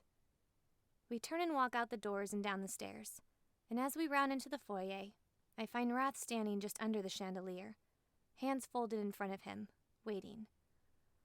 Alivia, may I speak with you for a moment? He asks. I nod, and the 2 of us walk into the library. Rath closes the door behind us. A delivery was made this afternoon, and I'm greatly concerned about it. He doesn't beat around the bush. It's only fair, I say with stiffness. Fair is a concept that is only justifiable to children, Alivia. Rath nearly spits out. You are an adult. You are a leader. And you are in a position to set an example. To bring about real change. Do you not remember that it was my mother she dug up and dropped on my front doorstep? I bellow. I take a step toward him. The acid in my veins becomes more deadly by the moment. How do you think you would have reacted if it was my father they had dug up and left for you to discover, just to mess with your head, Wrath? Would you simply turn the other cheek? The stunned look on his face says he hadn't thought of it like that. Wrath's loyalty and love for my father, whom he called a brother, is deep and pure. I didn't think so, I say, my voice lowering. The back of my eyes sting. So instead of staying and fighting, instead of justifying myself like I feel I have to do, I leave the library. I find Anna standing in the entryway of the ballroom. You okay? She asks. Fine, I growl, as I motion for her to follow me. Let's go. We walk to the garage and climb in the Jeep, the back of it heavily weighted down. I set the insulated bag in my lap, and Anna drives. She wears a set of sunglasses that are more like goggles, because it's only 5:30 and the sun shines behind the gray cloud cover. Anna doesn't question me. She doesn't tell me that this is either unwise or too much, or to prepare for retaliation. She doesn't say anything at all, and for that, I'm thankful. The vegetation around the road grows thicker as we turn off from town and head south. The road becomes rough and uneven. And finally, we turn off into the swamps that lead to the false house. Curses. Jasmine began to tell me about them once, but I don't know much about them. At one time, this land was a thriving plantation. Now it's muck. The hanging tree in town is completely dead, but before my uncle and his house members were hung in it, it was beautiful and full. Who controls these curses? Individuals with terrifying power? The universe? Karma? I wish I understood it. I vow to ask the king when he arrives. I can only hope that the daylight will protect Anna and I as we park in front of the house. From it, she hefts a huge headstone made from the finest marble. With no string at all, she carries it to the edge of the circular driveway and sets it where it will be in full view from the front porch. The positioning mirrors what they did with my mother. I retrieve another box from the car and walk back to the porch. From it, I pull an intricate mobile, like the kind you'd hang above an infant's crib, but mine is far more sinister. At the very top, just below the string I attach to the roof of the porch with a nail, is a crown. One alone. It's a replica of the family crown Wrath presented me with after Ian was killed. The raven stands out, bold and strong, brilliant gold. Beneath it hang 5 other crowns, one representing each Ian, Samuel, Lillian, Anna, and Niall. The next tier holds 4 more crowns, and dangling in the center of each of them is a single blood bag. Gifts for Markov, Christian, Cameron, and Trinity. And hanging at the very bottom, lonely and beneath all the others, is the last crown. It's painted flat black to match Jasmine Veltora's black, obviously dead heart. Suspended just inside the circle of the crown is another tiny black crown for Micah. I step back to the stairs, admiring my work. It's a beautiful, complicated sight. But the true crown is the one I turn around to face. The headstone Anna placed in plain view. In memory of Alexander Veltora. Samuel has many connections. Samuel is old. Samuel knows many stories. I did not expect him to be so valuable when he walked into my home. I expected nothing more than a man who would make perverted comments and try to catch a view down my shirt. I did not expect such a weapon. I did not expect his valuable information. Something dark and strange has begun taking over my insides ever since Jasmine left my mother on my front drive. Something strong and aggressive. And I don't have the desire to fight it, I found. Anna makes a motion with her hand, and it's time to leave. We walk back to the car, having not said a single word this entire time. We don't say a single one on our way back to the house either. We both know exactly what we've done, and what is to come. There's the taste of cold salt in the air. The day grows dark. The clock ticks down. 20 minutes until sunset. The temperature dips into the 30s. We've never had a winter this cold in Silent Bend, Samuel says as we all wait on the front porch. Never. It's been unseasonably cold, Wrath agrees. Normally we are in the upper 40s, lower 50s. I don't think we've hit over 45 in over a month. I let my breath out slowly, watching the air create a giant white cloud. I'm used to cold. I lived at the base of the Rocky Mountains where we would get feet of snow in days and not get above freezing for weeks. But this cold feels different. It's wet. It coats you and sinks into your bones. We discuss the weather as we wait for a war to begin. One I couldn't have known to start without Samuel. The night slips darker, as do my thoughts. Jasmine Volterra was the daughter of slaves. She was born 30 years after the Civil War ended. But things didn't change much on the plantation her parents were owned by. She grew up on it, worked it, but then she met a man. Alexander worked hard, born as a free man. He began making a name for himself as a leather worker. It wasn't easy, but he persevered. He bought himself a small home. Jasmine and Alexander met at church. Love at first sight. Only 2 months after meeting, they were married. They are happy, in love. For 3 years they've tried to have children, yet were unsuccessful. Then yellow fever swept through the country. Jasmine Volterra contracted the awful virus. She died. Only to wake 4 days later, she crawled her way out of a heap of diseased, dead bodies just moments before they set the mass grave on fire. She went home, looking for her husband. She found him, and her new fangs were in his neck without realizing what she was doing. In just a few minutes, Jasmine drained Alexander. She killed the love of her life. I sniff as my nose wants to drip in the cold, damp night. I wipe the back of my sleeve against my face. I understand that it was not Jasmine's fault, what she did to her husband. She didn't know what was happening. But I will fight fire with fire. They're coming, Anna says. Every one of us straightens. Hands curl into fists. I tighten my grip on my crossbow. My house flanks me as I stand in the middle of the porch. Anna to my right, Samuel and Wrath to my left. Niall and Lillian behind me. I hear the gate rattle as impossibly fast bodies leap over it. And not 4 seconds later, a blur of motion races directly for me. My human instincts are slow. I raise my crossbow, but by that time, Anna has thrown herself in front of me, and she and Jasmine collide before crashing to the ground. Samuel and Wrath both throw themselves at Micah, who fights back with a deafening roar. And I actually catch a glimpse of the red glow of Trinity's eyes before Lillian grips her by her hair, and with a quick twist and twirl, throws her back out across the lawn. Niall steps directly to my side, hugging close to it as he surveys the surroundings. I hope you've carefully considered the worth of the consequences of all of this, he says. My eyes scan the fight. Micah gets his hands around Wrath's throat and I fire an arrow, embedding it deep into his forearm. With a howl, he releases Wrath, just as Samuel plows into him, sending the two of them flying 20 feet. Something has to change, I say as I watch Anna fight her way back to her feet. She whips out that small metal shaft, and from it ejects a deadly sharp needle-thin spear. You don't understand, Jasmine.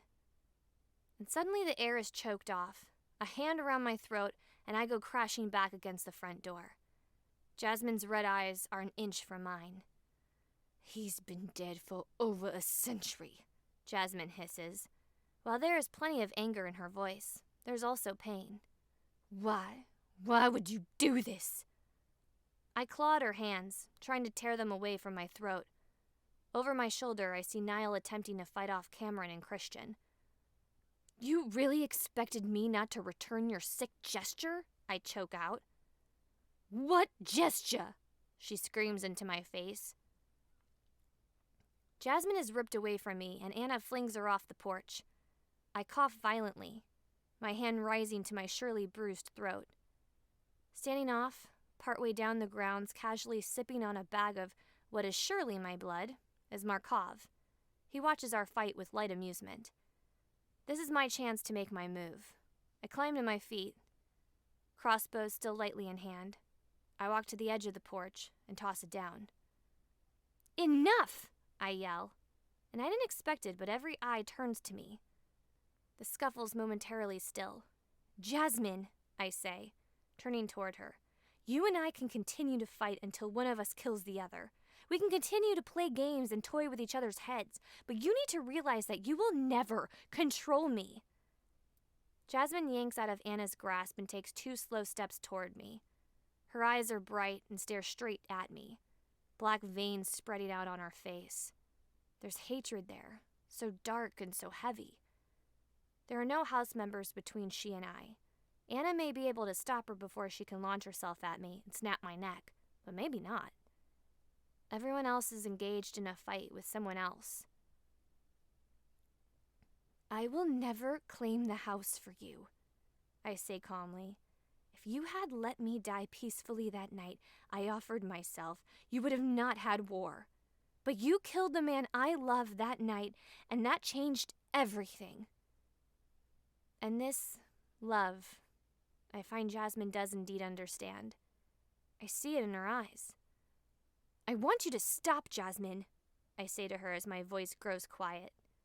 Every house member, Volterra or Conrath, stands frozen, mid-punch on the ground, hands poised for attacks, fangs bared. "I want you to take Micah and whoever still wishes to follow you back to your house. I want you to peacefully stay out of my way." "I have ruled the house of Silent Ben for 15 years, Jasmine hisses. She takes another step toward me. Anna mirrors her movement.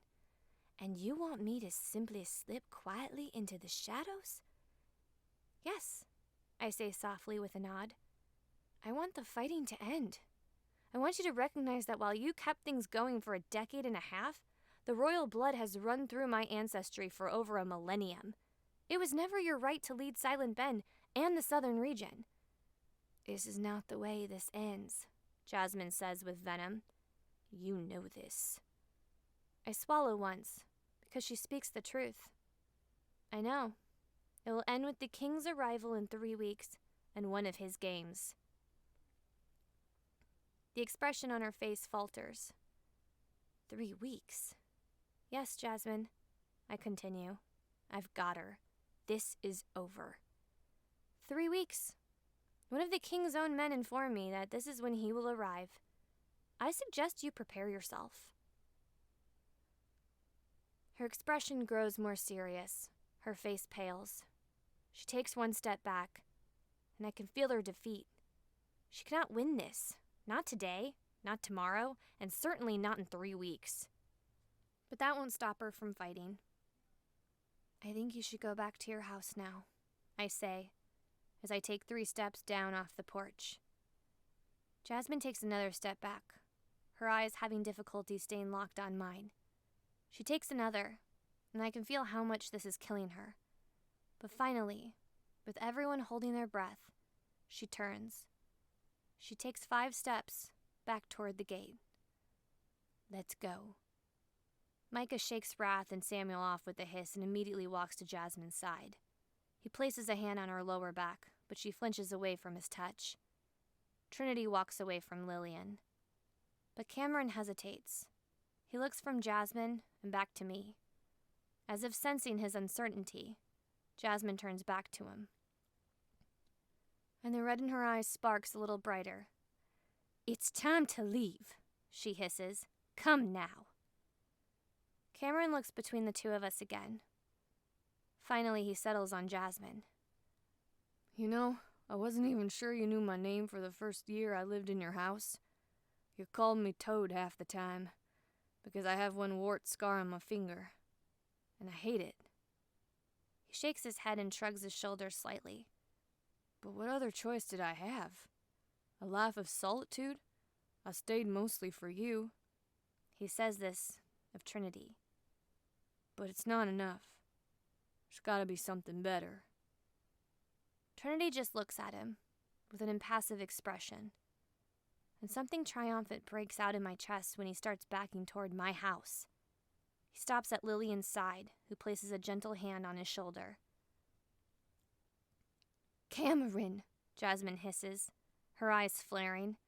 Once this has been done, it cannot be undone.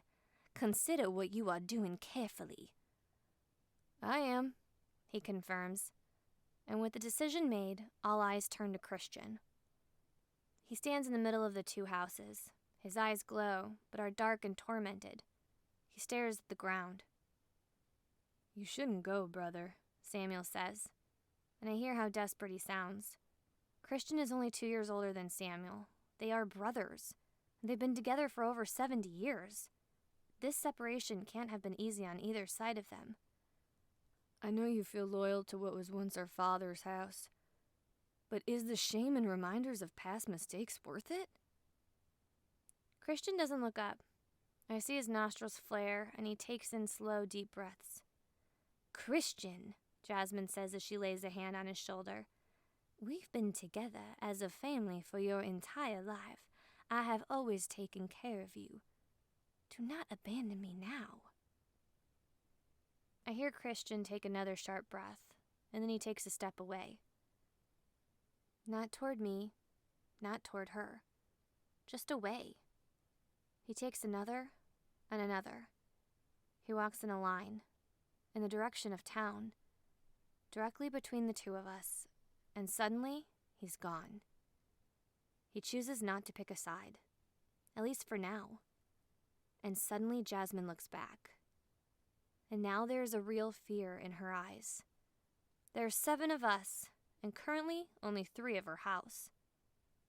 All eyes turn to Markov, who stands removed from the situation. In his hand he holds the now empty blood bag. Something shiny and bright in his hand catches my eye, and I realize it is the crown I left for him. He steps forward, toward the crowd, his shine shoes crunching over the gravel. Markov, Jasmine says. She's forcing love and devotion into her voice, but it just comes out sounding desperate. Markov, surely you have loyalty. Surely you understand who's taken care of you for the past 15 years. But his wrinkled face, those deep crow's feet around those dark, calm eyes, they never leave my face. He continues walking forward, and my heart races as I watch him walk past Jasmine and continue walking in my direction. 15 years is not very long in my nearly 2 centuries of immortal life, he says. He slows as he approaches the steps I stand on. In my time, I have learned it is always wise to be on the most strategic leader's side, and Jasmine. He does finally look over his shoulder back at her. He sets his crown upon his head. I'm afraid that is no longer you, my dear. Everyone is deadly quiet and still. The air swells, ready to burst at any moment. But it doesn't. With death in her eyes and defeat in her shoulders, Jasmine takes one step back. Her eyes frantically jump from one face to another. You will all burn for this tyranny, she seethes, but she takes another step back. You abandoned me for a child who doesn't even know anything. Jasmine's eyes suddenly jump back to mine and they glow bright. You and I are not finished. And a second later, she, Micah, and Trinity are gone with a blur. Almost in unison, the 7 members of my house turn to face me, waiting for my words of leadership. Just 6 months ago, I was a poor girl in a tiny apartment with few friends and no family. I worked for very little money, and I wondered how I was going to pay for a flat tire. I worried about the fact that I hadn't been on a date in over a year. I worried about getting along with my coworkers. It was all so simple and mundane. But as I stand before my subjects, I feel as if this is exactly where I was supposed to be. I was born to do this. This is my birthright. Thank you, I state simply. To say I appreciate you all being here is not enough, but it is a start. I promise to prove I am worthy of earning your loyalty. I hope you will one day be proud to be members of the House of Conrath.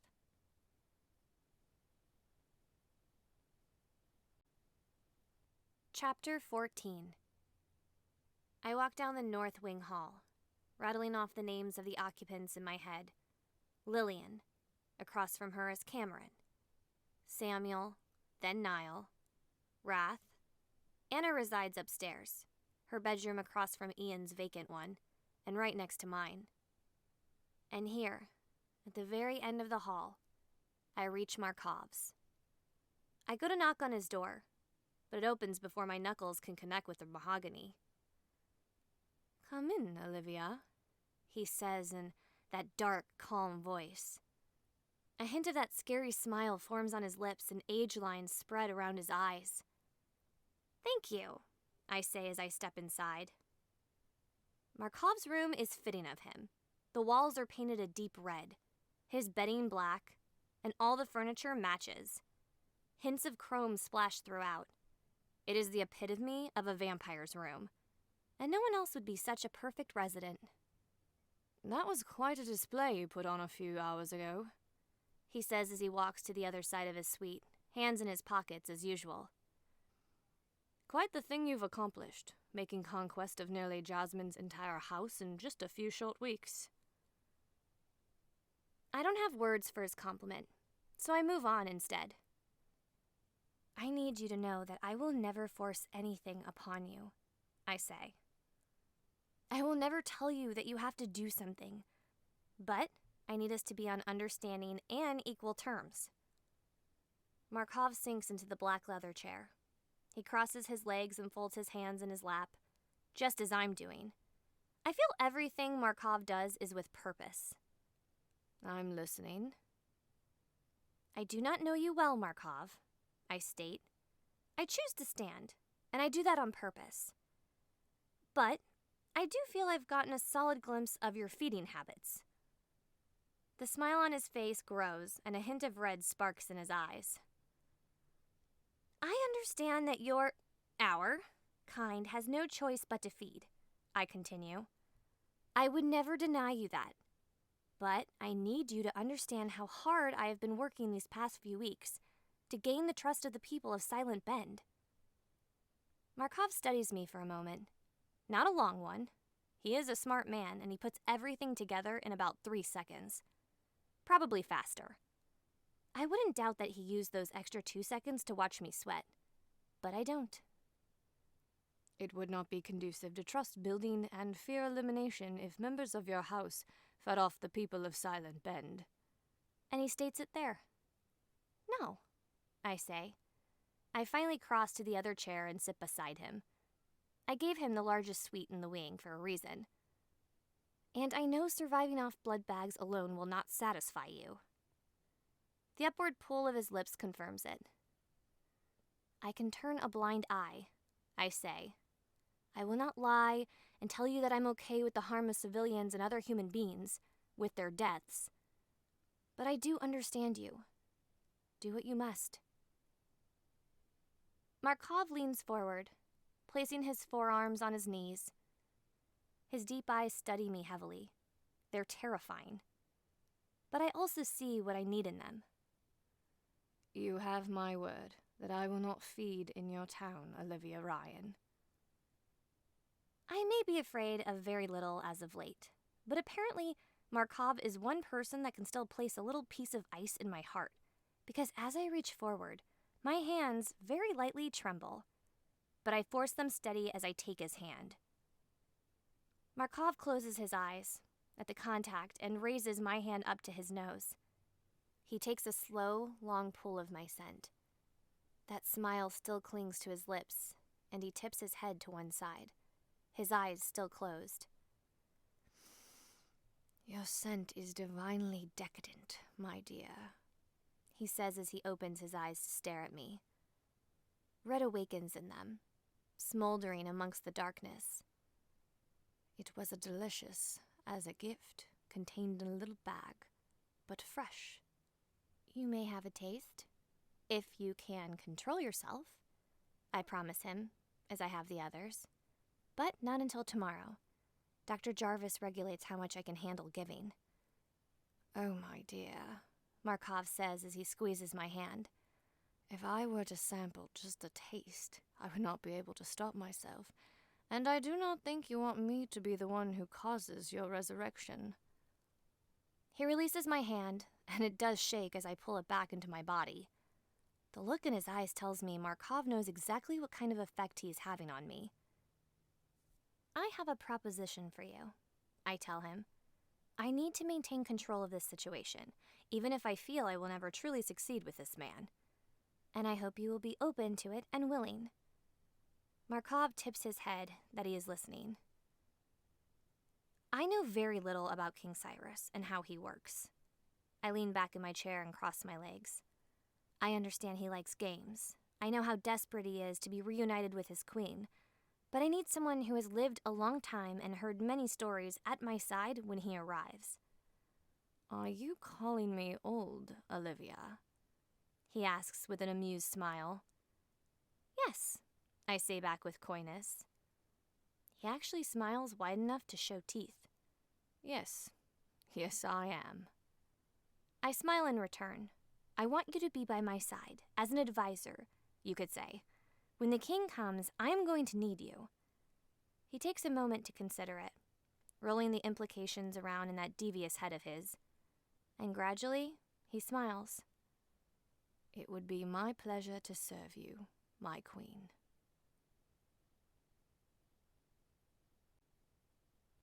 Chapter 15. We all sleep during the day, except for Wrath. He informed me he was intending to call a meeting with the house staff and let them know that they are once again moving back to a graveyard schedule. But the rest of us, myself included, we sleep. It takes me a while to get there. I lie in my bed, listening for sounds in the house, as I see the clock on the desk tick to 10 a.m. I listen for Anna, hear her shuffling in her room. I listen for Cameron or Niall, but it's quiet, calm, peaceful. My new family sleeps, and then so do I. Around 7, I wake to the sound of heated and tense voices. My heart leaps into my throat when I recognize one of them as Ian's. Not bothering to change out of my long-sleeve sleeping shirt, I barrel out of my room and dart toward the stairs. Ian stands in the doorway, a heated look in his eyes as he stares at Markov. "Ian," I say as I descend, trying very hard not to trip. "You're back." His eyes dart up to my face. "This sacco is a member of your house now?" he demands, holding his hand out toward Markov. "Ian," I hiss, taking his hand in mine and attempting to tug him toward the stairs. "Stop, we need to talk. How many of them do you have now?" he demands, not budging 1 inch. "I've been gone just over a week, and if I'm not mistaken, I hear 5 other vampires in this house." "It's 6, actually. Anna must be out searching for the spy." "Please," I say, trying to keep the desperation out of my voice. "Can we please go talk in private?" I glance at Markov, who looks pissed. I imagine how hard he's holding himself back, and know it is for my sake that he's doing so. "Come on," I say, pulling Ian hard toward the stairs. And he allows me. I hold his hand, desperate for it to cling to mine as we ascend, but it doesn't. Down the hall, into my room, and the door is shut behind us. Ian stands with his back to me, his hands fisted in his wild hair. I watch him for a long moment, waiting for him to say something, for him to ask questions or yell at me. But he just stands there with tense shoulders. "We found Niall," I say, when I don't get a breath out of him. "He thought he was the only one of his kind. He was alone. He's a doctor, and he can get the blood the house needs. Anna came to me. There was a confrontation with Jasmine 2 days ago. Markov and Cameron joined me after that." "What kind of confrontation?" Ian asks as he lowers his hands. He looks over his shoulder at me. And suddenly I'm having a difficult time meeting his eyes. Shame claws its way up my chest over what I've done. "I took advantage of Jasmine's weak spot," I say. As I do, I I cross to the window that looks out over the back lawn and the river. Ian follows me. I pull back the curtain and he follows my line of sight to the graveyard. Ian, she had my mother dug up and brought her here from Colorado. And then she left her on my front steps. I study Ian's face and watch for emotions. But his eyes are just sharp. What did you do, Alivia? And the coldness in his voice sneaks down my spine. It laces into my heart, eats into my brain. I tell him about the crowns, the blood, about the headstone, the fight. Ian's hands clench tighter and together. I feel it build inside of him with every syllable I speak. When I'm finished, I keep looking at him, waiting. But he doesn't say a word. He simply stares outside, packed tight as a waiting cannon. Say something, I finally insist. My own jaw is clenched tight. I feel ready to spring, snap. Ian shakes his head. He lets out 2 hard breaths. What has happened to you, Liv? And finally he does turn and look at me. And his eyes are hard. There's no hint of red in them. They look flat black. Who have you become? I take a small step back from him, feeling as if he's punched me in the face. I'm still me, Ian. He shakes his head. I don't know how. Not when in just a few short weeks you've gone from wanting nothing to do with the house to creating a full-blown one for yourself. Acid flashes through my veins. My temperature rises. Circumstances change people, Ian. Jasmine killed you, and that? My voice falters, cracks and crumbles. I look away from Ian as a tear breaks out onto my eyelashes. And that destroyed me. It changed things in me. I look back at Ian to see his eyes soften. Not fully, not in forgiveness, but in pity. It doesn't have to be this way, Liv. I take a sniff, clearing away the tears that betray the kind of person I need to be right now. I think it does. And I guess you're right. Something has happened to me. The door to my bedroom opens, and there I see Niall's face. Are you all right, Alivia? There's genuine concern in his voice. He looks from me to Ian and back again, his eyes communicating with me that if I need him, he will do anything. I'm okay, I say with a nod. My heart swells with appreciation. He holds my eyes for another long moment and finally, reluctantly, shuts it again. You've already got them well trained, Ian mutters under his breath. Don't! I hiss, the heat instantly back in my blood. Don't you go and do that. I am not Jasmine. What is the difference, Liv? Ian shouts. His voice keeps rising in volume. Jasmine used them as her monkeys, and now they're yours. What does it matter? Who was feeding them the bananas?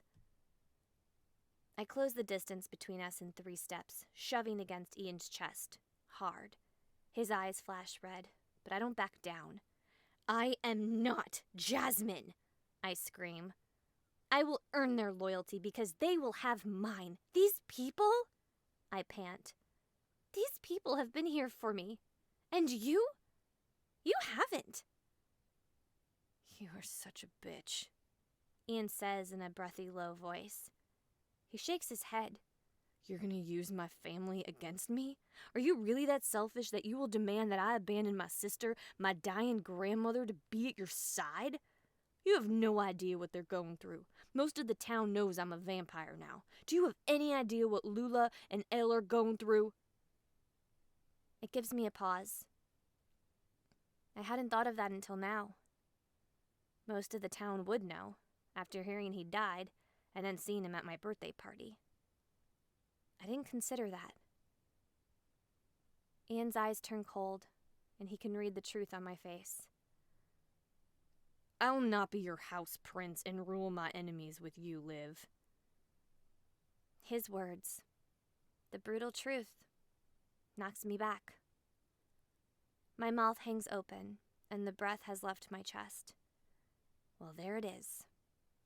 There it has finally been said. You've changed, Alivia, Ian says. His voice is quiet, and he backs away from me one step. The heat dies in his eyes, and I can already feel him growing colder.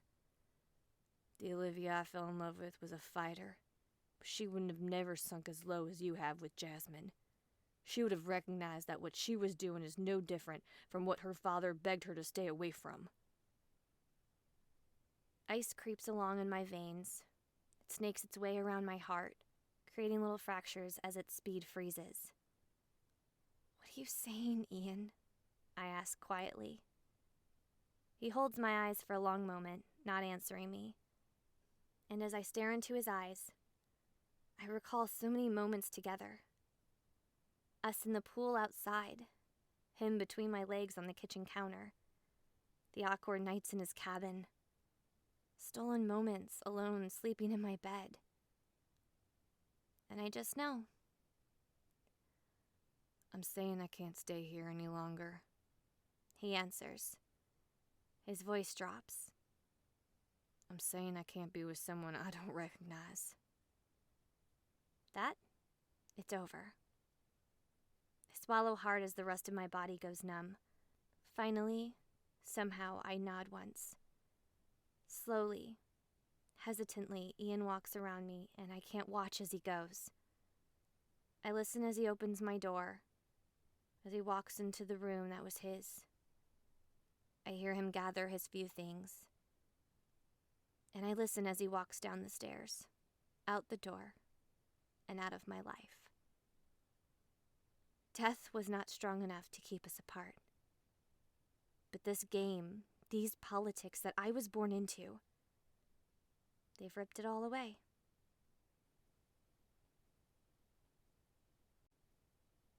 Chapter 16. 2 days.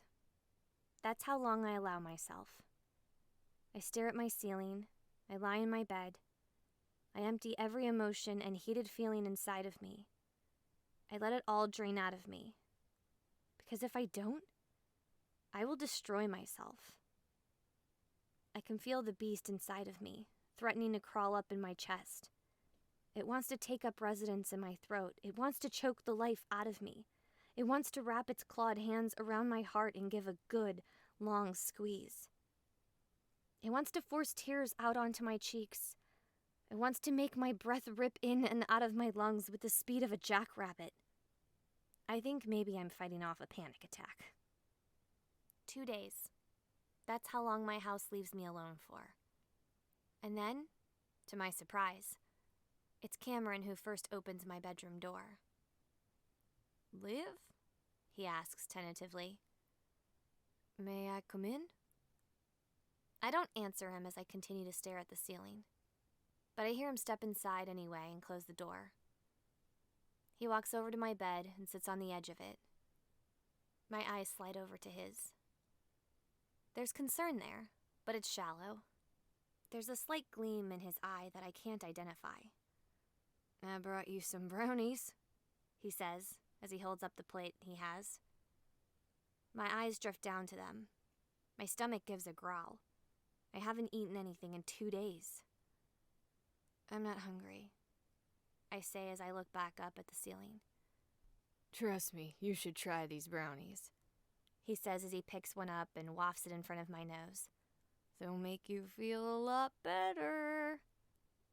I give him a curious look, and Cameron's expression is mischievous and excited. Hesitantly, I sit up and fold my legs on the bed. I take the brownie and nibble off a bite. And my human body suddenly realizes that it does need food, because my stomach growls again and demands more. I finish the whole thing off in less than 30 seconds. I go to grab for another, but instantly, Cameron's hand is wrapped around my wrist, stopping me. I look up at him in surprise. I'd pace myself, he says with a smile and a shake of his head. These are very special brownies and not for mass consumption. Cameron, I say very calmly, what did you just feed me? His eyes are cautious, hesitant. Just something to make you feel better. I raise an eyebrow at him. There's weed in those brownies, isn't there? Instead of answering me, Cameron stuffs an entire brownie in his mouth and smiles at me. For a moment, I'm horrified. I've never touched marijuana before, and now I've just been given it without my permission. But I look at Cameron and see the hopeful look in his eyes. He really is just trying to help. What's the harm, I guess? I shake my head at him, break off a quarter of one of the squares, and stuff it in my mouth. How long till it starts working? Cameron shrugs as he sets the plate on my bedside table and pulls something from his back pocket. Probably not very long since you've never done edibles before, but I brought this to help pass the time. It's a DVD copy of Monty Python and the Holy Grail. You have no idea how truly epic this movie is until you watch it with my special snacks in hand. I shake my head and smile. I think I may have underestimated you. You're a bad influence. He smiles, his biggest cheesy grin. But I did get you to smile. The saddest thing ever, seeing pretty girls sad. I chuckle and shake my head. Well, I'm not sure about the method, but thanks. I kind of needed someone to pull me out of my funk. You're welcome, he says as he stands and crosses to the giant TV on the wall directly across from my bed. Little does he know that just to his right is a wall that opens to reveal a hidden armory. To his left is a painting that covers a passageway and a tunnel that leads outside the property. He puts the movie in before making a giant, almost impossible to see leap before landing back in the bed on his back beside me. Hey, don't break the furniture, I mock screech. This bed frame is probably older than Markov. And he laughs hysterically. Way older than Jasmine. Certainly older than you, I say, as I lay next to him and the opening credits start. Baby, I nudge him in the ribs. Hey, I can't help my age, he defends as he takes the remote and starts the movie. Well, you won't be the baby for much longer, I say, as I cuddle up to a pillow that's propped up on his shoulder. Pending death and all that, Cameron says as the movie begins. And all that, I say quietly. How did you die? Cameron reaches for another brownie and waves it around before taking another bite. Didn't know one could have enough pot in their system to kill themselves. Maybe it was the pills I took, too. You were a druggie? I ask with a laugh. Only used the good stuff, he snickers back. It feels good. Laughing. Smiling.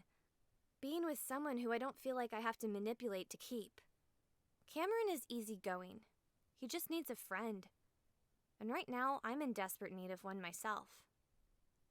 By the middle of the movie, we're both laughing hysterically and apparently very loudly, because Niall pops his head in to check on us, and we both shush him far too loudly. But that's funny too, and we both can't stop laughing. Niall gives us a disapproving look, but shakes his head with a smile. When the first movie is over, we pop in another. And I think we might start another, but suddenly my eyes are on the ceiling, and I feel like I'm floating away. I'm not sure how many brownies I've eaten now, but it's been at least 2. Maybe 5. Numbers are feeling a little like shimmery bubbles at the moment, prone to pop the second I grasp them. You ever think about how damn long you're going to live? I ask as I study the ceiling above my bed. Sometimes, Cameron says. His voice is a lot more focused than mine. I have no idea how old my dad was, but he was old, I say with a little quirked smile. I mean, he had to be hundreds of years old. It's kind of creepy when you think about it. That he was like ancient and he hooked up with my 20-year-old mom. Cameron snickers. That is pretty gnarly. Yeah, I say, licking my lips. Suddenly I'm starving. I need something salty, like now. But my limbs feel really heavy. So, what's the deal with you and Trinity? He gives a little psh sound and shakes his head. I've been in love with her ever since I joined the house, but she's only ever looked at me like a friend. Never thought the age thing would be a factor, considering I resurrected at 19 and she's only 16. But she's been a vampire for over 40 years. I'm just the young, stupid friend to her. Ouch, I say, feeling for him. That's hard. Yeah. He reaches down and pats my leg as my stomach gives a roaring growl. You have to feed the monster or it will only get worse. Let's get you some food. Okay, I say. And for some reason, the way the word sounds is crazy funny to me. I burst into laughter. Words are weird, I snicker. I slide my legs off the bed, but put too much momentum behind it or something, because suddenly I'm slipping to the ground. But in an instant, Cameron is at my side and catches me before I hit the ground. Easy there, cowboy, he chuckles. And suddenly, he hoisted me up and I'm flung over his shoulder. He starts carrying me out the door and down the hall. I, of course, start laughing hysterically again. What did you do to her? Lillian demands when we reach the bottom of the stairs. I made her feel better, and I can hear the smile in his voice. My hair cascades around my head and I can't see much of anything. I'm imprisoned by my hair. That's funny, too. You got her high? Lillian sounds super annoyed and very concerned. She's totally baked, Samuel laughs. He laughs, so I start laughing, too. We reach the kitchen. I know because I see the wood floor and the tile begin. Suddenly, Cameron flips me right side up and carefully sets me in a chair at the bar. I blink hard, my head rushing. Seriously, Cameron? That's Anna. I turn to see her walking in from the ballroom. She looks super pissed. Everyone, just chill out, I say. My eyelids don't want to open all the way. My tongue feels kind of thick, and I'm so hungry. Cameron hands me a bag of chips, and I tear into it with vigor. Seriously, I say through a mouthful, I feel great. And maybe it's my slurred words. Maybe it's the sight of me stuffing my face and crumbs going down my shirt, on the floor, everywhere. But Samuel snorts, which cracks a smile on Lillian's face. Anna shakes her head and walks away, but she looks less angry. See, Cameron says with a smile. I made it all better. The next morning, which isn't really a morning but more like 8 in the evening, I wake with a splitting headache. I just don't feel right, is the best way I can describe it. And I'm crazy thirsty. Thankfully, when I roll over, I find a tall glass of water and 2 pills on my nightstand. Nile. I down both the pills, followed by all the water in 2 huge gulps. I claw my way out of my bed and use the bathroom. Even though I have thick blackout curtains in my room, the intense light from our motion sensors outside comes spilling into my room. I'm across the room in a flash, ripping back the curtains. The lights at the fence line are brilliantly bright. I see a figure fall from the fence. The world goes dark once again. My eyes feel blind with the instant lack of light. Wake up, everyone! I bellow as I dart from my room and start down the stairs. I nearly fall since I'm not feeling great, but catch myself the last second. Anna's got the spy! By the time I reach the bottom of the stairs, every one of the house members is already assembled, ready and waiting. I open the door and squint through the dark. The man fights Anna as she walks him toward the house, but there's something half-hearted about it that makes me think it's all for show. His feet move willingly enough. Her hands are gripped like vices around the back of his neck and his wrist. Their silhouettes grow closer and closer. I don't see their faces until they step into the foyer. The breath catches in my chest as I lay eyes on the king's spy. Perfect. Stunning. Dark. Beautiful. Those are the words that immediately come into my mind when I look at this man. Flawless skin. I mean flawless. His eyes are darkly hooded, hiding flat black eyes. A perfectly manicured short beard hugs his incredibly sculpted jaw. The muscular body is covered in some kind of tunic. A turban wraps around his head. He stares at me, and it feels as if he's staring through me. This man is gorgeous. Hello, Alivia Ryan, daughter of Lord Henry Conrath. And his voice. His accent is strong, Middle Eastern, but his voice is like butter. I blink once, snapping myself out of my daze. My eyes flash back to his, and I remind myself that this man has been spying on me. If you wanted to introduce yourself, you should have just knocked on the front door. I fold my arms over my chest, probably not looking particularly regal in my pajamas, but I'll work with what I have. I cock an eyebrow at him. He studies me approvingly, his own brow rising slightly. My intention was not an introduction, but intelligence. I would have told you anything you wanted to know, I stare him down, but find it isn't an easy thing to do. His gaze is intense, and there's something wicked about it. So I break contact and look at Anna. You can let him go. She shakes her head. He's been spying. You know nothing about him. What if he tries something? I offer her a small, soothing smile. I really appreciate your concern, Anna. I know I'm always safe with you around. But considering what the king wants from me, and that this man was sent here on his behest, I think I'll be okay. Am I right? I look back at our visitor. He smiles again, studying me. I promise you no harm will come from me. He's very specific about his words. How about we all adjourn to the dining room? I ask of my house. I start toward the dining room when Markov leans in close enough for his lips to brush my ear. You need to carefully consider every word you say. He is a descendant of the seventh son. Markov doesn't get the opportunity to explain more, but his warning is understood. I sit at the head of the table, the spy at the opposite end. To my right sits Wrath, Niall, Lillian. Anna is down on the end, right next to the man. To my left is Samuel, Markov, and Cameron. I have the sense that someone is missing, and it takes me a moment to realize what is causing the feeling. Ian. There are no moments of mourning now, though, so I clear my throat and turn my eyes on the spy. I guess a good place to start is for you to tell us who the hell you are, I say as I fold my arms on the table and lean forward. He folds his own hands and mirrors my position exactly. A smile curls on his lips as he does. My name is Rahim, and I am a member of the King's Court. The court consists of only royal descendants of the king, Markov says, and I am immeasurably grateful for his words. I feel at a disadvantage now, because I still know so little, but Markov is so very old.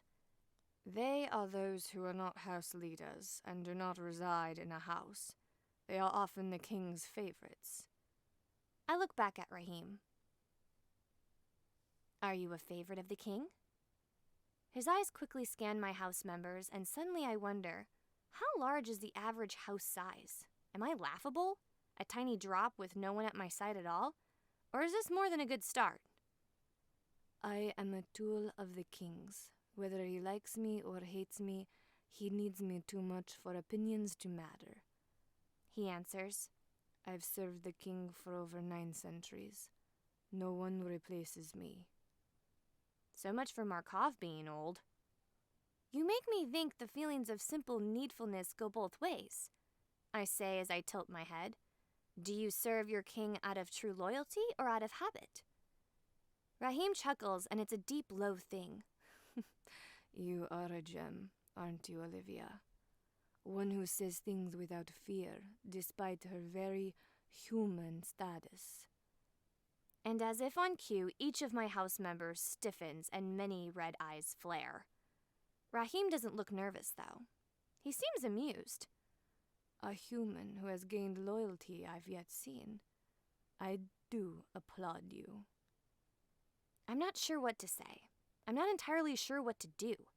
I've tried capturing Rahim for some time now, but with so many other fish on my plate, I didn't give much thought as to what I would do when I caught him. How long have you been spying on me?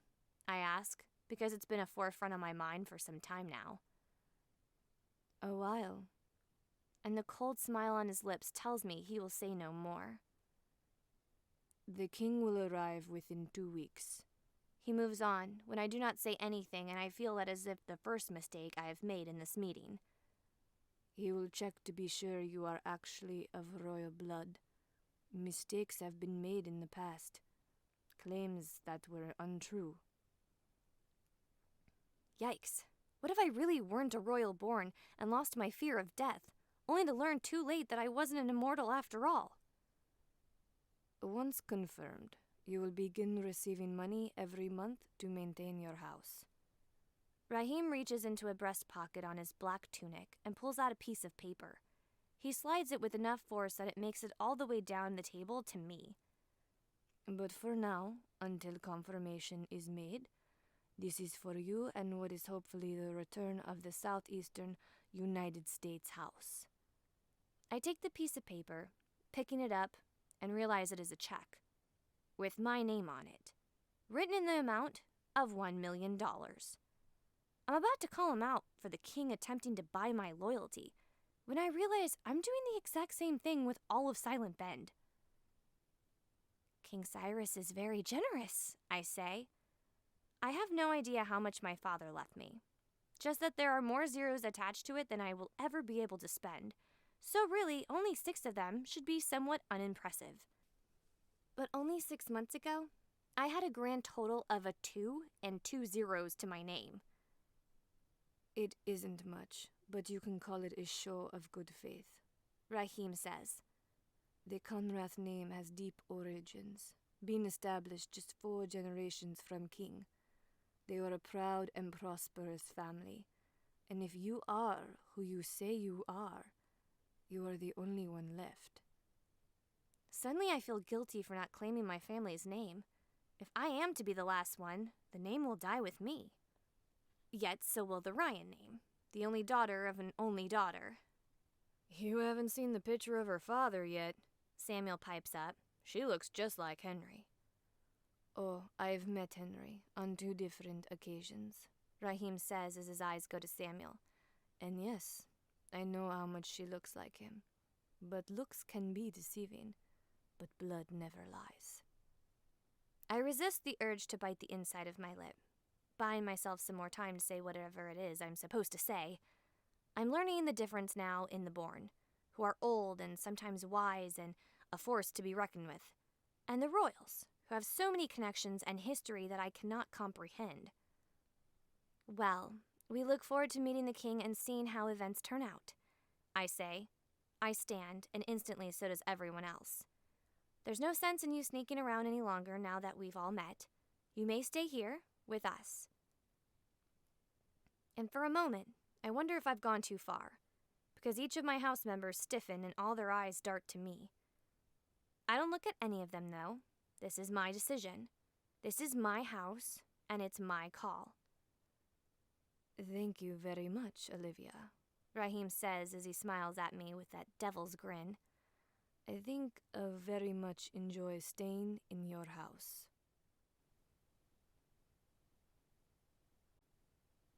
Chapter 17. Can you have regular deliveries made? I ask Niall. I can't quite look him in the eye. If that's what you wish, he says. There's concern in his quiet tone. He's so caring, so observant. Please, I say, make sure he has plenty. Of course, Niall says. He doesn't leave at first. He stands before me, there to support me if I just reach out and ask for it. But I can't. I won't. Ian may have ended it, stuck a knife through my heart and pushed it clear through and out to the other side. But I can't help it. I can still give to him what I can. I've just asked Niall to continue sending deliveries of blood to Ian's house. I'll be back later, I say to him. I'm distracted. My mind too full of too many things. Surely I'll just topple over at any moment because it's too bogged down. But I don't. The sun feels too bright, even though it's overcast. The air is too crisp and fresh after staying inside now for what feels like so long. The spaces are too large and open. But I drive into town by myself. The construction site is impressive. In a little over a month, the crews have gotten all the houses framed and dried in. They're inside working on all the innards. Lillian has been handling the applications for whom they will eventually go to when they're finished. I stand at the edge of the property, watching, when a stout man in a hard hat comes wandering over to me. "I'm sorry, miss," he huffs, "but this is a busy build zone. I'm gonna have to ask you to leave." "I was just checking on my latest project," I say. I'm tired. I'm not as polite and kind as I should be, but that's where I am right now. I really want to bite his head off, truth be told. "You're," the man says, trying to make sense of what I've just said. "You're Alivia Conrath?"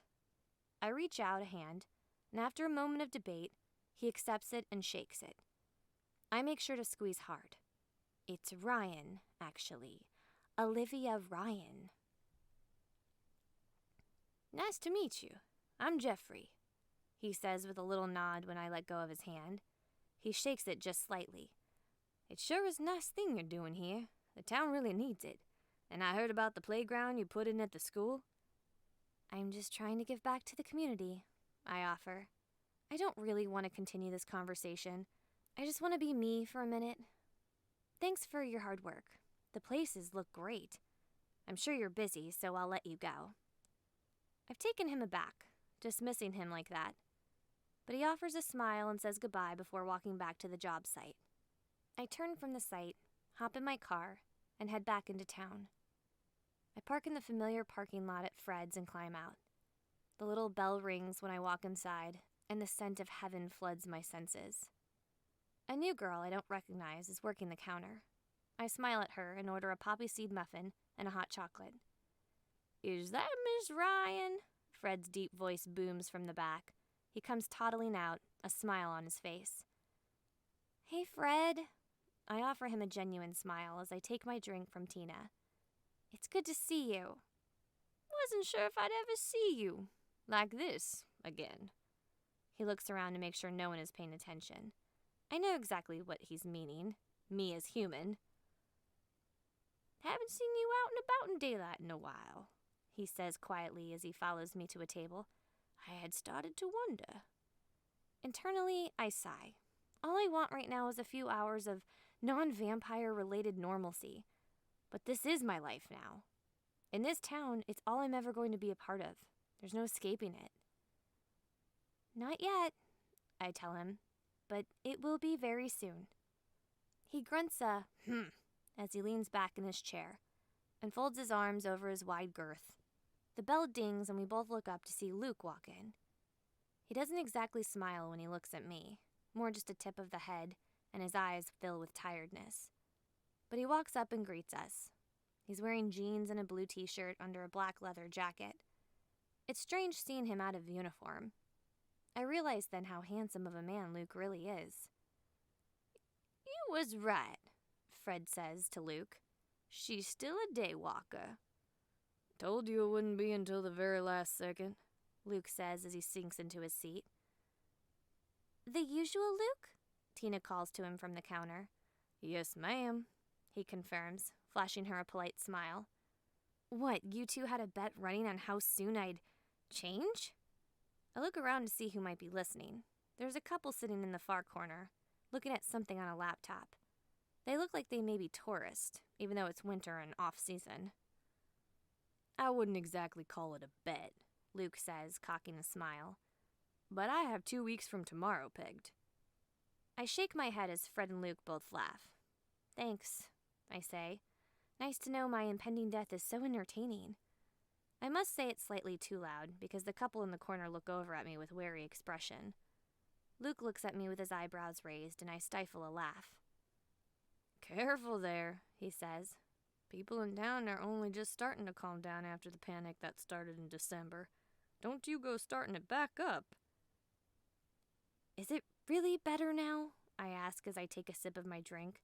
I haven't heard of any more people disappearing. Luke's eyes darken. "Missing persons report are up to 70% in Hillsborough County. Things have been quiet in Silent Bend the last few weeks, but the area is still unsafe. In town, people are still on edge, but now that they've seen you aren't what your father was rumored to be, they've relaxed. I'm pretty impressed with how quickly you've changed the people's opinions about you. Money has a way of changing people's minds, Fred says darkly. Luke shrugs, giving him that. They appreciate being given what the town didn't need. Do you have a plan yet? I ask Luke. And how you're going to get the people out of here when a certain lunatic comes? Tina brings him a coffee and he holds it between his hands, as if to warm them up. I think you're underestimating how deep people's roots run here, Luke says. It's going to take nothing short of an act of God to get them out of here. Surely you have something, I say in a low hiss. People will die if they stay here, Luke. What do you expect me to do, Alivia? He growls back. I'm one man and people are stubborn. That dark snake I've felt growing inside of me slithers up through every one of my veins. I'll tell the whole damn town what I am and show them the members of my house. I'll bring out the show of blood and destruction if I have to, if it will make them leave. I won't have Silent Ben's blood on my hands when the king comes. And I can tell I've taken things too far when I see the look on both their faces. I think about what I've said. It's dark and demented, and the Alivia of 3 months ago would have never even thought that. But circumstances change people. Alivia, you can't make any guarantees of how long the king will stay, Luke says quietly, glancing at the couple again. They're being too quiet and still, and that makes me think they're listening on what we're saying. What if he stays for weeks, months? People won't have anywhere to go. Their roots are deep here, and they've survived hardship before. No matter what you do, there are going to be people caught in this crossfire. I swallow hard. I can't imagine how that will feel if people get hurt because of me, because of this life I couldn't help, because of my heritage. I hate this, I say as I fold my arms over my chest and lean back in my seat. The fact that people might die because of me. Their silence is an awful weight on my chest. The couple in the corner whispers something and my attention darts over to them. They're looking at me with hesitance. You should leave, I say, more coldly than I thought I was capable of. You should leave Silent Bend and don't come back. I suddenly stand, not bothering to see their reaction. I don't need any more of this. I don't want it. I'm hiding from my guilt, but in the moment, I don't know how else to deal with it. Thanks for the lovely chat, gentlemen, I say as I step back from the table. They've both got startled expressions on their faces, but they don't say anything as they watch me leave. I take a deep breath of the cold air when I get outside, but my heart leaps into my throat when an ambulance goes racing past me, down toward the river. I watch it turn off the main street and down one of the residential areas. My heart aches. Ian should be in that ambulance, wearing his uniform, saving lives. Instead, he's hiding. I take a shaky breath and head for my car. I take the long way home, driving out of the edges of Silent Bend, where the houses are few and far between. They're run down, many of them simple trailer homes. Long grass fights against multitude of trees, the undergrowth thick. I weave down different roads on my way back, memorize the lay of the land. It feels like home. That's certain. But it doesn't feel quite like I want it to. I just want to belong, and that isn't going to happen. Not in a normal way. I pull into the garage, and just as I'm climbing out of the Jeep, the door into the house opens and out walks Rahim. I trust you enjoyed your excursion out into the daylight world, he says with that heavy accent. Not exactly, I say as I close the door. I'm a little surprised you aren't sleeping like the others. I've found the older I get, the less need I have for sleep, he says. Care to take a walk with me? I cock an eyebrow at him. It's the middle of the day.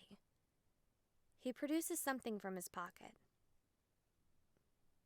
After such a long life, I've found ways to adapt.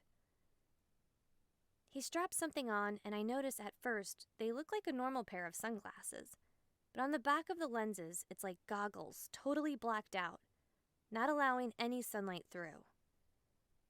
Impressive, I say, as we turn out through the garage onto the cobblestone driveway. Did you make them yourself, or can I commission some made for my house members?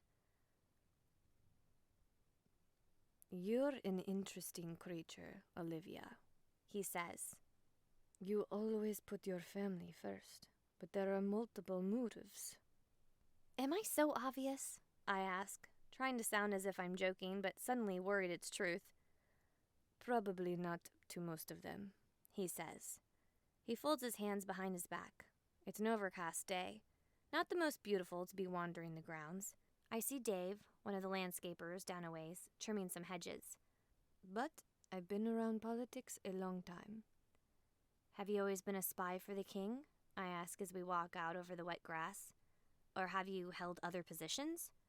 Rahim looks out over the landscape, but I study his face. So beautiful and mysterious. I am the offspring of the seventh son, you of the third. The seventh son had 5 sons of his own. My niece rules over a house in Ukraine. My cousins rule in Borneo, Colombia. And myself and 7 of my cousins are members of the guard, more than any of the other sons' families. We are apt for the positions the king offers. How so? I ask. He glances at me, his eyes completely hidden from my view. We not only have royal vampire blood in our veins, we are heirs and princes and princesses of worldly royalty as well. My eyebrows shoot up. I have to admit you've got my interest. He smiles at me, and there's something lustful and wicked about it. My heart does a small skip into my throat. My mother was the daughter of what was Saudi Arabia's richest sheikh. My father's uncle was a pharaoh. The 7th son valued power, connections, and he taught his children. Our line has ties to leadership and royalty from every major empire throughout history, at least from the inception of vampirism. That's amazing, I admit in wonder. I've always been fascinated by Egyptian history, and here I am talking with the descendant of a pharaoh. What about the 3rd son? What was that family like? They were the peacekeepers, Rahim says as we loop around the house. We start toward the north end of the property. Out this direction are the old dairy houses, the slaves' quarters, and the ruins of a building I no longer recognize. They were committed to family. The 3rd son had 14 of his own sons, and I've heard he had 31 daughters. That's quite the posterity, I say in wonder. How long ago did he die? Oh, Dorian is not dead, Rahim says with amusement as he gives me a side glance. He's very much still alive, as is Maliki, the 7th son. They still rule houses. Dorian over all of Russia, and Maliki over Egypt and most of the Middle East. My eyes grow wide. They have to be thousands of years old. It's hard to imagine. Harder still to know the king is older. What about the 5 sons who rebelled against the king? 2 of them remain, Rahim says. We stop outside the barn that no longer houses horses, but equipment. But they don't have contact with the royals. Their exile is sure. Did Cyrus kill the other 3? I ask, knowing my answer. Slowly, Rahim answers as he arches an eyebrow. I sigh and lean against the barn, folding my arms over my chest. There is so much history to your kind, it's difficult to wrap my head around it all. Our kind. I hope for your sake, you mean. His voice is amused but dangerous. Not just yet, I say, feeling all my defenses rising back up. Markov's warning to watch everything I say comes back to mind, and I'm starting to understand why it was given now. I'd love to create a family tree someday, I say as I stand once again and start back toward the house, See where the connections meet, how far back the generations go. We're all cousins, I suppose. Rahim gives a laugh, and it contains the hint of a snort that's kind of endearing. Calling us all cousins is like calling cavemen cousins to Queen Elizabeth. There have been thousands of years in our gene pool and continents worth of DNA to spread from. You and I are no more closely related than you and anyone else in the Middle East. It's interesting and overwhelming to think of it that way, but a relief. Ian was a descendant of some former royal through one of the 5 exiled sons. It's good not to feel like I made out with my 3rd cousin. The king does have a colossal mural wall in his palace in Austria, though. Rahim continues. It's quite impressive. Every royal, as far as has been known, is on the wall. Hundreds, thousands of names. Soon, if you are who we think you are, your name will be added. I'd like to see that, I say, before I fully think out what scene it would imply. The king's entire palace is something to see, but somewhere you'd better hope you never have to visit, Rahim says darkly. Why is that? I ask, my brows furrowing. All trials and executions happen at the palace. A visit there, unless you are a member of the court, always ends in death. Goosebumps flash across my skin as I imagine dark halls lined with bones, the floor rivers of blood, and dark and demented princes and princesses feeding on humans. I shake the feeling of darkness that creeps over me and change the subject. Have you ever met the Queen? Rahim looks at me carefully, and I know he's studying me for the Queen. Just once. She died not long after that time. What was she like? The air grows markedly cooler, the sky dimming as heavy clouds cover the sun. The temperature has to be close to freezing now. I shiver, goosebumps flashing over my skin once again. Rahim shrugs his jacket off and slips it over my shoulders. I thank him, enveloped in his scent. Even that is exotic. Sivan is quiet. She's very observant. She's kind, but she is also very fit to be a ruler, he says as we continue our walk back to the house. And she loves her husband. There's no question about that. But there's always a sadness in her eyes. This is not the life she wished for. The curses. The king cursed himself and her when he forced his vampirism on her. That's so terrible, I say, my insides sinking. To be forced into an immortal life, only to die over and over again? Rahim nods his head. There's nothing simple about their relationship, but there is love, and when she is alive, when they are together, the king is a different man. Not so scary? I ask, trying to lighten the mood. Something like that, Rahim replies with a smile. By this point, we've reached the house again. There's a sense of ease that's formed between Rahim and I, and I don't have a logical explanation for it, considering the threat he's posed the last month and more to me. But we walk together, calm and casual. And just as we walk back into the cover of the garage, the first snowflake falls from the sky.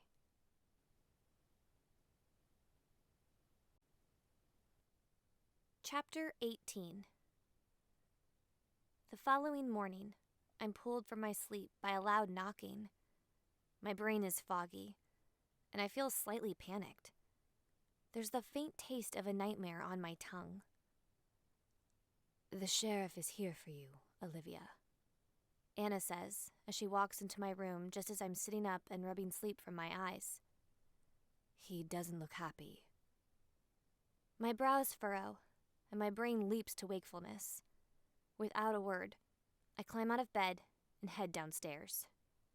No one has touched a single person in this town, Niall tells Luke, his accent strong and calm.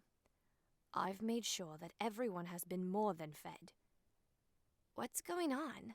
I demand as I step onto the cold marble floor. Goosebumps instantly flash over my skin.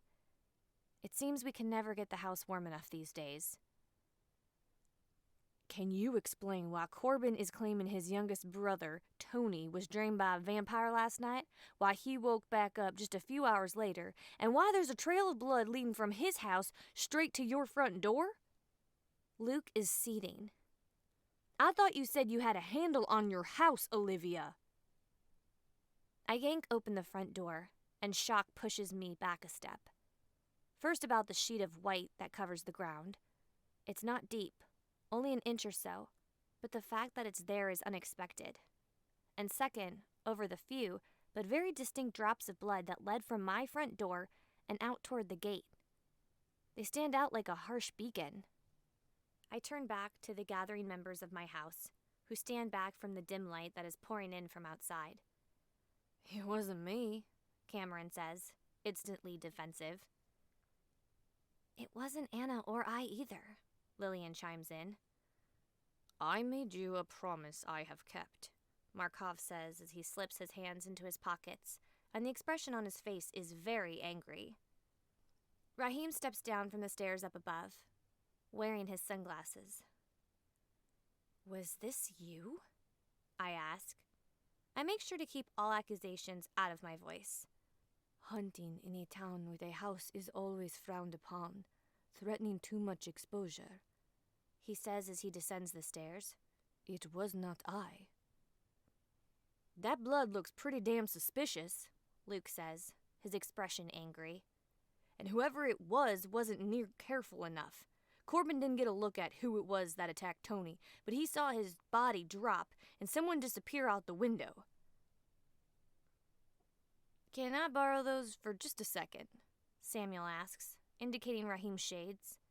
He slips them off and hands them to Samuel, who puts them on and steps outside. And who's this?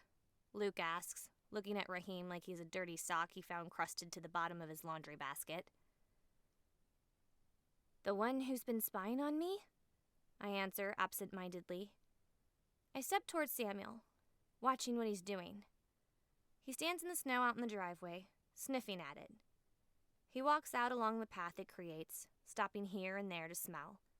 And then he disappears, only to reappear in a blur in the foyer once again. He shuts the door behind him, once again engulfing us in dim light. It was Micah, Samuel says. I mean, I've never met the guy the blood came from, but I can smell Micah all over out there. My guess is he saved some of the blood he drained from Tony and dribbled it all over the place. Jasmine's trying to frame you, Alivia.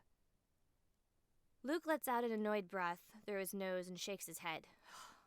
This is just another move in your sick feud with her, and someone is already dead. I thought we were finished, I defend myself. She's lost. She has to know that. I thought... And you thought wrong, Alivia, Luke yells. And in a flash, Niall stands between Luke and I. Anna is at my side, and every one of them has formed a tight circle around me. You better chill out, bro, Cameron says. This is the wrong house to come to and start losing your temper. Samuel backs him up. We will take care of this, Anna says quietly. She holds Luke's eyes intensely, and I swear some kind of unspoken conversation happens between them in a total of 4 seconds. Interesting. Luke's eyes snap back to me. Do not let this turn into an all-out war. He's still breathing hard, his expression angry. It's still my job to protect this town. We will handle it, I say, taking a step forward. Luke studies me hard, and I think I see something shift behind his eyes.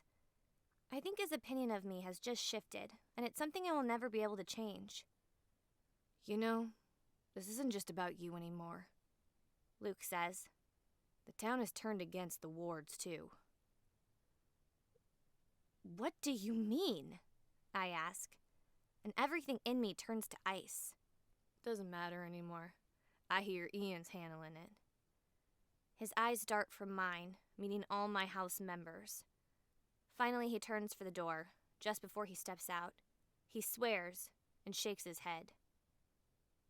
The second he's gone, Anna turns back to us. You do realize what Jasmine is doing, right? With Luke gone, the anger is finally allowed to build inside of me. She's trying to turn the entire town against me. Anna shakes her head. Not just that.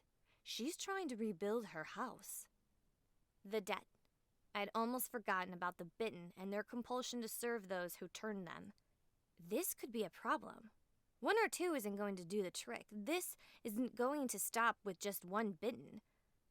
I close my eyes for a second, trying to gather my thoughts. I have to ask, do any of you have any bitten with debts to you? Lillian shakes her head. Jasmine almost always turned them herself, she says. Sometimes Micah did it, or Christian, but no one else, at least not on purpose. I nod. I want to give Markov a side glance because I'm sure he's turned a few, and I have to wonder what became of them.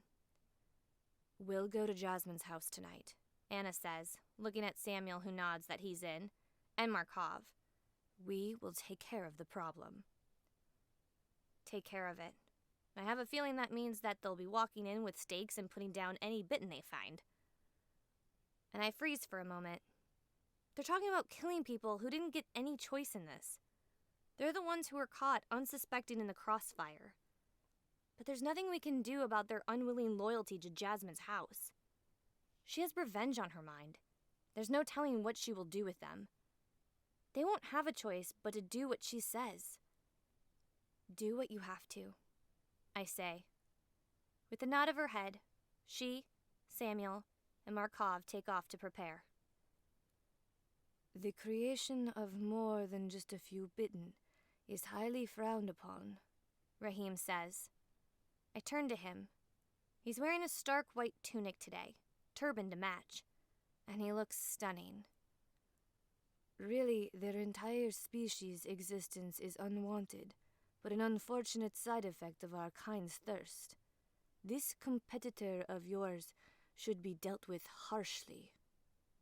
We will handle it, I say with annoyance. I turn and walk back up the stairs to shower and begin plotting once more.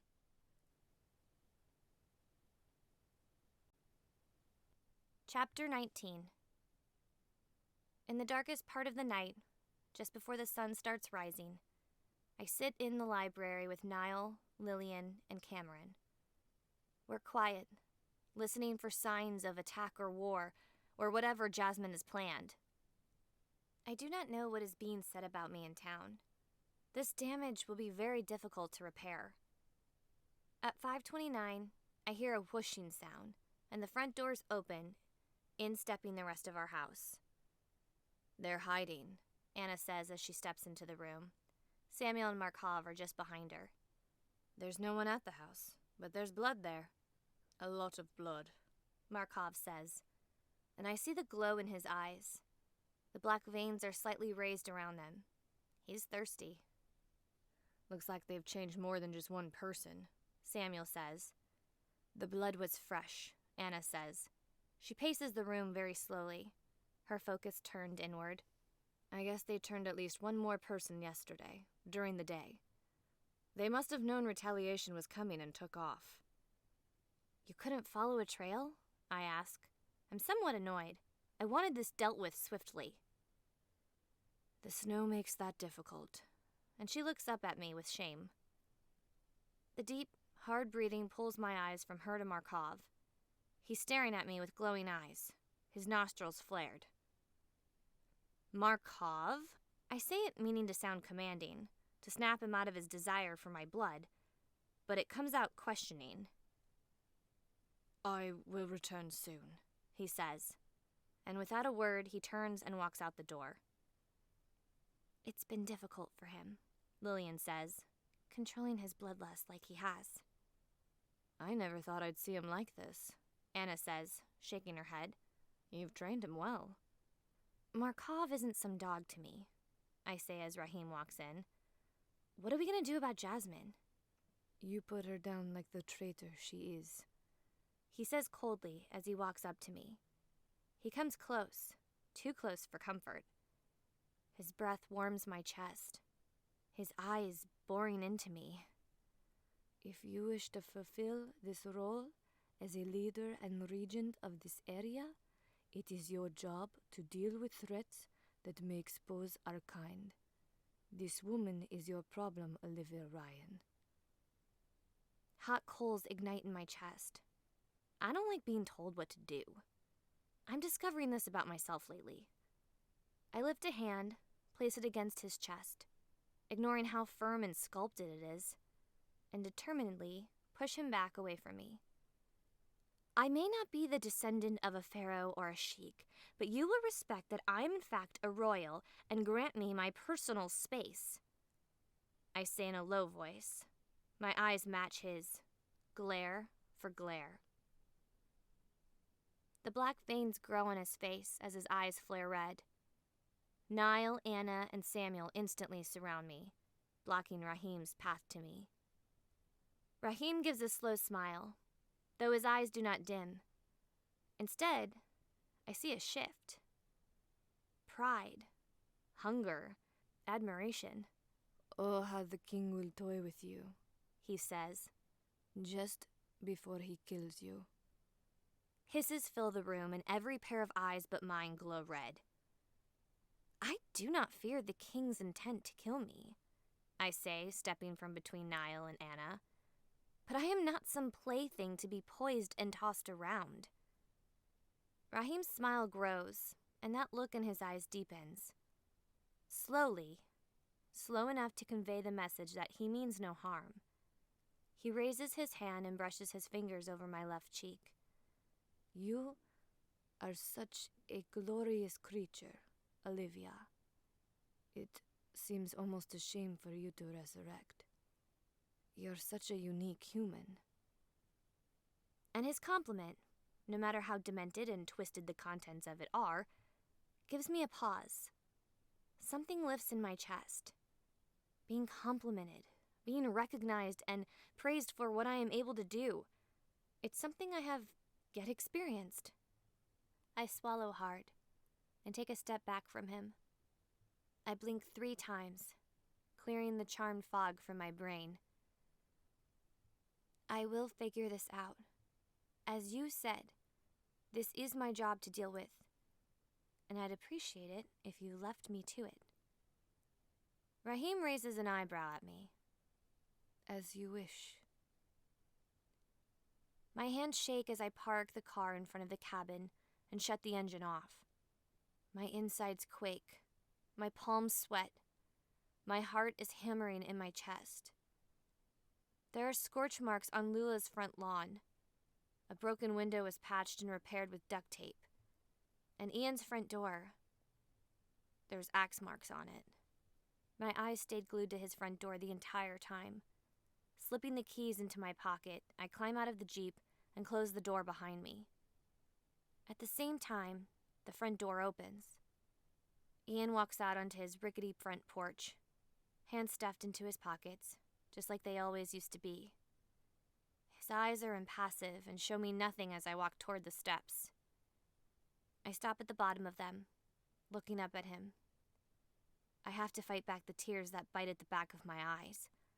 I can't help the redness that I'm sure is building there, but I bite my lower lip once to be sure it doesn't quiver. What are you doing here, Liv? And the sound of his voice, the anger behind it, but the way he says Liv instead of Alivia, I have to look away from him and take several long breaths. I don't want to look weak. I can't afford to look weak in front of anyone, not in my current position and circumstances. But this is Ian. There's no pretending here.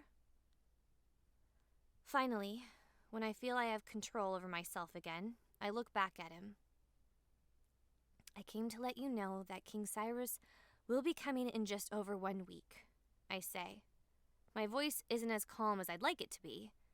I thought you should know, so you can prepare. He looks at me a long time, biting the inside of his lower lip. He shifts his weight from one foot to the other. His eyes dart away from me, and back again. I can see the emotional war going on inside his own head. You want to come in for a minute? The sting bites my eyes once more, and I nod my head perhaps a little too vigorously. Yeah, He steps aside, and I don't look at him as I climb the stairs and walk past him into the cabin. It's just as hard being back inside. A reminder of how I hid here once, how we trained, how he acted like he was annoyed by me, but really, we were building up to something amazing and grand and cosmic. And then everything we became ruined it all.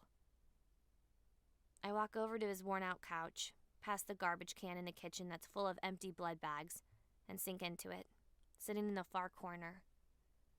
I can rule a house of vampires as a human, but I cower from the one who left me and broke my heart into a million sharp shards. Ian closes the front door, and it's only just now that I realize how light it still is outside. Him being out there, standing in even the dim light, had to be painful. But now, we're once again closed in darkness. He turns on a lamp, and we're cast in a dim glow. I begin when he doesn't say anything. We caught the spy. He does work for the king. He let us know the time frame. You feel like you're prepared? He asks. He pulls over one of the dining chairs and sits in it, arms crossed over his chest. I swallow once more. I suppose so. I have the support I think I need, and, well, I was prepared to die once before. It's a shallow and desperate tactic, but I so badly want to remind him of how much he meant to me, that I was once willing to die to save him, how much I think he still means to me. And I think it works, because Ian suddenly can't look at me anymore. His eyes go to the floor. His breath deepens and speeds up just slightly. I've missed you, Ian, I breathe. So quietly, I'm not certain I actually say it out loud. But it's true, and I can't hold it in. His breathing gets harder, harsher, and even though he won't look at me, I can tell he's wearing with some kind of desire. I stand, and slowly, cautiously, strained and desperate, I cross the room toward him. Ian, I breathe. I miss you every second. I miss you beside me in my bed. I miss the way you whisper my name. I miss the taste of your lips. I stop just a foot in front of him. I am pathetic and low and begging, and nothing in me feels ashamed of it. I miss us. And in a movement that is impossible, Ian is on his feet, and I'm yanked up from the floor. My legs are forced apart, and strong hands are gripping my ass, holding me close to Ian's hard frame. My back is pushed painfully against the wall, and then Ian's lips are on mine. The breath whooshes out of my chest, and in one lusty sigh, my lips part to invite Ian's tongue, which is demanding and desperate. My hands tangle in his hair, pulling not so gently. Ian's left hand supports my weight as his right comes to cup my face. Stars and explosions are taking over my body. I am alive. We are all that has ever existed and all that will ever matter in this dark and dangerous world. My hands slide down to his shirt and I tug it up and over his head, forcing our lips to part for just a second that is too long. I toss it to the floor and let my hands trace over his chiseled chest with no hesitance. Ian pulls us away from the wall and turns, crossing into the kitchen. He sets me down on the kitchen counter, only to yank me toward him, sending a little explosion of pleasure through my center when my open legs collide with his hardness. There's a glazed-over look to Ian's eyes as he removes my shirt, and his lips return to my collarbone. My head lolls back and my eyes slide closed. Why do I still want you so bad? He growls into my flesh. One damn look, that's all it takes. His lips slide up, his teeth brushing over my exposed arteries. One bite, a few long pulls. That's all it would take. And then we'd be the same. Do it, Ian, I suddenly say, even as I feel his fangs lengthen against my tender flesh. I don't want the king to be the one who takes me. I want it to be you. And just like that, Ian yanks back. His eyes glow bright, his fangs fully extended. What? He demands, anger in his eyes. Are you kidding me? Are you talking about sex or dying here? Because either is just... He takes a step away from me, giving me a disgusted look.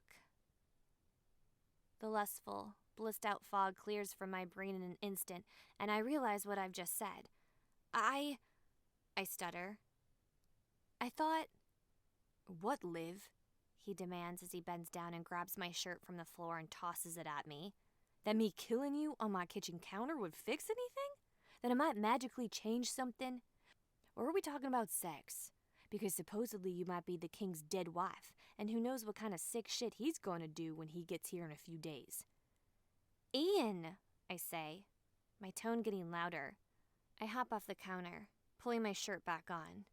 That's not what I meant at all. It was something said in the heat of the moment, but it's true. I don't want the king to be the one who kills me, but I am going to die sometime very soon. Emotion takes hold of my throat and squeezes hard. And I'd rather it be you who does it. He gives me a look like he doesn't even know me. I'm sure you can get one of your newfound lackeys to do it. And once again, I choke up. I'm sure I could, I say. And my voice cracks slightly. Because they're there for me. They understand loyalty. Ian scoffs, and soon it develops into a full-bellied laugh. Do you realize how ridiculous you sound? What you just said? Loyalty. They've been with you for just a few weeks, after leaving someone they've been with for 15 years. You think they understand loyalty? You're a fool if you do. I realize I'm not breathing anymore. Tears well heavy in my eyes and I shake my head. My lip threatens to tremble. Every piece of me is breaking inside. Look at us, I say quietly. I thought love was the word that described what I tried to do for you that night.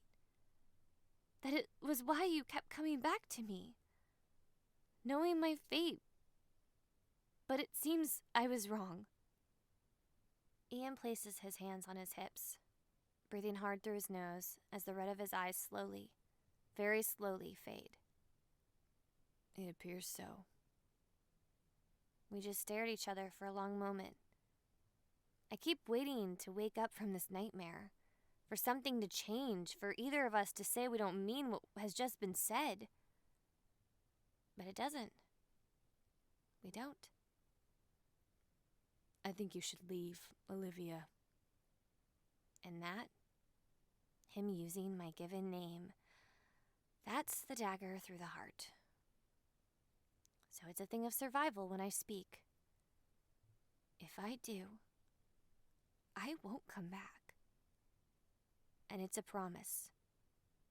He's been my voice of balance and reason when it came to this world. I won't survive rejection without protecting myself. I feel it closing in on me now. If he does this, I won't come back to the girl he knew, because it will be too painful to be her. Maybe he knows my true meaning, because he takes a really long time to respond. Just go. My face goes numb when I nod. I grab my coat off of the couch. I open the door, and I don't look back when I walk out. When I walk back to my car, I don't look to see if he's watching me as I go back up. And I don't cry on the drive home. Let my heart turn to ice, and I won't wither and die.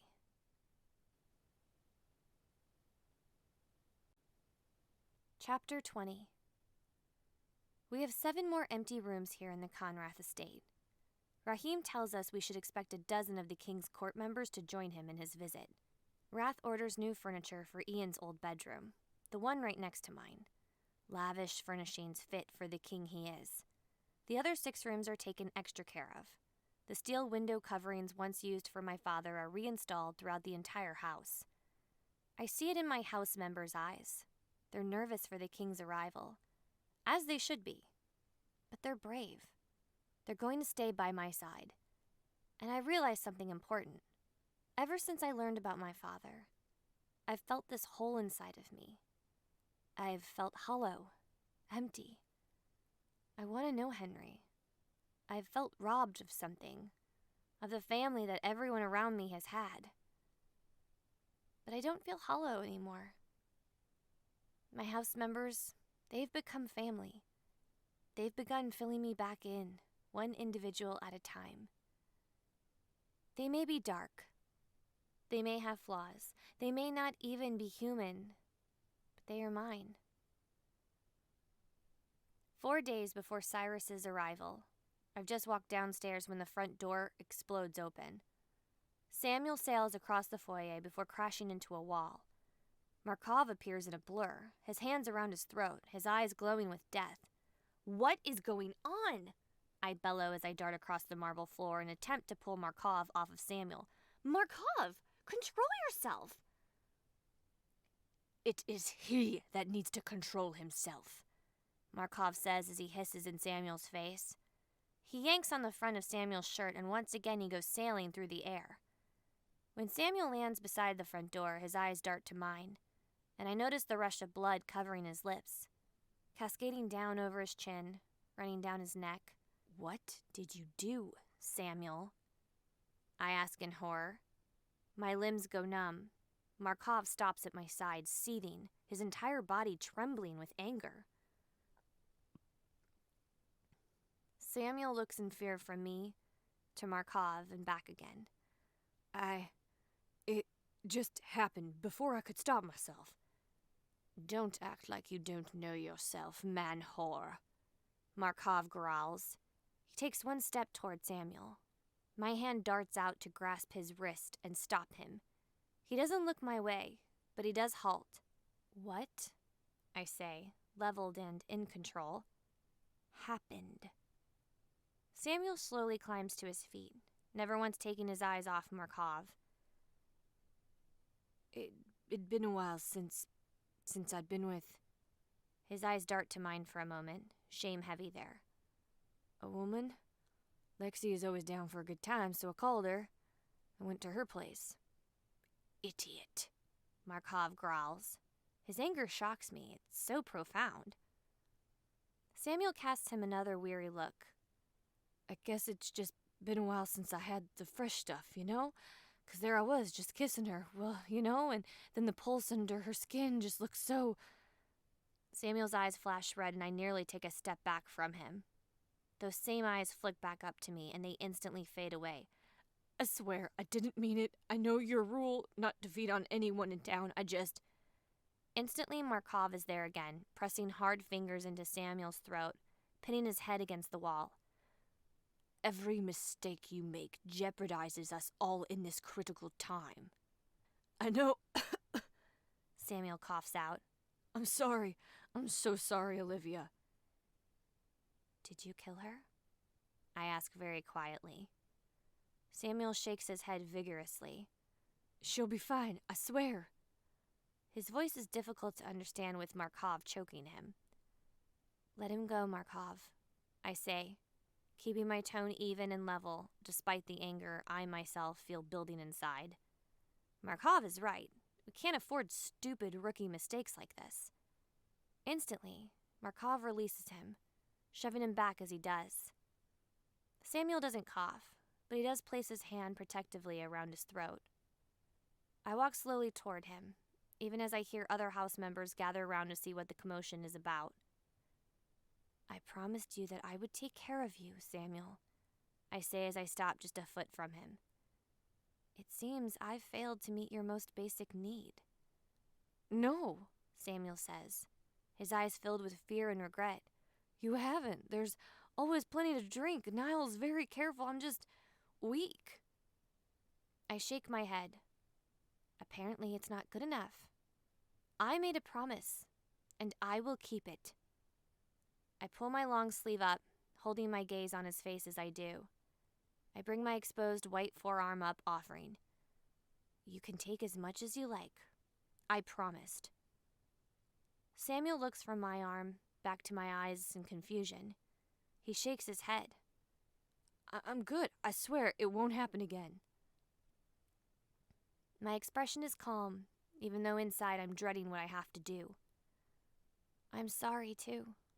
I've been neglecting my promise. Now drink, Samuel. As much as you need. Alivia, Lillian says, wariness in her voice. I don't look back at her, but Markov hushes her. Drink, Samuel, I say, my voice more demanding. He hesitates, so I take his hand in mine, wrap his fingers around my wrist, and push my arm toward his mouth. And truly, like he can't help it, the moment my flesh touches his teeth, his fangs extend, and his jaw latches around my arm. Instantly, my mind goes numb, and my entire body goes still. I'm nothing. I could float away into the abyss of darkness, and it wouldn't matter. I am air. But as the seconds, minutes, pass by, I hear voices, muffled and far away. This has gone far enough. I think it's Lillian. Look at Samuel. You think he's ever going to make this mistake again? This is Olivia's house, and Olivia's punishments to bestow. Markov. She's growing whiter by the second. Not sure who that is. Oh, what have I done? Someone, anyone, please stop Samuel, because I feel something inside of me growing darker, feeling lighter. I feel dizzy. Enough! A voice bellows and suddenly I'm released. Just before I collapse to the floor, strong arms catch me. I hear Samuel crash back into the wall. Learn your lesson well and remember what this woman is willing to do for you. For all of you. My eyes flutter, attempting to clear the haze from them. I faintly make out Wrath's angry face and feel him begin to climb the steps. Someone call Niall. She's lost a lot of blood. I feel heavier and heavier. Heavy as the moon. Surely I will sink straight through the middle of the earth. That is, if I don't float away into nothingness. I'm so tired. So tired.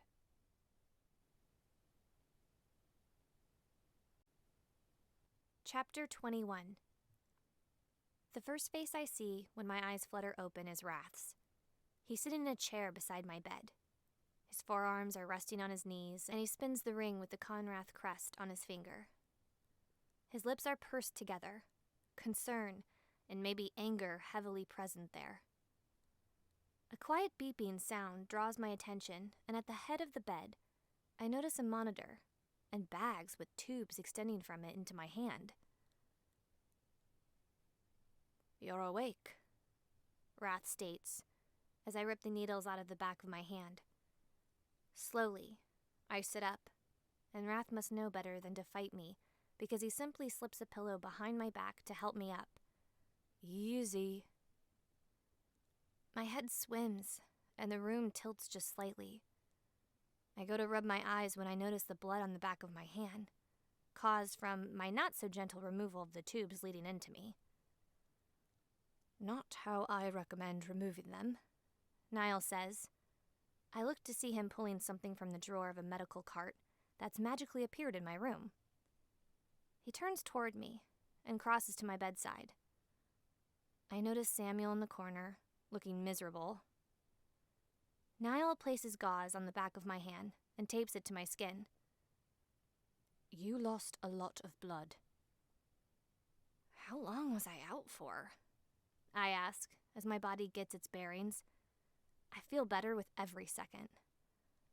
About 6 hours, Wrath responds. I look over at him and realize he won't look me in the eye.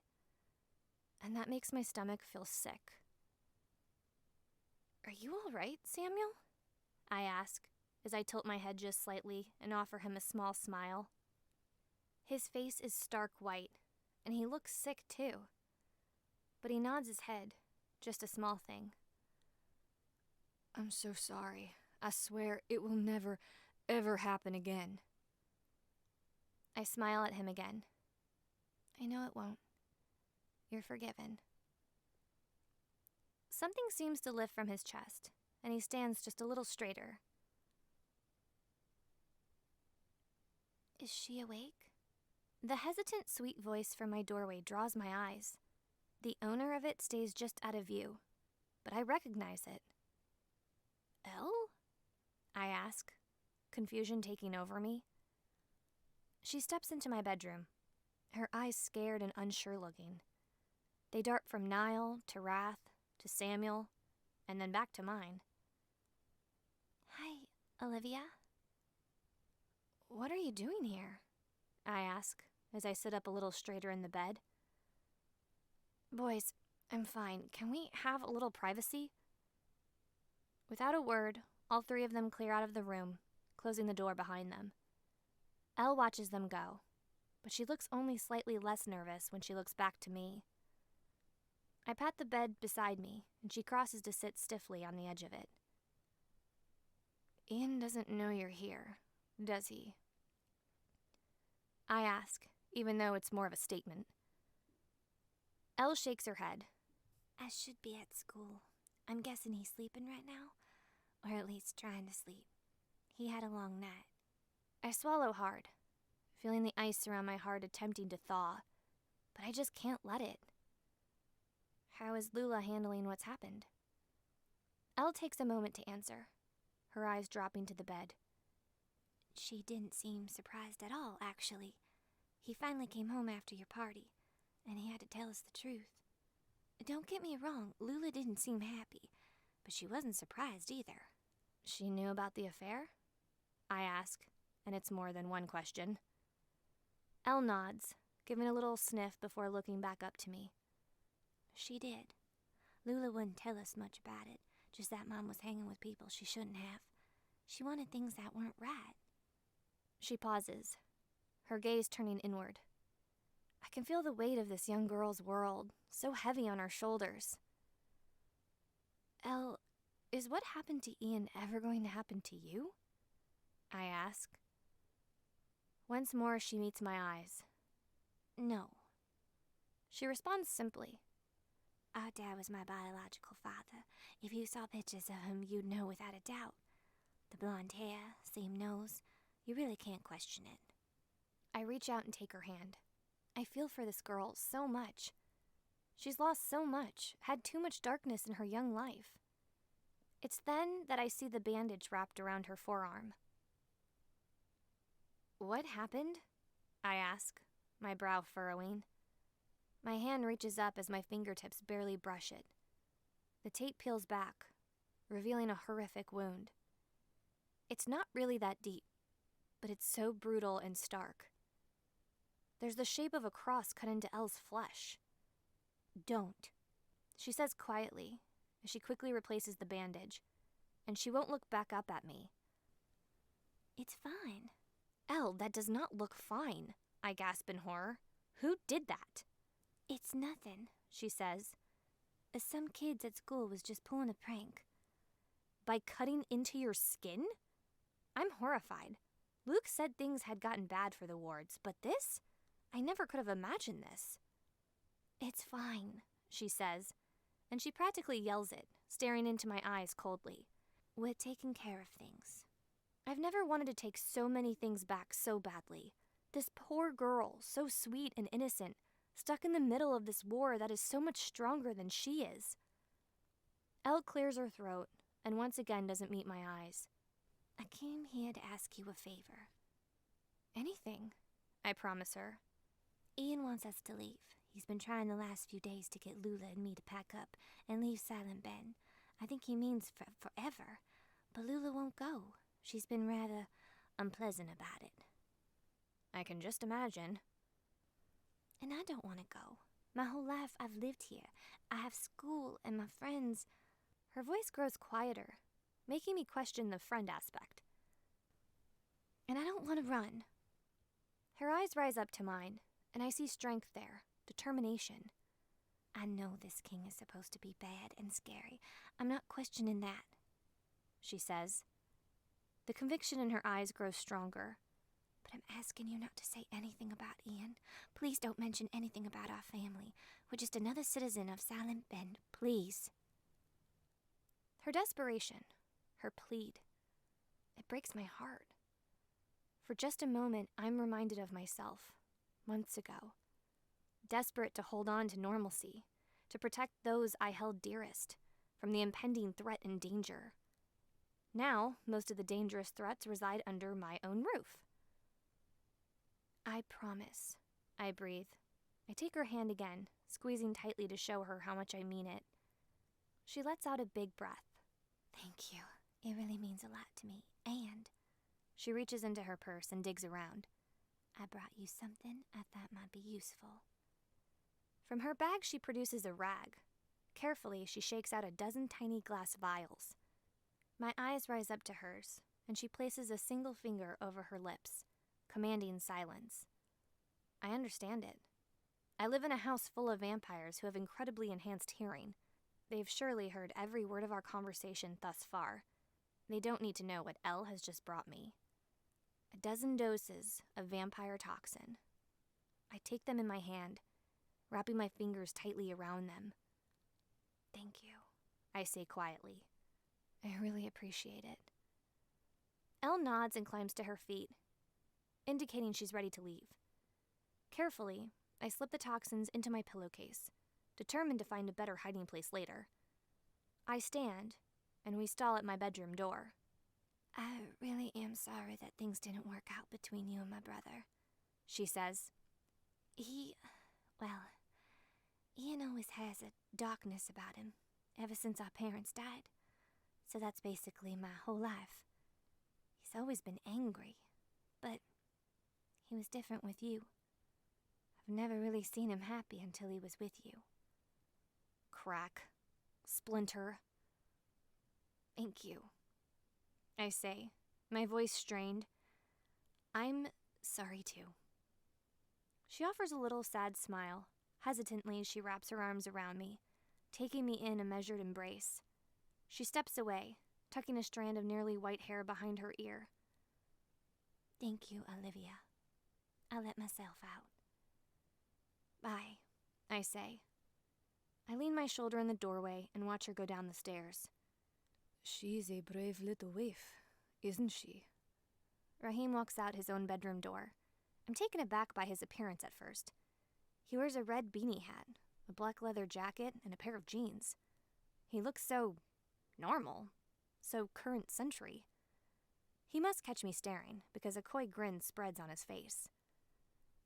She's no one, I say as the front door closes behind Elle. No one at all. Rahim holds my eyes for a long moment, that smile lingering as understanding and knowledge plays through his expression. Of course not. I stare at him, trying to puzzle him out. One moment he's flirting and dangerous, the next I'm sure he'll kill me because I've said the wrong thing. It's for the best, you know? He finally says when I don't. A broken heart is never an easy thing, but King Cyrus would not have taken kindly to a lover in the way of finding his queen. Then it's a good thing he never could have accepted who I am, I say. The hollow monster inside of me grows larger. A fault that is all his own and quite the shame. Rahim says as his eyes do not leave me. They study me. The whole me. You are a most extraordinary being, Alivia Ryan. And I say that having lived nearly 1,000 years and having met princesses and assassins.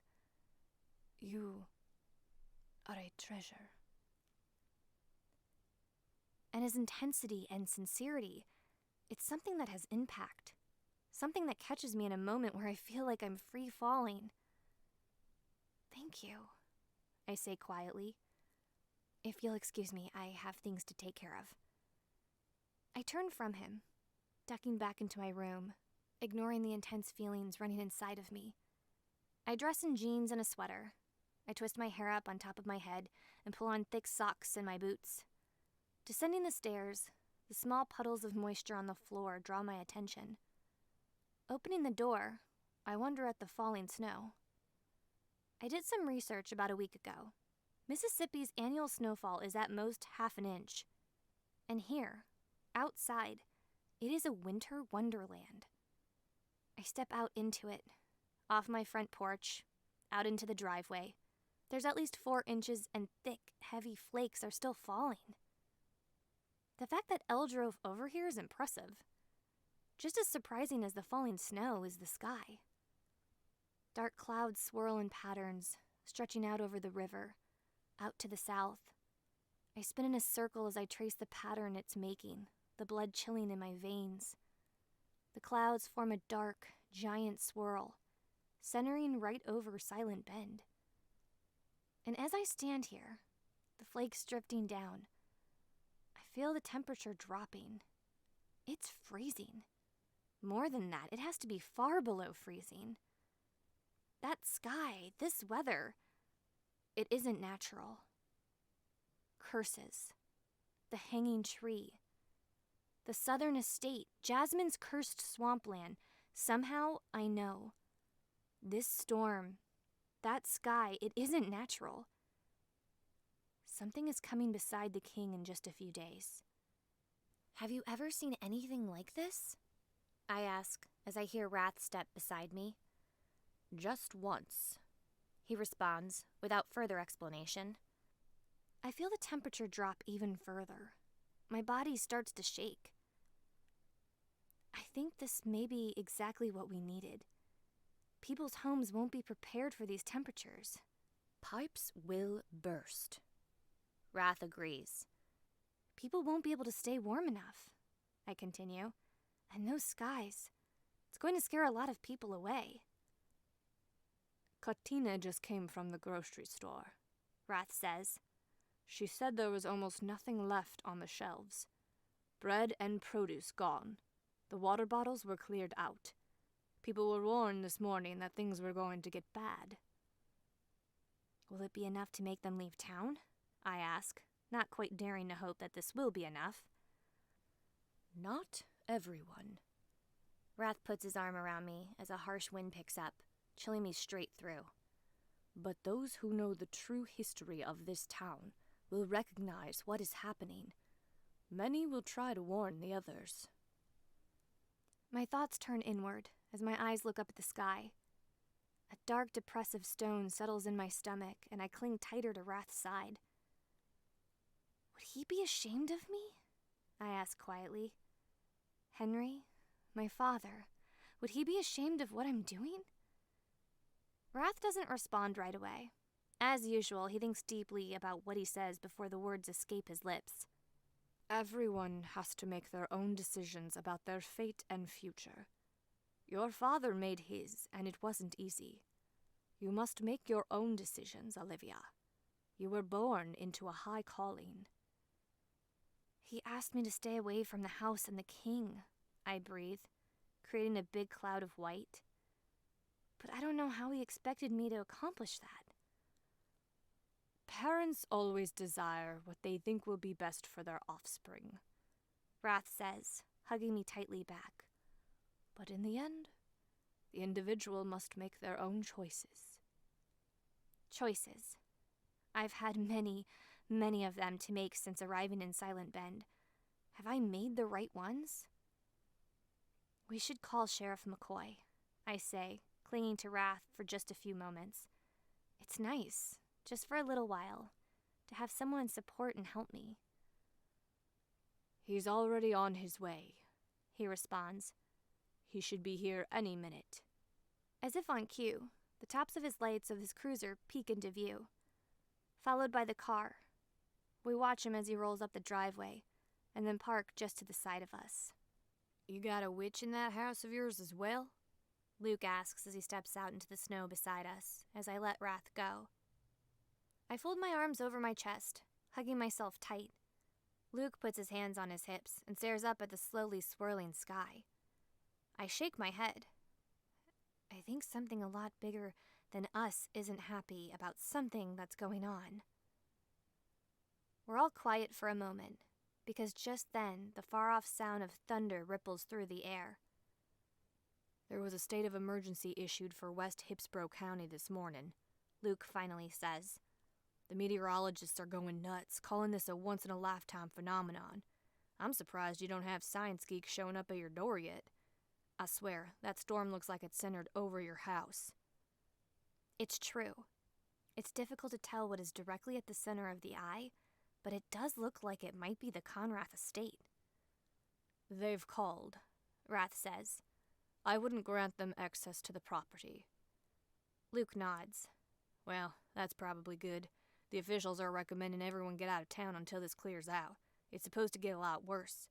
They're recommending people head up to Jackson or down to Biloxi. I nod, feeling something lift off my chest. That's good. Are people leaving? Luke shrugs. Some. I suspect more will by morning when even more pipes break and the temperatures reach 0. Are you going to be headed out of town soon? I ask, looking over at him. Luke meets my eyes, and there's complicated emotions there. It's easy to tell. Luke and I have come to understand each other, but he doesn't like what my presence here has done to his town. I'm needed here to protect and serve. I nod, because I knew that would be his answer. You going to be okay wherever you live? Enough water? Heat? Rath here had a pallet of water delivered to my place about an hour ago, Luke says, nodding in his direction in gratitude. And I've got a wood burner, so I'll be okay. I nod. I'd of course tell you you're welcome to stay here if you need, but that might not be a wise idea considering the house guest I'm about to be entertaining. Luke gives a small, humorless chuckle. I hope you've already dismissed your staff for a while? Rath nods. They all left about 2 hours ago. They've been given paid leave and an extended vacation to San Diego until I tell them it's time to come home. Luke laughs again. San Diego? Now there's a good idea. How about we all take a good long vacation until this blows over? And I chuckle too. The idea of a vacation seems so ludicrous now. So human and mundane. I'm gonna keep doing as much as I can to keep getting people out of here, Luke says as he takes 2 steps back toward his cruiser. You heard anything from Jasmine yet? I shake my head. She's laying low. You heard of any more attacks? 2 teenagers, he says, a hard edge to his voice. And a construction worker. We're up to 6 people from town now. I think that's part of the reason people are leaving. They're afraid. They should be, I say, and I hate that confession. Luke opens the driver's door. Alivia. I look back up at him. I'll be around, but I really hope I don't have to talk to you much until this is all over. So if you don't hear from me... I understand. I nod. He gives me a thin-lipped smile, climbs into his car, and pulls around the driveway and back toward the gate.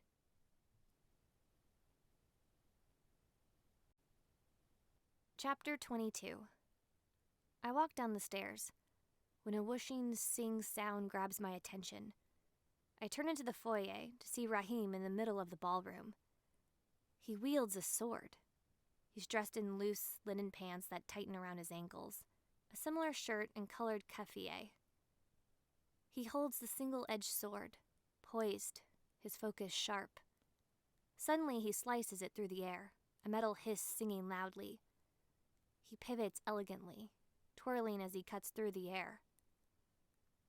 Rahim is graceful and controlled. The way he moves, it reminds me of a panther. Suddenly, he catches sight of me and he stills instantly. Our eyes lock for a long moment, and I'm sad his beautiful dance has ended. Please don't stop on account of me, I breathe. I want to come closer, but for some reason I do not dare. Would you like to try it? He asks. There's a certain degree of hopefulness in his voice. I swallow hard. I hesitate. But finally, I nod. I cross the space and enter the ballroom. Carefully, Rahim hands the sword over. It's heavy, heavier than I expected. It's exceptionally long, so it's awkward to balance. Like this, Rahim says, holding his hands over mine, standing behind me, showing me how to properly hold it. His skin is rough in patches where calluses have worn in and smooth in others. His touch is warm. He keeps his hands over mine as he slices through the air, hardly even jostling me as he does. Knees bent, he says quietly into my ear. I do as he says and our bodies brush. A spark of electricity ignites in my navel. He helps me cut through the air once more. Very good, he says low. I glance over my shoulder at him. His dark eyes meet mine and hold. And I'm feeling things. Things that I thought I buried deep. How did you find out about me? I ask, because I cannot handle the intense feelings wrapping around the two of us. The spell relieved, Rahim moves my hands again in a stabbing motion. It was an anonymous letter sent, he says. They informed the king the moment you arrived. So it wasn't Jasmine. Wasn't any of her then house members. Someone from town, maybe.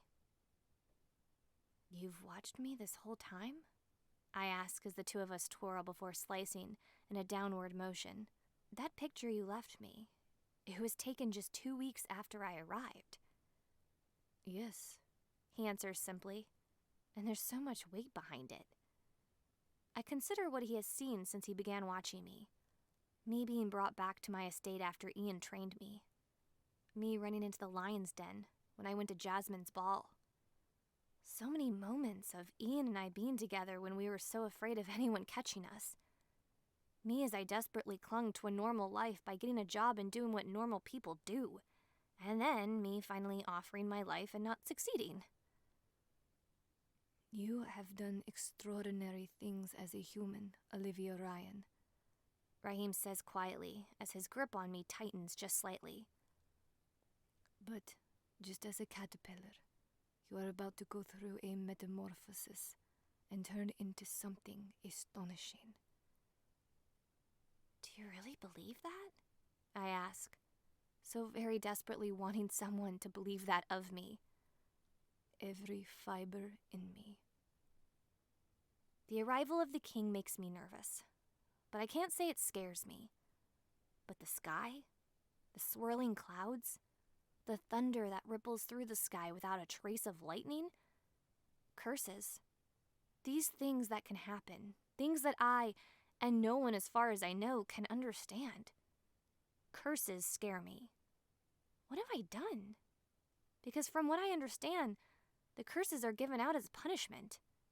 King Cyrus was cursed with craving the blood of his own former kind for messing with nature and science.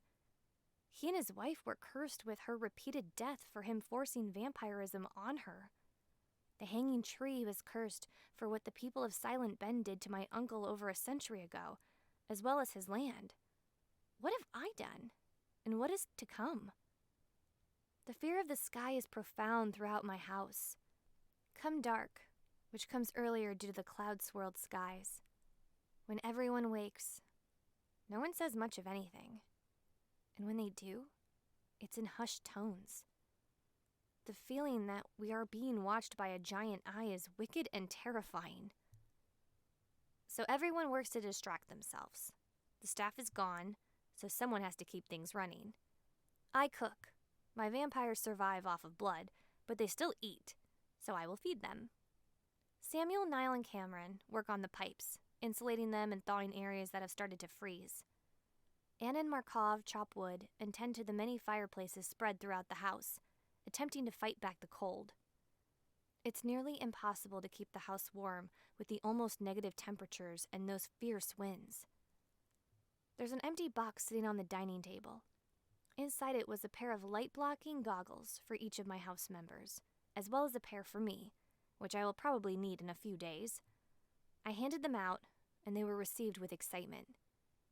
They've worked throughout the daylight hours without issue since. 48 hours.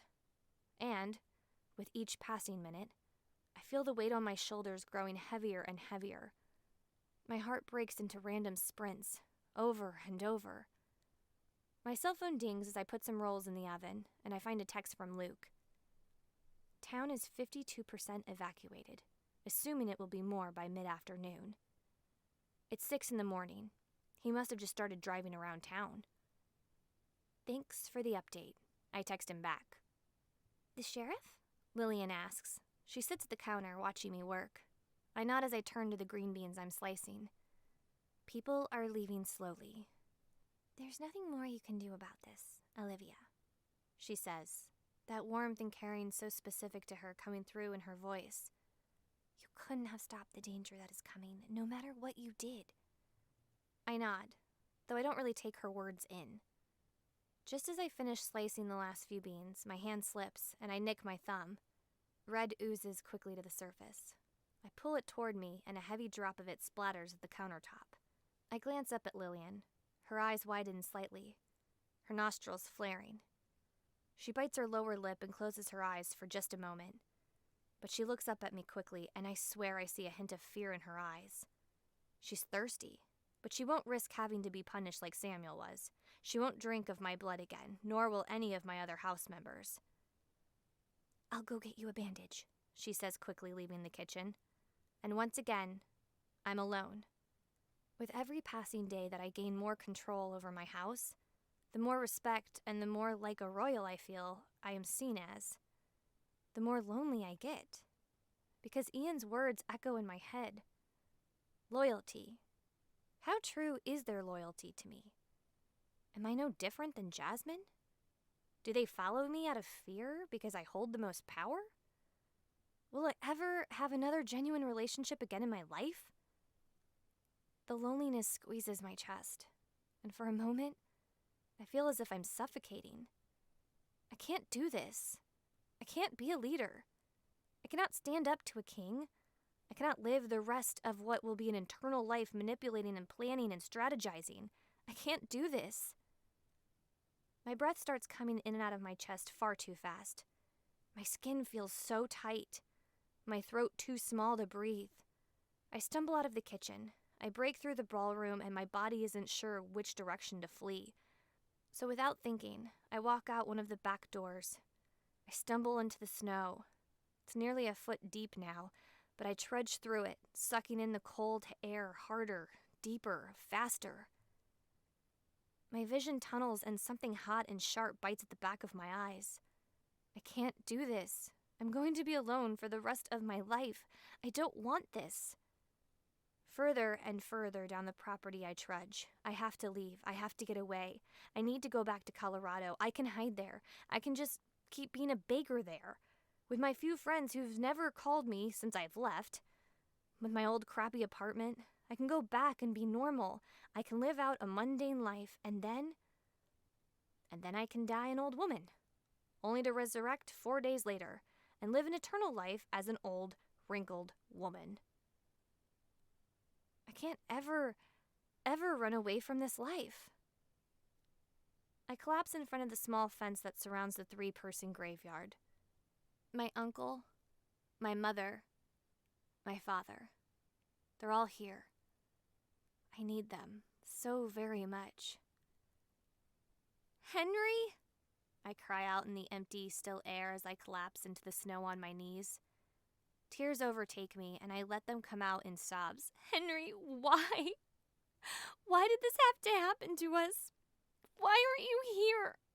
I need someone to tell me how to do this because I can't. I suck in the air as the tears continue to roll down my face, and I let the monster out of the panic attack eat me alive. This is too much. I fall forward, barely catching myself on my hands as I sob, my hot tears dropping into the snow and melting it. My face begins to feel numb, and I can't feel my knees or hands as the snow and the temperatures freeze them. Minutes, hours, I don't know how long passes, but it's all just one long circle of self-loathing and pain and uncertainty. And I just cry all the harder when a semi-warm hand rests on my back. I don't turn to see who it is. I don't want it to be anyone because someone's presence means I have to be Alivia Conrath again. And I have to be strong and lead, and I just can't do it this second. But the owner of the warm hand doesn't say anything. No words of concern or comfort come. The hand just stays there as I continue to cry. My shoulders shake and my nose runs, and soon I've got hiccups. Slowly, The hand pulls more and more of me to them until I'm cradled against a warm body. I don't open my eyes, though, because as soon as I do, I'm going to have to feel shame that one of my house has seen me weak. I'm going to have to return to the reality I cannot run from. So I keep them closed, even as I feel us stand, even as I feel us start walking back for the house, even when we walk back inside and up the stairs, and I keep them shut when I'm laid on the bed and someone pulls off my boots, when that someone crawls back in the bed with me, tucks their arms around my trembling frame, and pulls me close. I keep my eyes shut and pretend I'm nothing at all.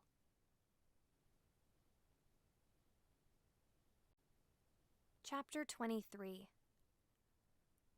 A low humming pulls me from sleep. It's deep and reverberates from a large chest through my own. It's exotic and foreign and completely beautiful. I lay on my side, facing the window that looks out over the river. The curtains are pulled back just slightly, letting in a small sliver of gray light. Warm arms still encircle me, holding me firm but gently. I'm tucked in tight, warm all the way through. The humming once again pulls my focus to the person spooned against me. I rolled toward them, my heart picking up speed. Rahim's black as night eyes stare down at me.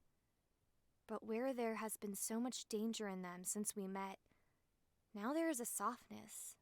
They are open, and they do not judge me. "Welcome back," he says with that beautiful accent. I stare at him, analyzing this moment. He did not ask what caused my break, or if I'm feeling better. He didn't criticize me for having a mental shutdown. Welcome back. He just accepts. "Thank you," I say. My eyes drop from his momentarily, embarrassed by our closeness. As if sensing this, he readjusts his position so our bodies are no longer fused together. Neither of us says anything for a long moment. Rahim studies me and I look at the ceiling. Finally, I sit up, pushing my wild hair out of my face. There's something shifting in the air here.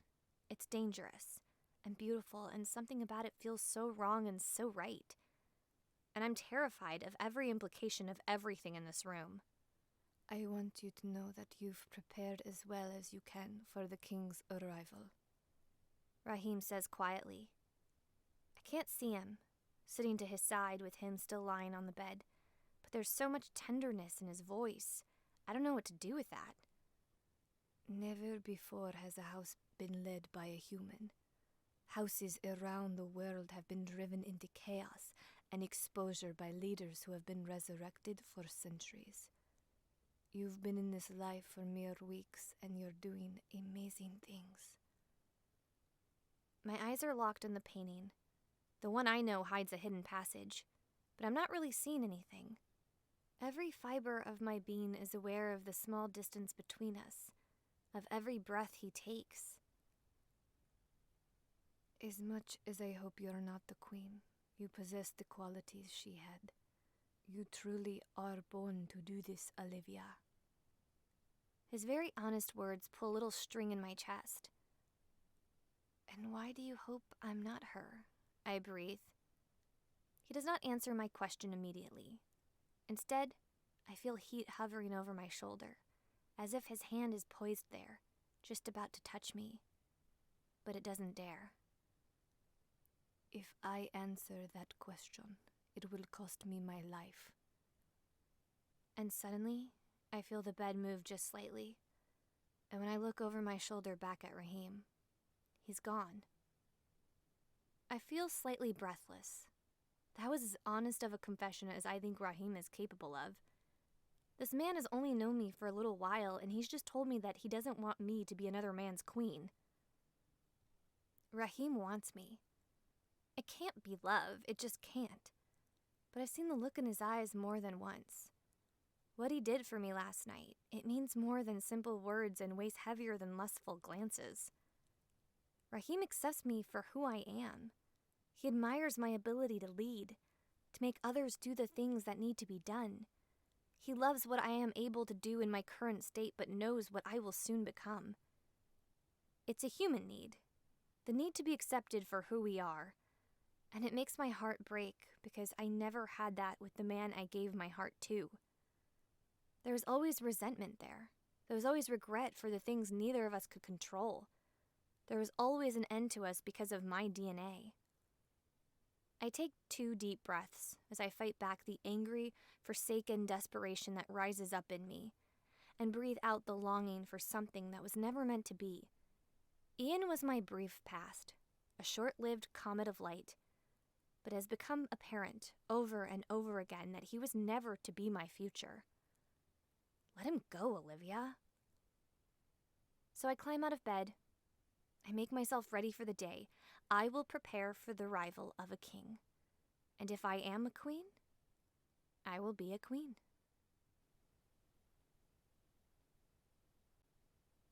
Chapter 24. The snow is over, 1.5 feet deep now. As darkness blankets the town of Silent Bend, the ominous clouds overhead continue to circle. The thunder ripples through the sky, the flakes continue to fall. The gauge on the front porch reads 2 degrees. The last text I received from Luke said roughly 90% of the population had evacuated. I breathe just a little easier. Samuel drives the tractor I didn't know we had, clearing the snow from the driveway. He's also worked at clearing the snow from the roads leading to our house from the main highway. He comes back with reports that the snow trickles off immediately outside the borders of Silent Bend. When there's little more we can do to prepare for the king's arrival tomorrow night, I stand in the library next to the fire. My eyes fix outside the window, though it's pitch black and my human eyes can't see a thing. What do you know about curses? I ask quietly. Markov sets his bourbon on the side table and crosses an ankle over a knee. Very little. Please tell me what you do know, I encourage. He takes a moment to collect his thoughts, all 200 years of them. I knew my father was a vampire. He could barely be called a man, himself having resurrected at just 15 years old. My mother was a woman he raped in the local village and kept in captivity until she gave birth to me. And even just these short statements he shared are enough to make me understand why Markov is the way he is. As soon as I was old enough to be weaned from her breast, he drained her dry, and he told me the story as I grew up of how he threw her body into the frozen river, how she broke through the thin ice and slipped under the surface. He watched her body slowly float down the river, beneath the sheet of ice. He grabs his glass again and takes a sip. My eyes slide over to his face. His eyes stay fixed on his glass, and while his expression is eerily calm as he tells this terrible story, there's something different there, in the slight tightening around his eyes, in the downturn of his lips. She floated away, down the river, never to cross his mind again. He continues as he sets his drink on the coaster again. But from that day forward, my father would never be warm again. His skin was ever as cold as the ice water he threw her into. I find myself rubbing my hands over my arms, attempting to warm my own flesh. We as a species aren't the warmest creatures, Markov says as he looks up at me. But he was frigid. There was nothing natural about it. My father cursed himself. What happened after that? I ask, morbidly curious about the toddler Markov and his demented young father. He raised me as a vampire, though I was still human, he says, and when he does, he looks away from me. Taught me to hunt, not animals as the rest of the few people I knew did. No, we hunted those like me, being with heartbeats and 2 legs to run on, beings with lungs and vocal cords with which to scream, and he made me drink their blood. My stomach rolls. I feel my face pale. I became so good I could hunt anyone by the time I was 11. He taught me well, trained me to be the most deadly vampire there would ever be when I reached a prime age to resurrect. But my father, he made a mistake. What was that? I hardly dare ask. My hands shake just slightly and I lace my fingers together to attempt to calm them. He taught me too well, Markov says as he stares into the flames. I grew bored with such easy prey. They moved too slow, they didn't fight back. So one night, I set out after new prey. A challenge. I feel my stomach drop. Your father? Markov gives the smallest of nods. Yes. He does not say more for a long minute. He stares into the flames, and I can only imagine the carnage he's seen in his mind's eye. The blood, the ice-cold flesh. I know very little about curses, my dear queen, but I lived with one for the first 11 years of my life. So you understand, being what I was, I felt no rush to resurrect and become like him. Yet I know something had to have changed into the last 200 years he's been born, because Markov loves being a vampire. There's so much history to the members of my house. Anna, who pretended to be a boy and fought in the Revolutionary War. Samuel, who was bred and groomed to be a vampire. Lillian, a fashion designer, mugged and murdered in the streets. Niall with a simple slip on the ice. Cameron, so very human, making such a human mistake with drugs. And Wrath, who is devoted to my father, but whom I know almost nothing about. Another jolt of thunder rips through the sky. Why does it look like I'm about to receive my own curse? I breathe quietly into the night. What have I done, Markov? And he doesn't have an answer for me. No one sleeps that night, or rather, day. Most of my house members stay in the ballroom, where Cameron is attempting to keep everyone entertained with a game of charades.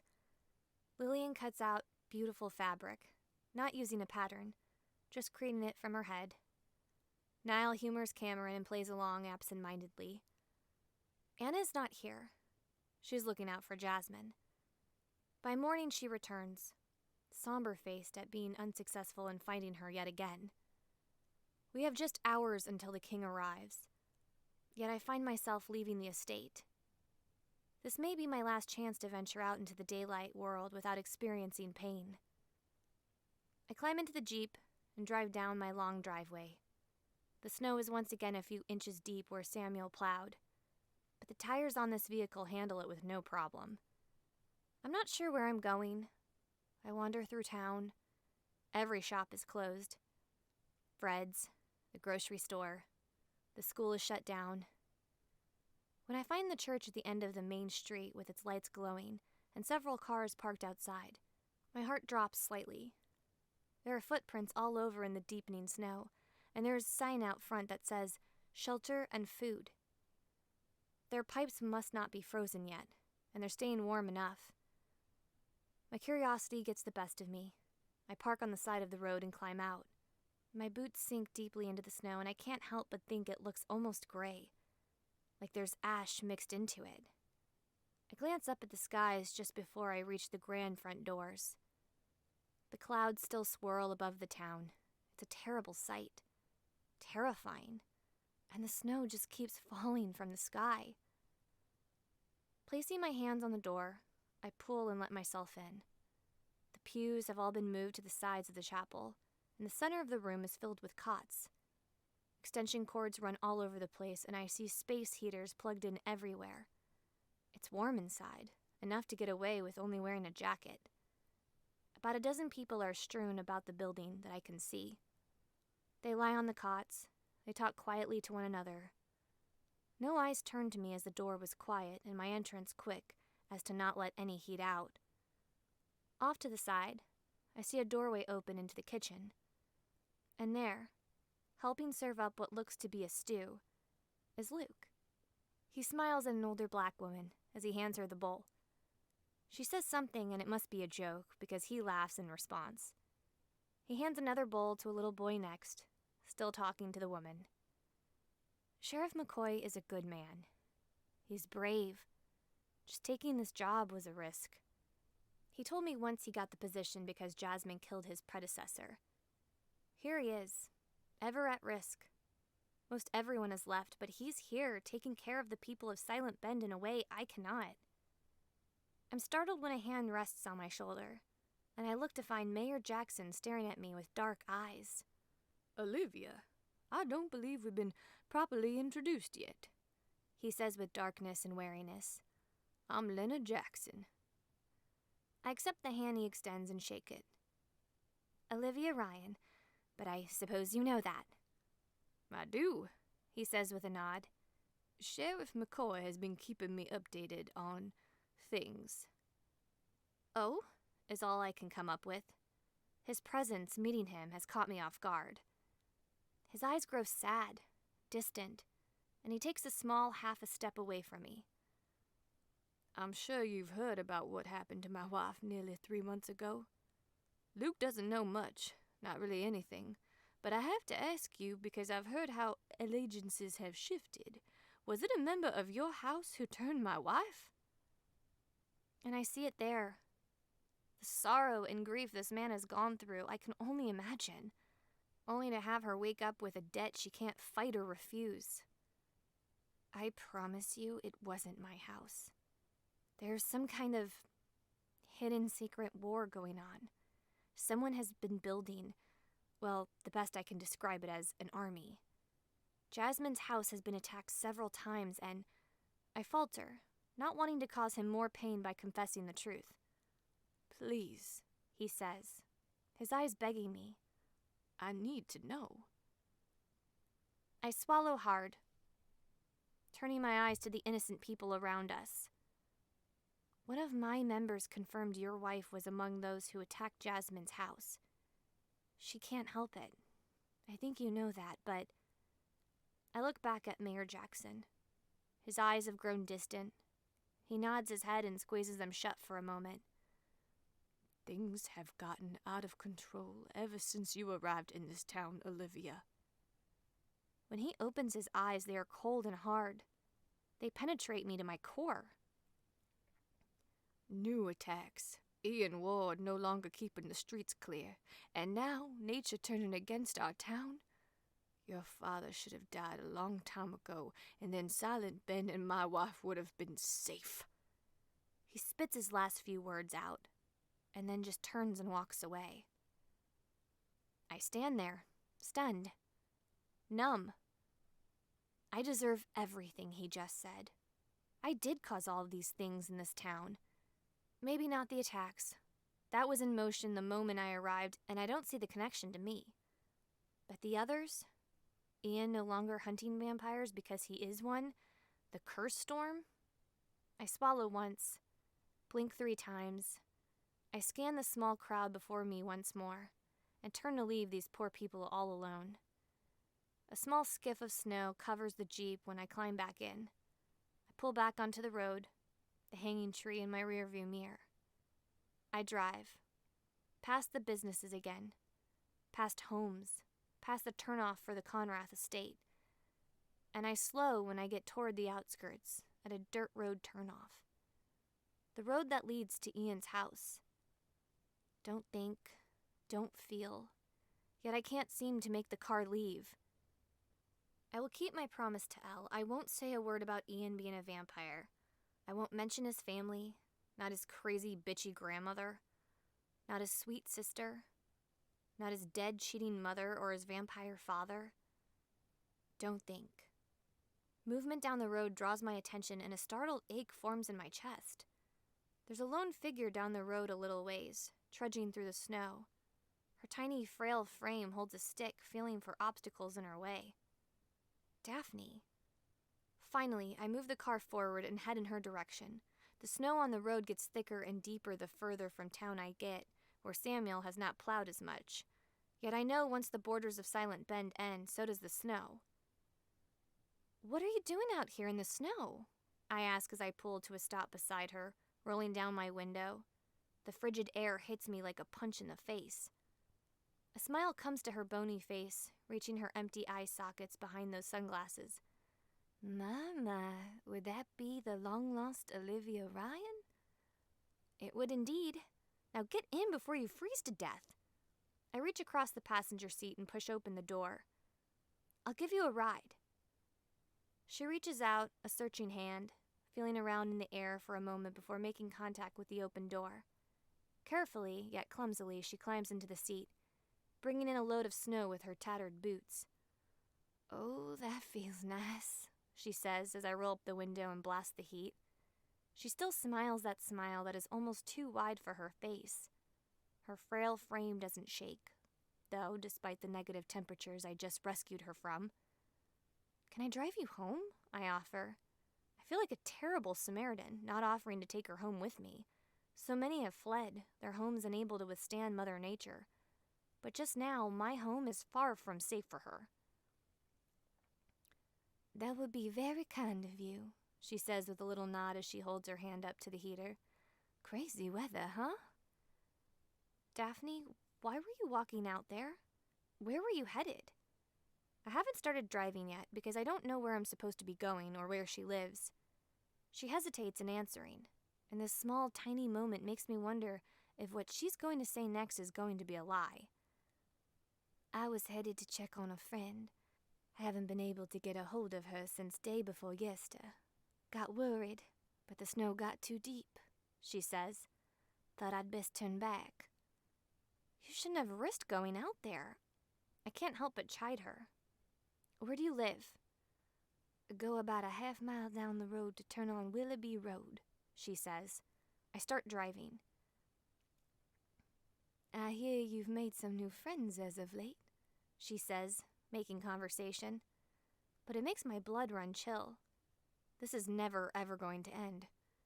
"Where did you hear that from?" I ask. "It's a small town. Word gets around." My lips form into a thin line and I concentrate on the road ahead. "I think it's great," she continues. "It's easy to feel alone in these small little towns. Everyone needs someone." I look over at her, her empty, sightless sockets turned out the front window. "Do you have someone?" "Oh," she says, waving a hand, "I've got friends all over." Yet I've only ever seen her alone. I see the sign for Willoughby Road and turn onto it. How far down this?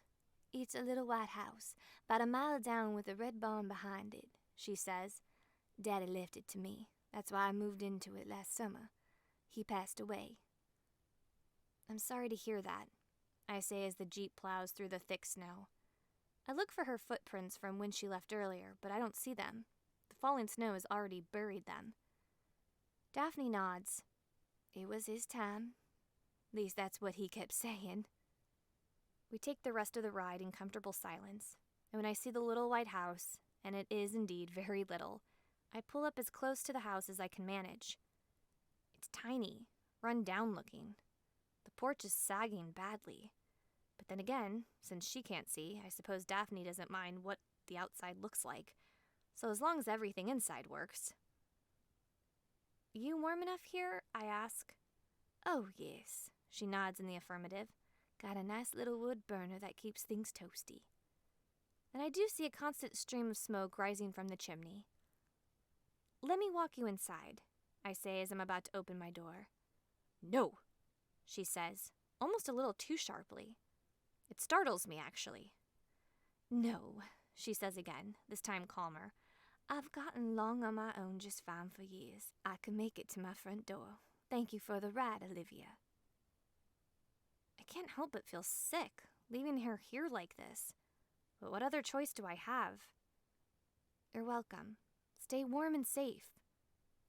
She climbs out, turning back for a moment. "You too, my dear. You too." She closes the door, and I watch until she waves to me from inside, just before she closes her rickety-looking front door. Pulling back on the road, I slowly make my way back. I glance at the clock when I get onto the main road. 11 o'clock. Less than 8 hours until dark. Less than 8 hours until the king will likely arrive.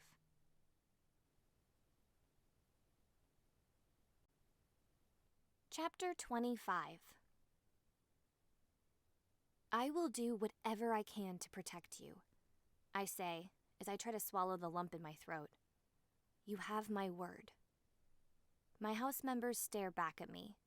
We have gathered in the library, and suddenly we feel so few. 6 vampires. 1 unknown. 1 spy whose motives I feel are shifting. And me. 9 is nothing. They each wear their best. Lillian in a spectacular gown.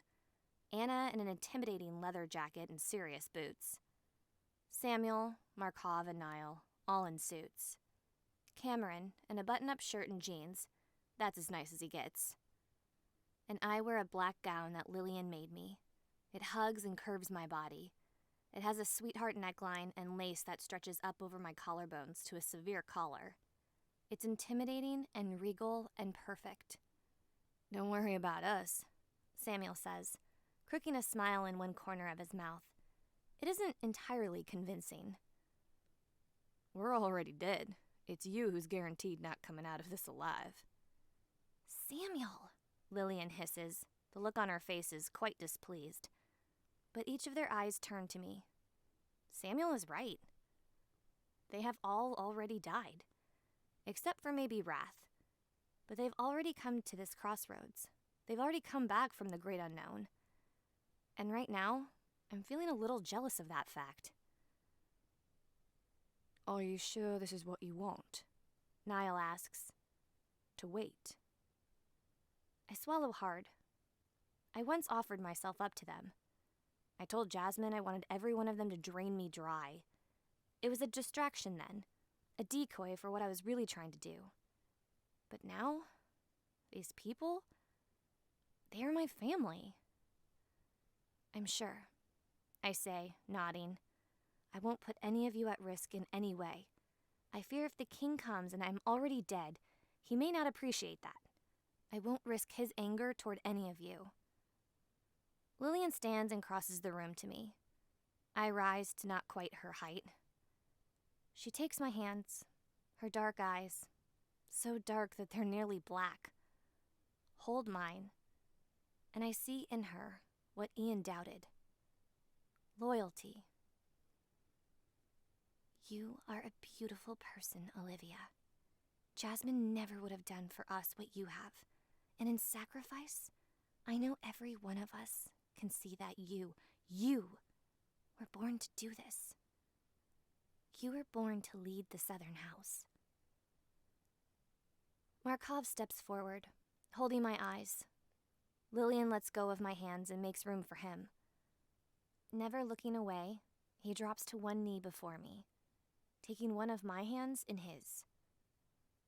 "I've lived a long life," he says. "and I know how rare it is to find a leader worth following. Alivia Ryan Conrath, I pledge my fealty to you and your house." He presses a gentle kiss to my hand, holding it almost in reverence. Samuel kneels next to Markov. My heart leaps into my throat as I feel this heavy weight anchoring us all together. It is something that will change everything. He takes my hand in his.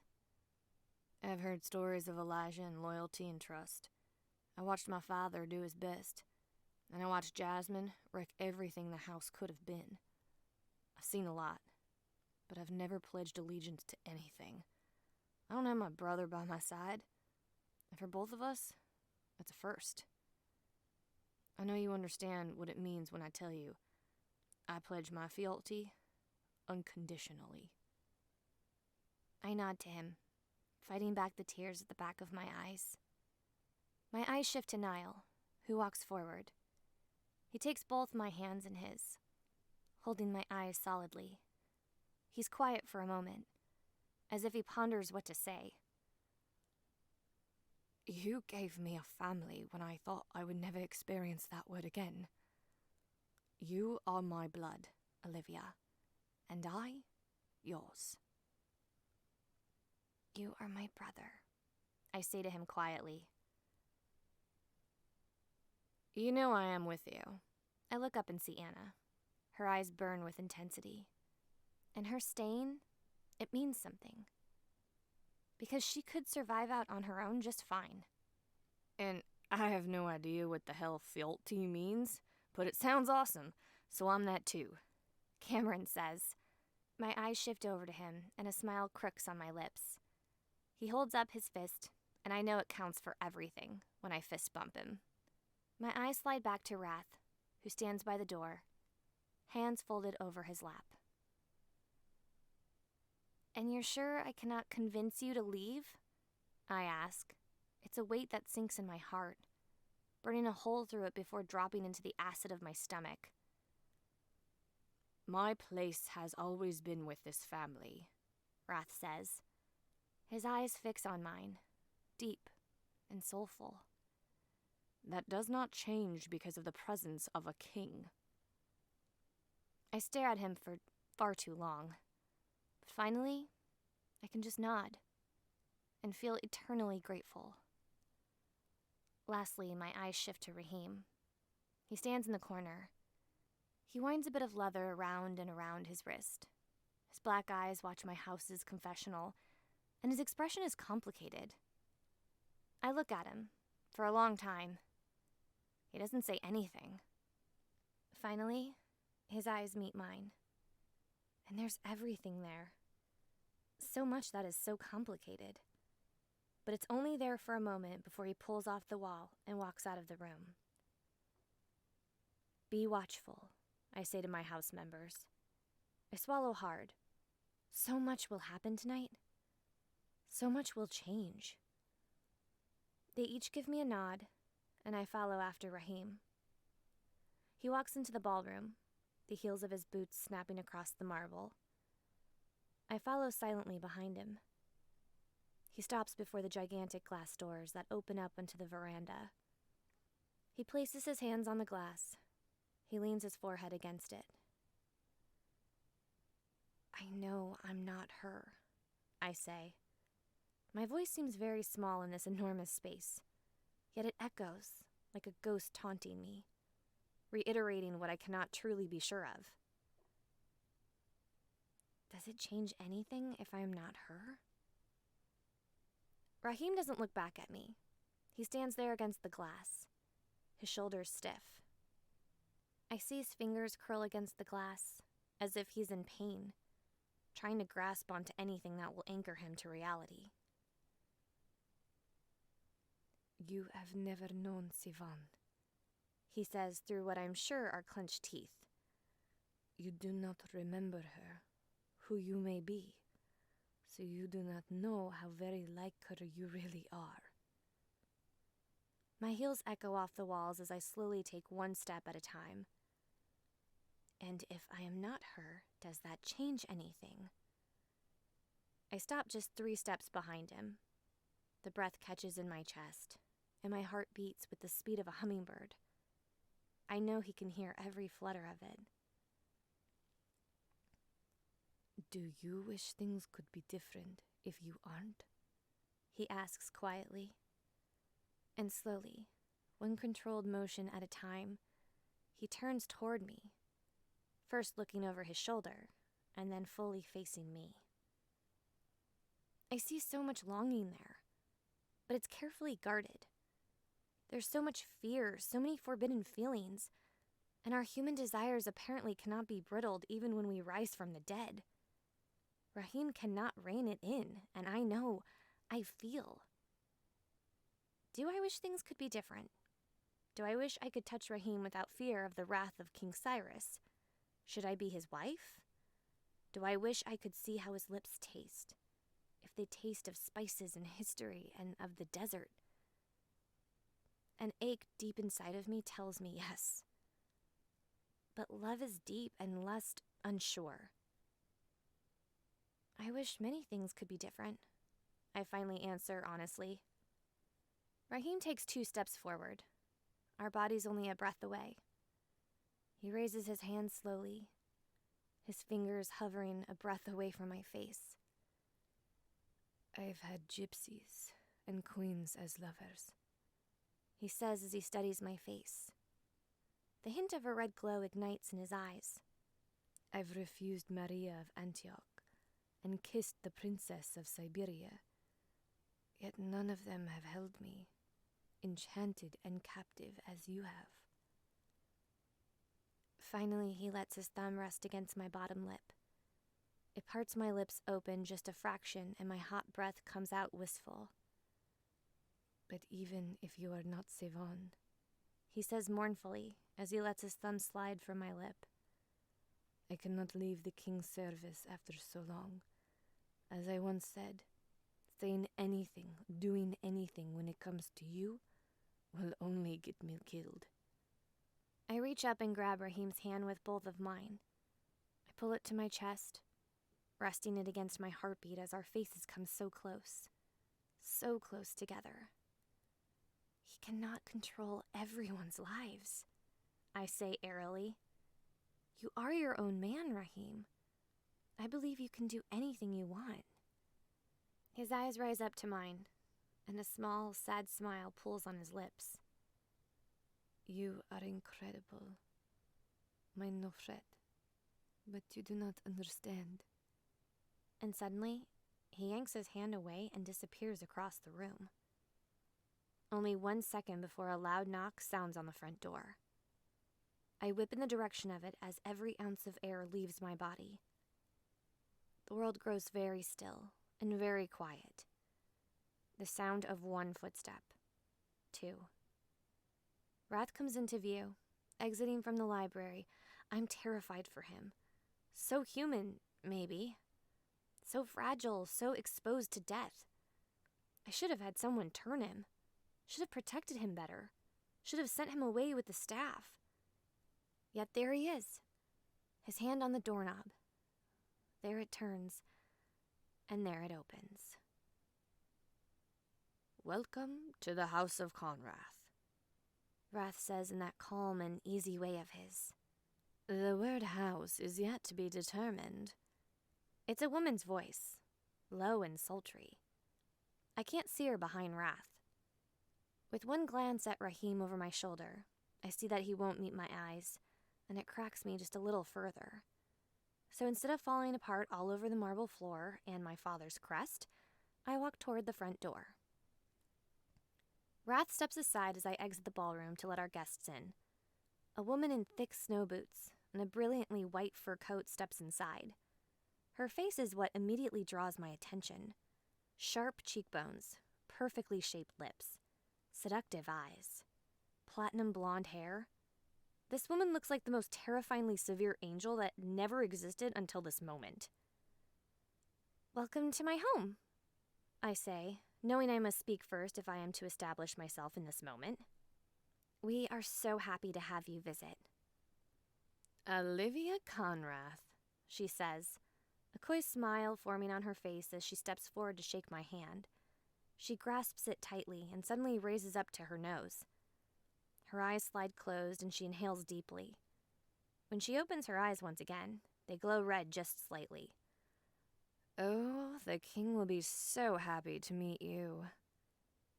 It throws me off, the animalistic greeting of smelling me, but these are vampires and they are not actually human any longer.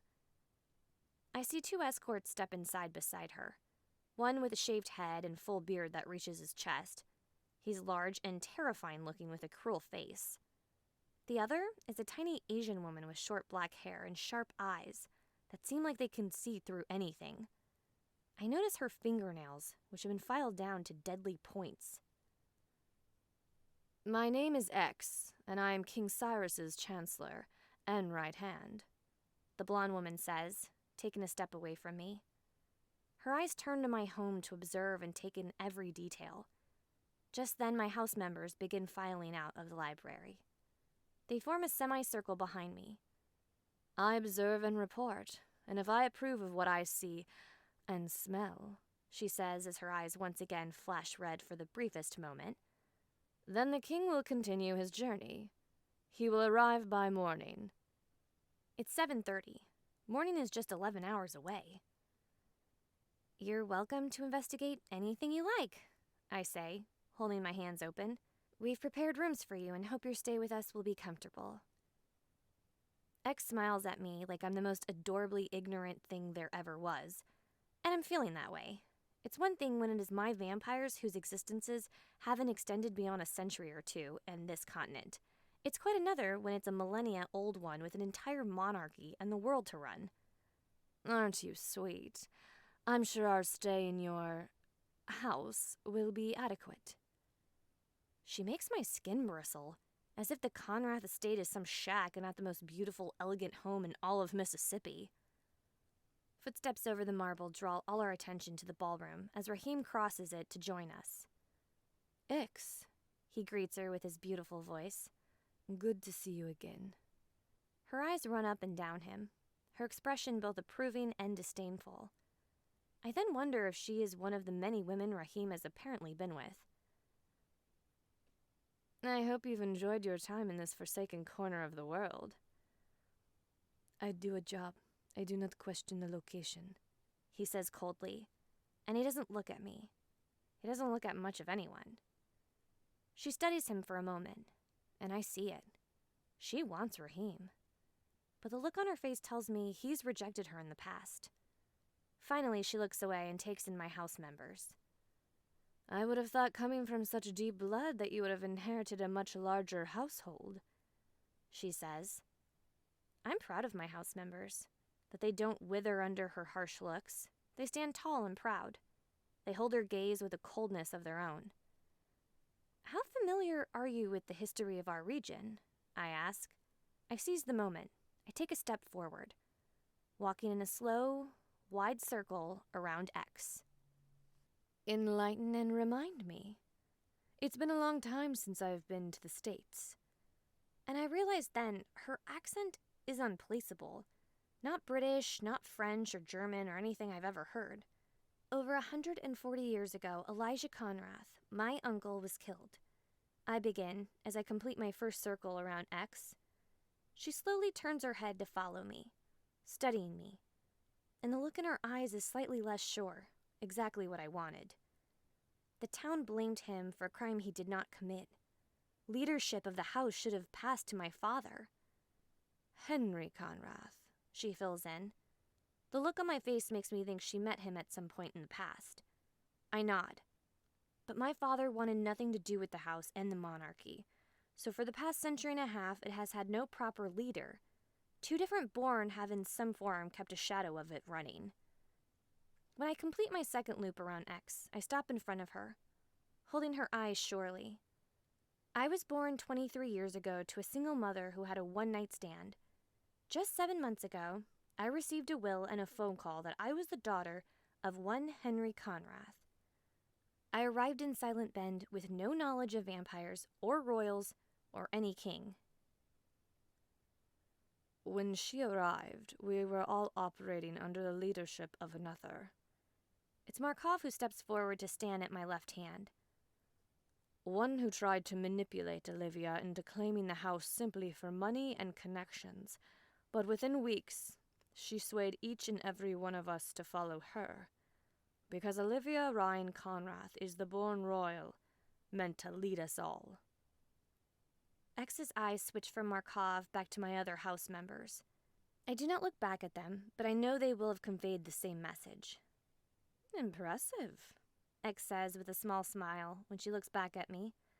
No upbringing, no training, no connections, yet here you are, and here they are. I offer her a small smile. So you see, you'll have to excuse our small numbers. Rebuilding takes time. Of course.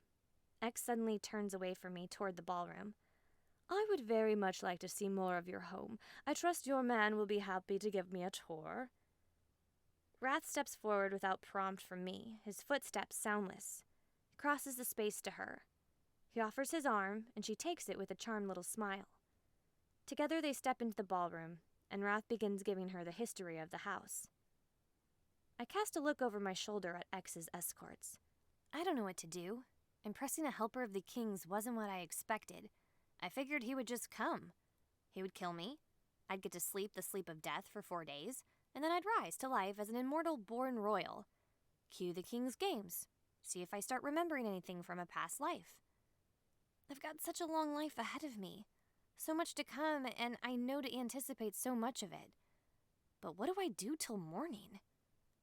My phone dings from a side table in the foyer. Grateful for the distraction, I grab it.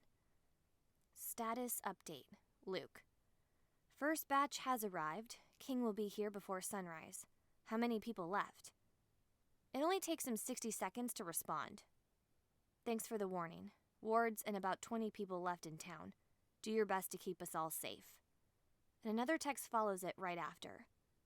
Nice knowing you as a human. Good luck. I look up at those around me. My house. Rahim. X, who I can hear talking to Wrath down the hall. Someone is going to kill me. Soon. Who is it going to be? Can I take my life into my own hands? Will Cyrus give me a chance? Remember, the dying part is easy. Samuel. I turn back to see him, staring at me with something like sympathy in his eyes. It's okay to be scared, Lillian says, and I see how worried she is. She cares about me. She knows because she can hear my racing heart. No one can judge you for being scared about death. It's kind of nice knowing you're a little worried about this, Cameron jokes. I was beginning to think you were some inhuman machine. I crack a small smile for his benefit. Can you please give us a moment? Markov asks of the guards. They look at each other, an unspoken conversation happening between them. After a short pause, they step outside the doors. They close in a flurry of snow. My house circles around me, and something bites at the back of my eyes. Niall steps in front of me and places his hands on my shoulders. Deep breath in and out. Try closing your eyes. So I do. My eyelids slide closed. I focus on my breathing. 1 deep breath in, 1 out. Repeat. We will make sure it is quick and painless, Anna says. I feel her take my right hand. Someone else takes my left. No more anticipation, Markov says. And you will move on to the rest of your life. The next great adventure, Lillian says. Slowly, very slowly, I feel my heartbeat slow. My anxiety ebbs, and that calm, unafraid demeanor I held such a good grasp on for so many weeks returns. My eyes slide open. Thank you, I breathe. X takes her time touring the house. She instructs Wrath who will be put where. The king will be traveling with 8 others, in addition to the 3 that are here now. She deems the room we set up for Cyrus adequate, though she warns me he will likely wish to share my room soon after my resurrection. That makes my heart rate spike. She keeps herself busy with Wrath for hours with plans for food and banquets and snow removal. I have to do nothing at all, but sit and wait. 1 o'clock, 3 o'clock, 5 o'clock. I sit very calmly in the library, facing the portrait of my father. My eyes study his face. Our same eyebrows, our similar lips, the dark hair, his stern eyes. I wish he had some advice for me. Then again, I suppose I do have some, given in the form of a letter when I very first arrived. Stay away from the royals.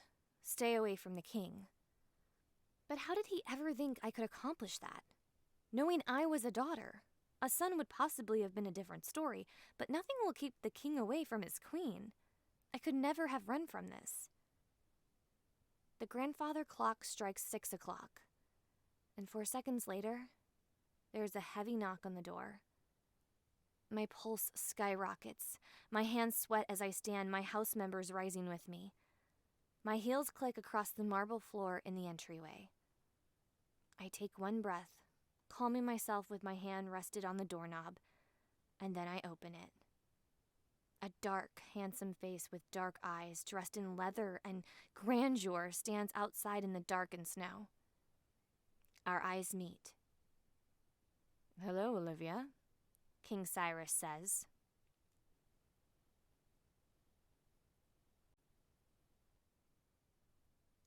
Chapter 26.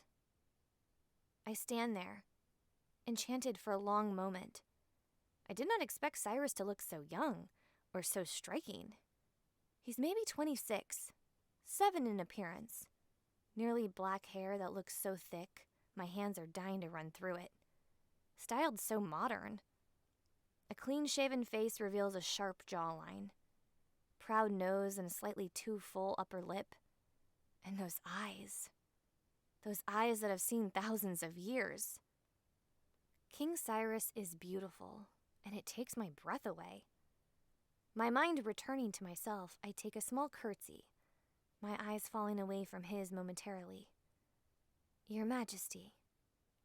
It's so foreign, so strange, Your Majesty, here deep in the South, where there has never been a king. Yet it's the most natural thing in the world. The man before me is unquestionably a king. When my eyes meet his again, a small smile pulls on his lips. He studies me deeply, and my heart aches for him. I know he's searching for his wife's features, yet her face is different every time she's reborn.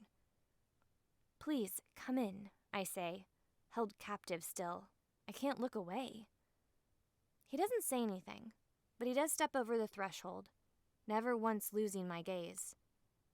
He crosses the space to me, and taking my hand in his gloved one, he raises it to his lips.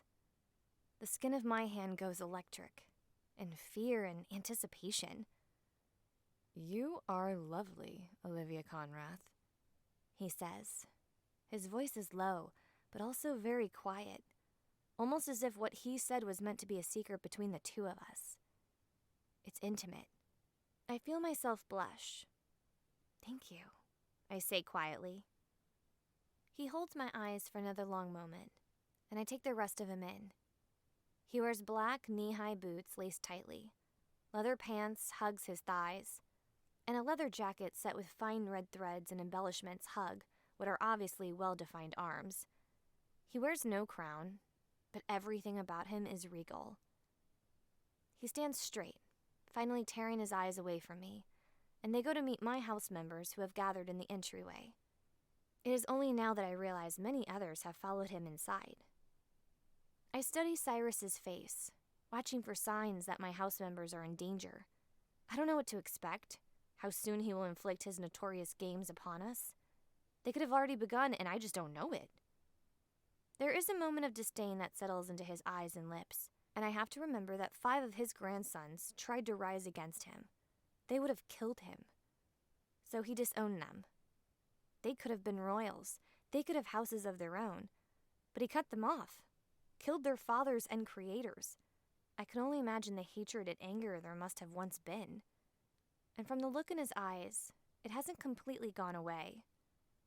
But the look only lingers for a moment before he puts on a slightly thin-lipped smile. Every one of my house members, to my relief, bows to Cyrus.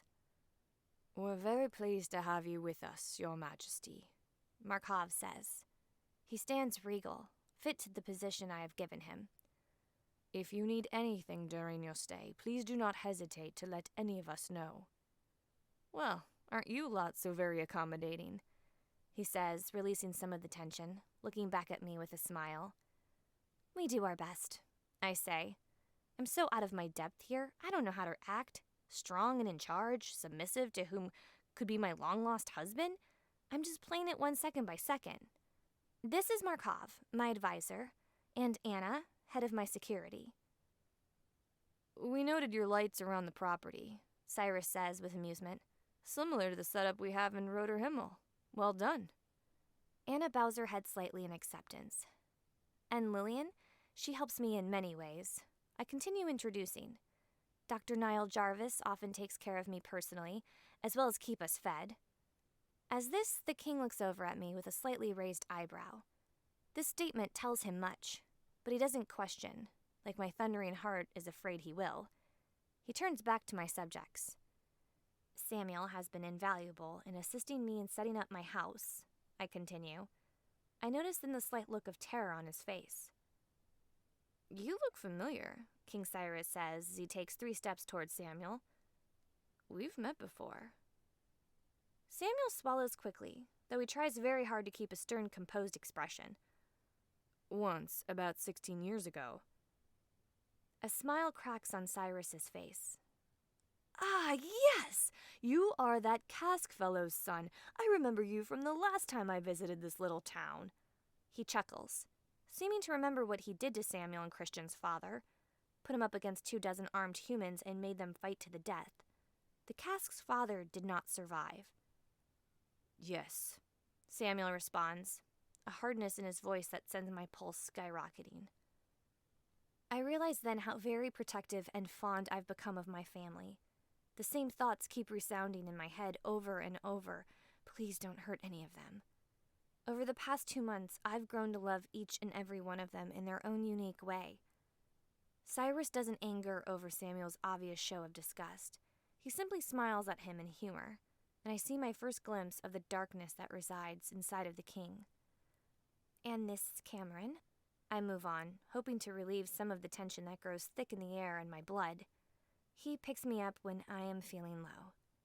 Cyrus finally tears his eyes away from Samuel, and they flick over to Cameron.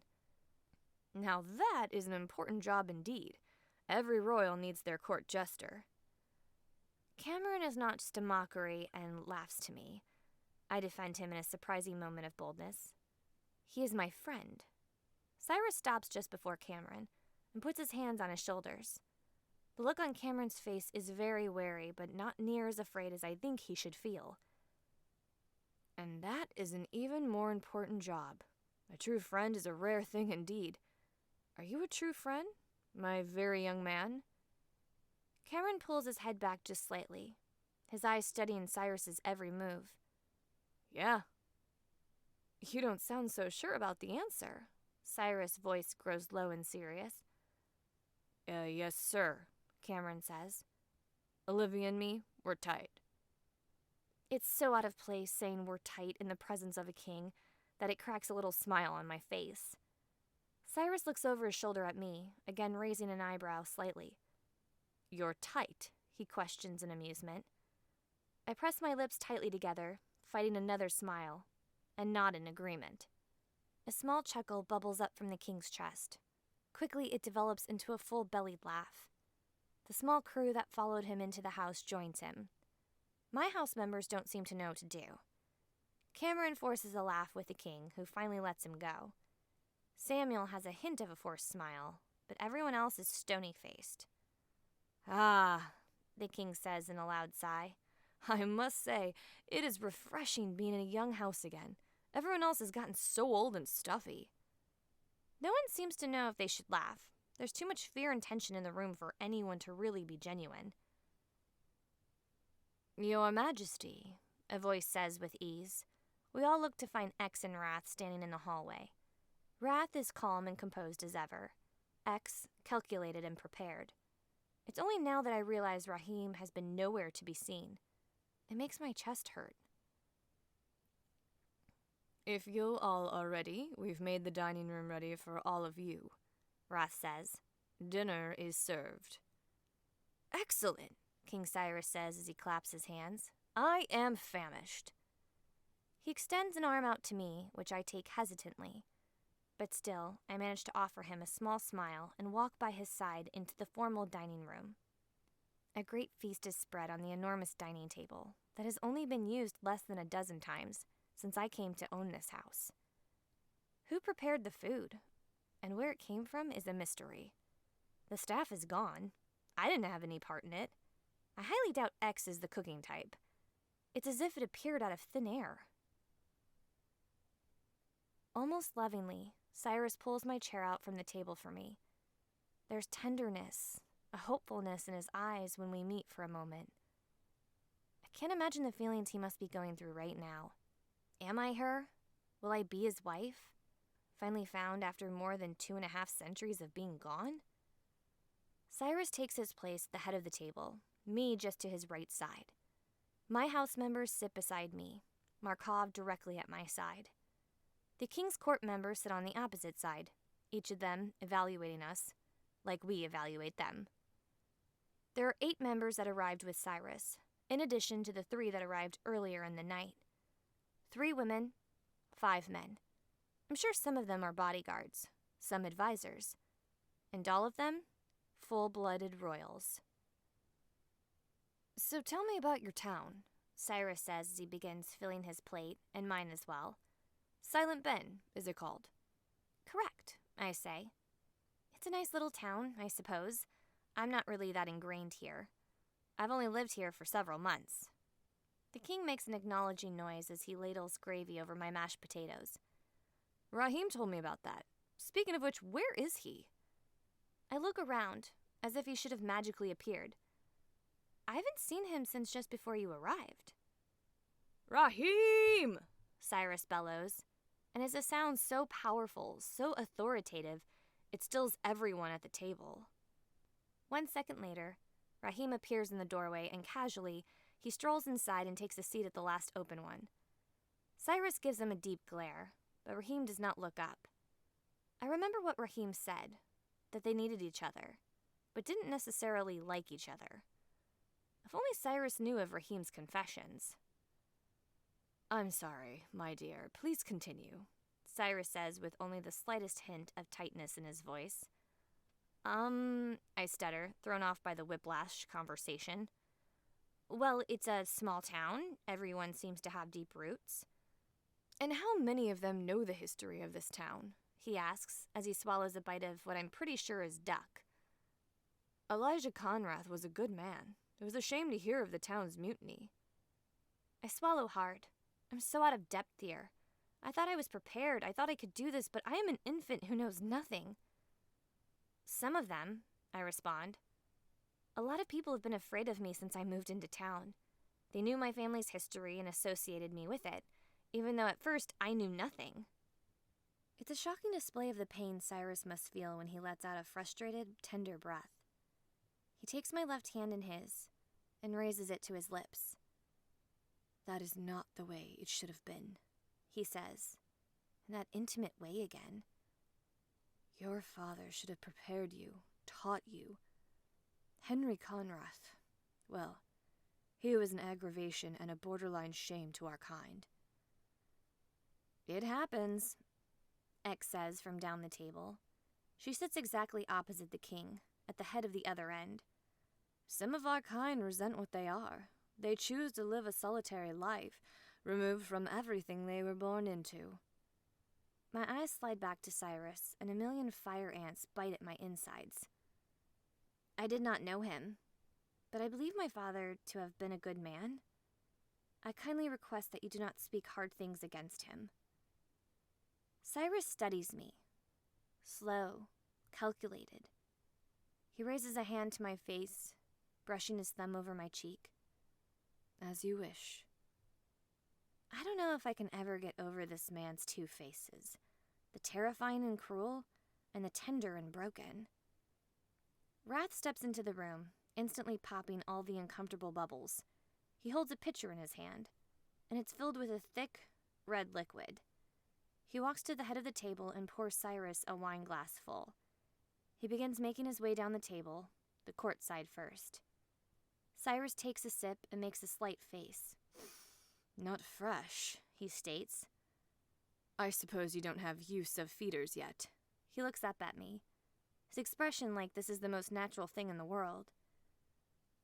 You do, however, have all of them to take care of. None of us have any complaints. And it means everything that it's Markov who says it, considering.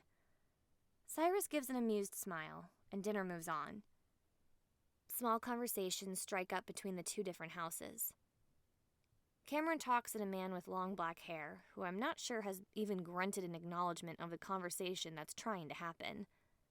Lillian attempts light conversation with pretty much everyone, but the court members only give short, stiff answers for the most part. Niall does manage to engage too from the court in a conversation. I keep hearing hints of England brought up in it. Samuel sits and eats, his face still white. He's the only one here that truly grasps what is coming. He's done this visit before, and it did not end well for his family.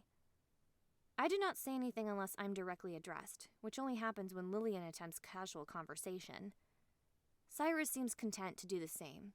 He observes, laughs at a joke Niall awkwardly cracks, and he listens. I get the feeling that he's simply biding time. I feel I know what is to come. The dinner drags on long. So long. 1 hour. 2. Finally, when we've been here, holding awkward non-conversations for nearly 3 hours, King Cyrus suddenly stands. Everyone else clatters back from the table to rise as well. Thank you all for a lovely evening. Or morning. I suppose it still is for my dear Alivia. Now you will have to dismiss the two of us. We have much to discuss. He holds a hand out for me. My eyes go to my house members. Their eyes are dark, or wide, or fearful. I swallow hard as my heart rate spikes. I look at each and every one of them. Is this a goodbye to them as a human? My eyes, which have not dared look at Raheem all night, finally catch his. But his expression is set, not giving away an ounce of emotion. So I look from him to Wrath. His composed expression is only betrayed by his eyes. There's fear, anticipation, uncertainty, fatherly protectiveness. But all he can finally do is give me a subtle nod. I take Cyrus's hand. It's warm and smooth, and it makes me want to run. All eyes watch as we exit the dining room, and I'm suddenly terrified when we step through the doors. We're alone. Is there some place we can talk privately? He asks. Talk. I swallow hard and nod, my hand still in his. I lead him up the stairs, down the hall, and into my bedroom. I close the door behind us, lingering against it for a thoughtful, reflective moment.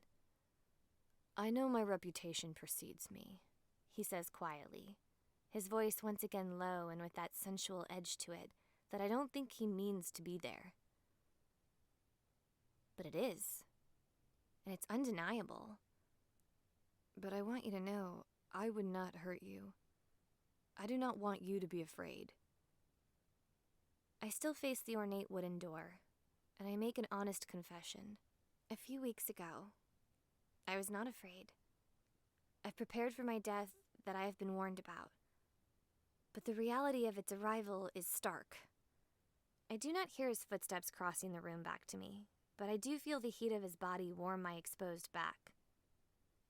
I do not wish for you to be afraid, he says as he brushes his fingers from my shoulder, across my back, moving my hair over my shoulder, exposing my neck. But I must be sure your blood is royal. My heart thunders, my palms sweat, and my vision swims. His lips brush over my shoulder, and I can't seem to help it when my eyes slide closed. One of his hands slides over my hip, around my waist, pulling me closer toward him. The bite will be quick. He doesn't wait for my response. His fangs sink into the flesh of my neck, and instantly, my mind goes numb and my body goes lax. I feel him take several long pulls, just as he promised. It's over as quickly as it began. He holds me close and secure as my mind clears and my body tries to recover. He licks the wound closed, gently. He helps me to my bed, where he helps me to sit. I note the small drop of my blood that escaped onto his lip. Did you get the confirmation you needed? And suddenly, there's a tiny spark of hope. That Henry was not my father, that I'm not his daughter, and I have nothing to do with this paranormal world. There's no doubt, Cyrus says as he pushes a stray lock of hair from my eyes. You are the descendant of Dorian, a born royal. I let my eyes slide closed as the weight of everything that means settles onto my chest, never to be lifted again. I shouldn't have hoped, shouldn't have imagined. I knew, without a doubt. My eyes are still closed when I feel a warm, soft hand run up the side of my neck to caress my cheek. Cyrus's breath warms my neck as he runs his nose up the other side of my throat. Softly, gently, I feel his lips brush behind my ear.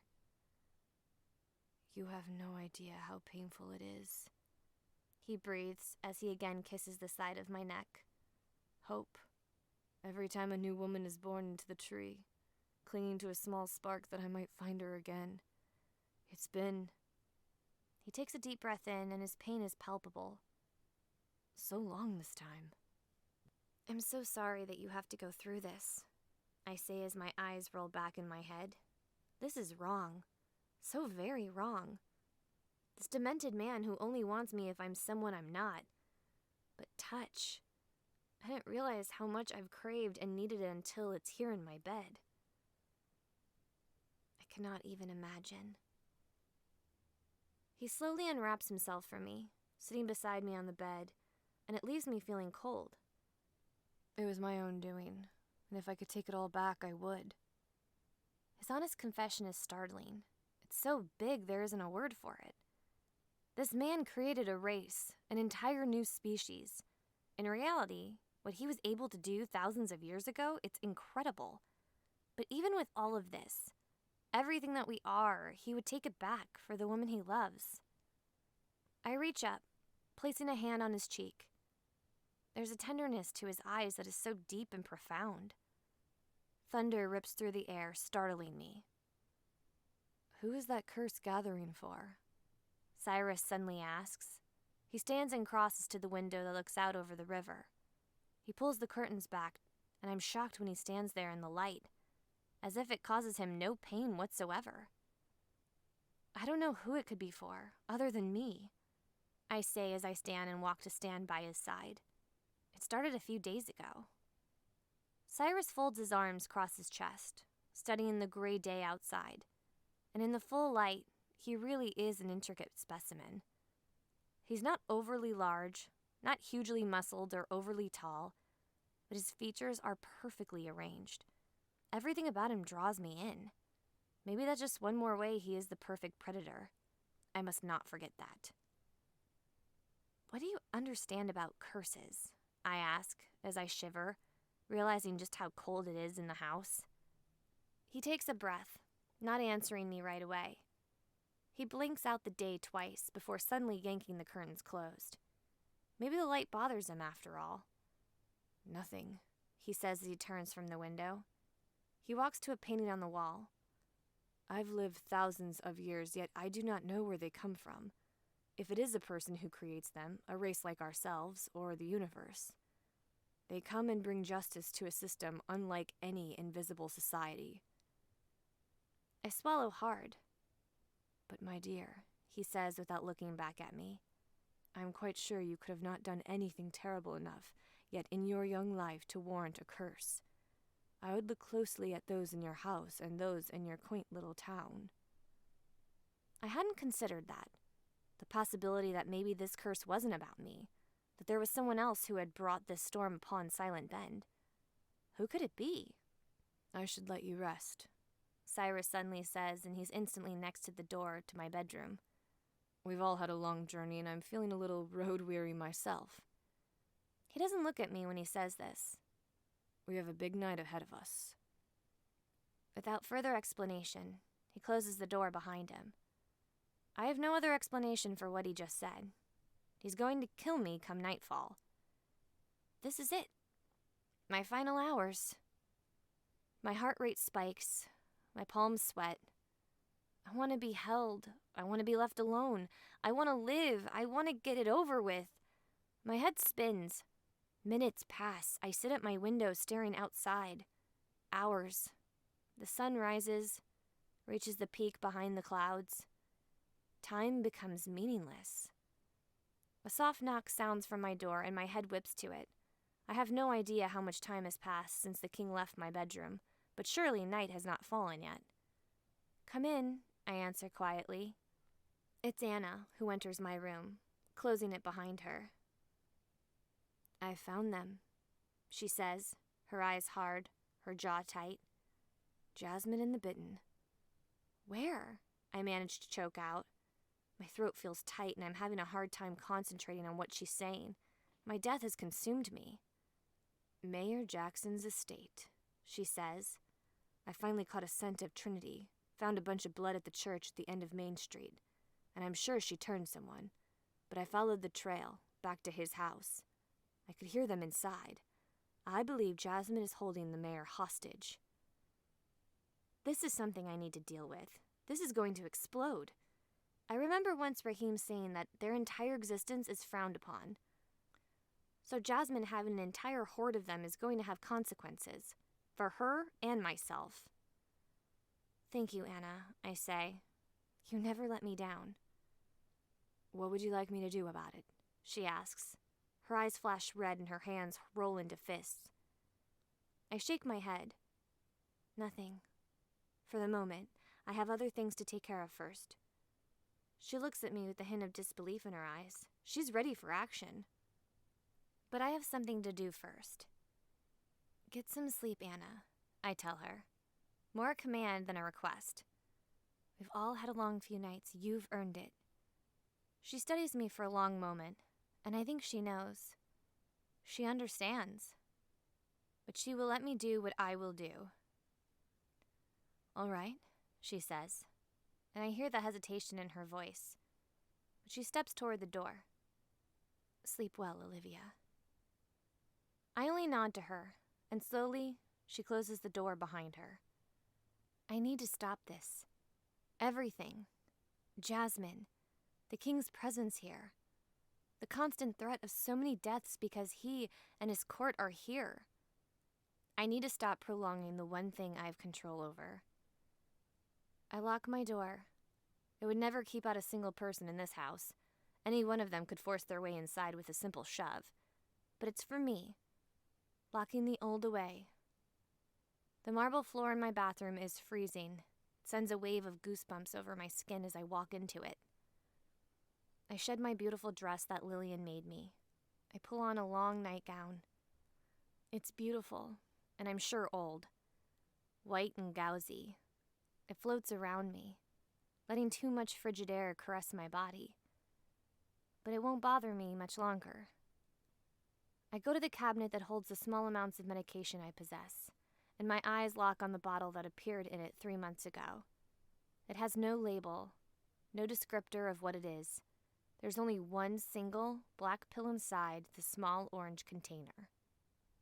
But I have no doubt what it is, or who placed it there. Wrath has loved me so well and been so loyal.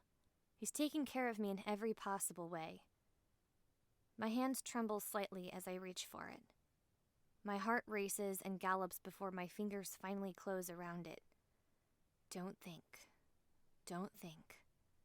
The bottle is suddenly open. The pill is in my hand. I look up at myself in the mirror, studying myself.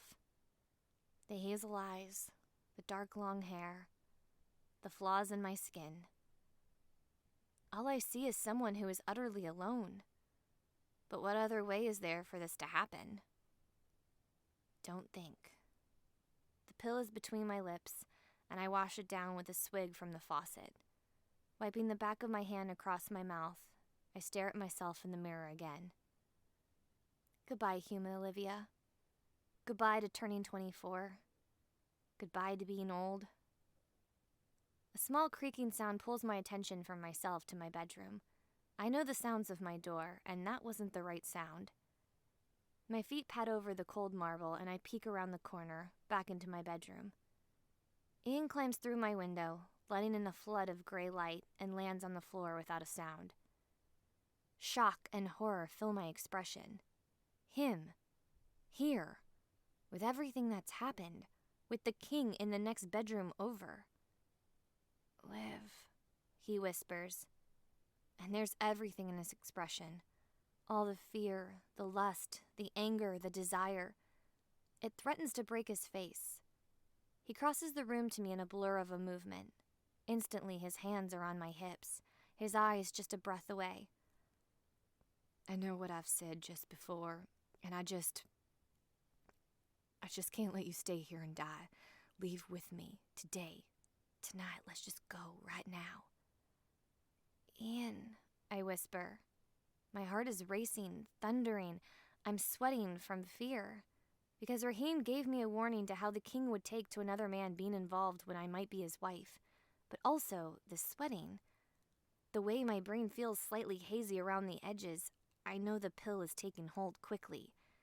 You cannot be here. If he finds you, if he hears you, I don't care, Ian breathes. One of his hands comes up to cut my cheek and his nose brushes mine. We can stop this. We can have a few good years. Let's go be together, away from all of this. Tears bite at the back of my eyes. I want that so badly. I bring my hands to either side of his face, and I'm not in control of myself when I lean forward and my lips are on his. This feels like home. This is always where I was supposed to be. With Ian Ward. but pain fills my chest. I would have left with you. All I wanted was for you to take me. We could have gone and had forever. Anne's eyes find mine, and I see it all there. Nothing has really changed. I could never wish this on you. You must live because you can live. Don't waste this life. I take a half step back from him, my hands falling from him. And you could never see that I cannot run from something I was born into. It doesn't have to be like this, Liv, he says, sounding desperate. He clings to me, trying to pull me closer, but I don't allow him to. Your father didn't accept it. He stayed away from this twisted and demented world. You don't have to do this. My eyelids droop. My heart, which hammered and raced just a minute ago, slows. It calms. The beats come slower and slower. And Ian hears it, because suddenly his eyes grow wide and they stare at my chest. What did you do? He suddenly asks. Horror fills his face. His grip on me slips momentarily, and I stumble before he grips me tighter. A single tear slips out onto my cheek. I wanted you to do it. I wanted you to be able to accept me as I am, as I was born. Please. I beg. My hands reach up to cling to his shirt. Please do it, Ian, before it's too late. He shakes his head, his eyes still big and wide. My legs give out and I drop, Ian catching me just before I hit the floor. Liv! He lets out a terrified gasp, and suddenly, I'm the one who's terrified, because it was so loud, him saying my name so desperately. My vision goes blurry, and I can't make out a little more than shapes. Please, I say, just as I hear the door to my bedroom burst open. I see two shapes, and hear shouts and things breaking. The support holding me up is gone, and I feel as if I shatter on the floor. My hearing has gone all muffled, and my eyes fight to stay open, even though I can't see more than blurry orbs. More noise. So angry. So much that's instantly gone wrong. This was supposed to be quiet and alone. Suddenly, it's a crowd and a brawl. Someone will die, I just know it. And not just me. Run, I silently beg Ian. Please run. My eyelids slide closed, but I can feel it. My heart will still beat for a few minutes. I feel myself yanked from the floor, harsh and painful, but not as painful as the fangs that suddenly sink into my neck. I'm already numb, so I don't feel myself freeze. I just feel the sucking, the pulling. I feel my blood leaving my body, quickly. I feel the cold that comes over me. Feel one beat, two, slower and slower. Please run. 2 beats, 1, none. The end of Book 2.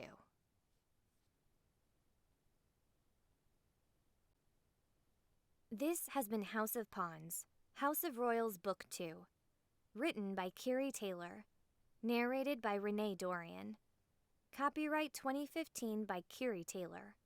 Production copyright 2016 by Keary Taylor.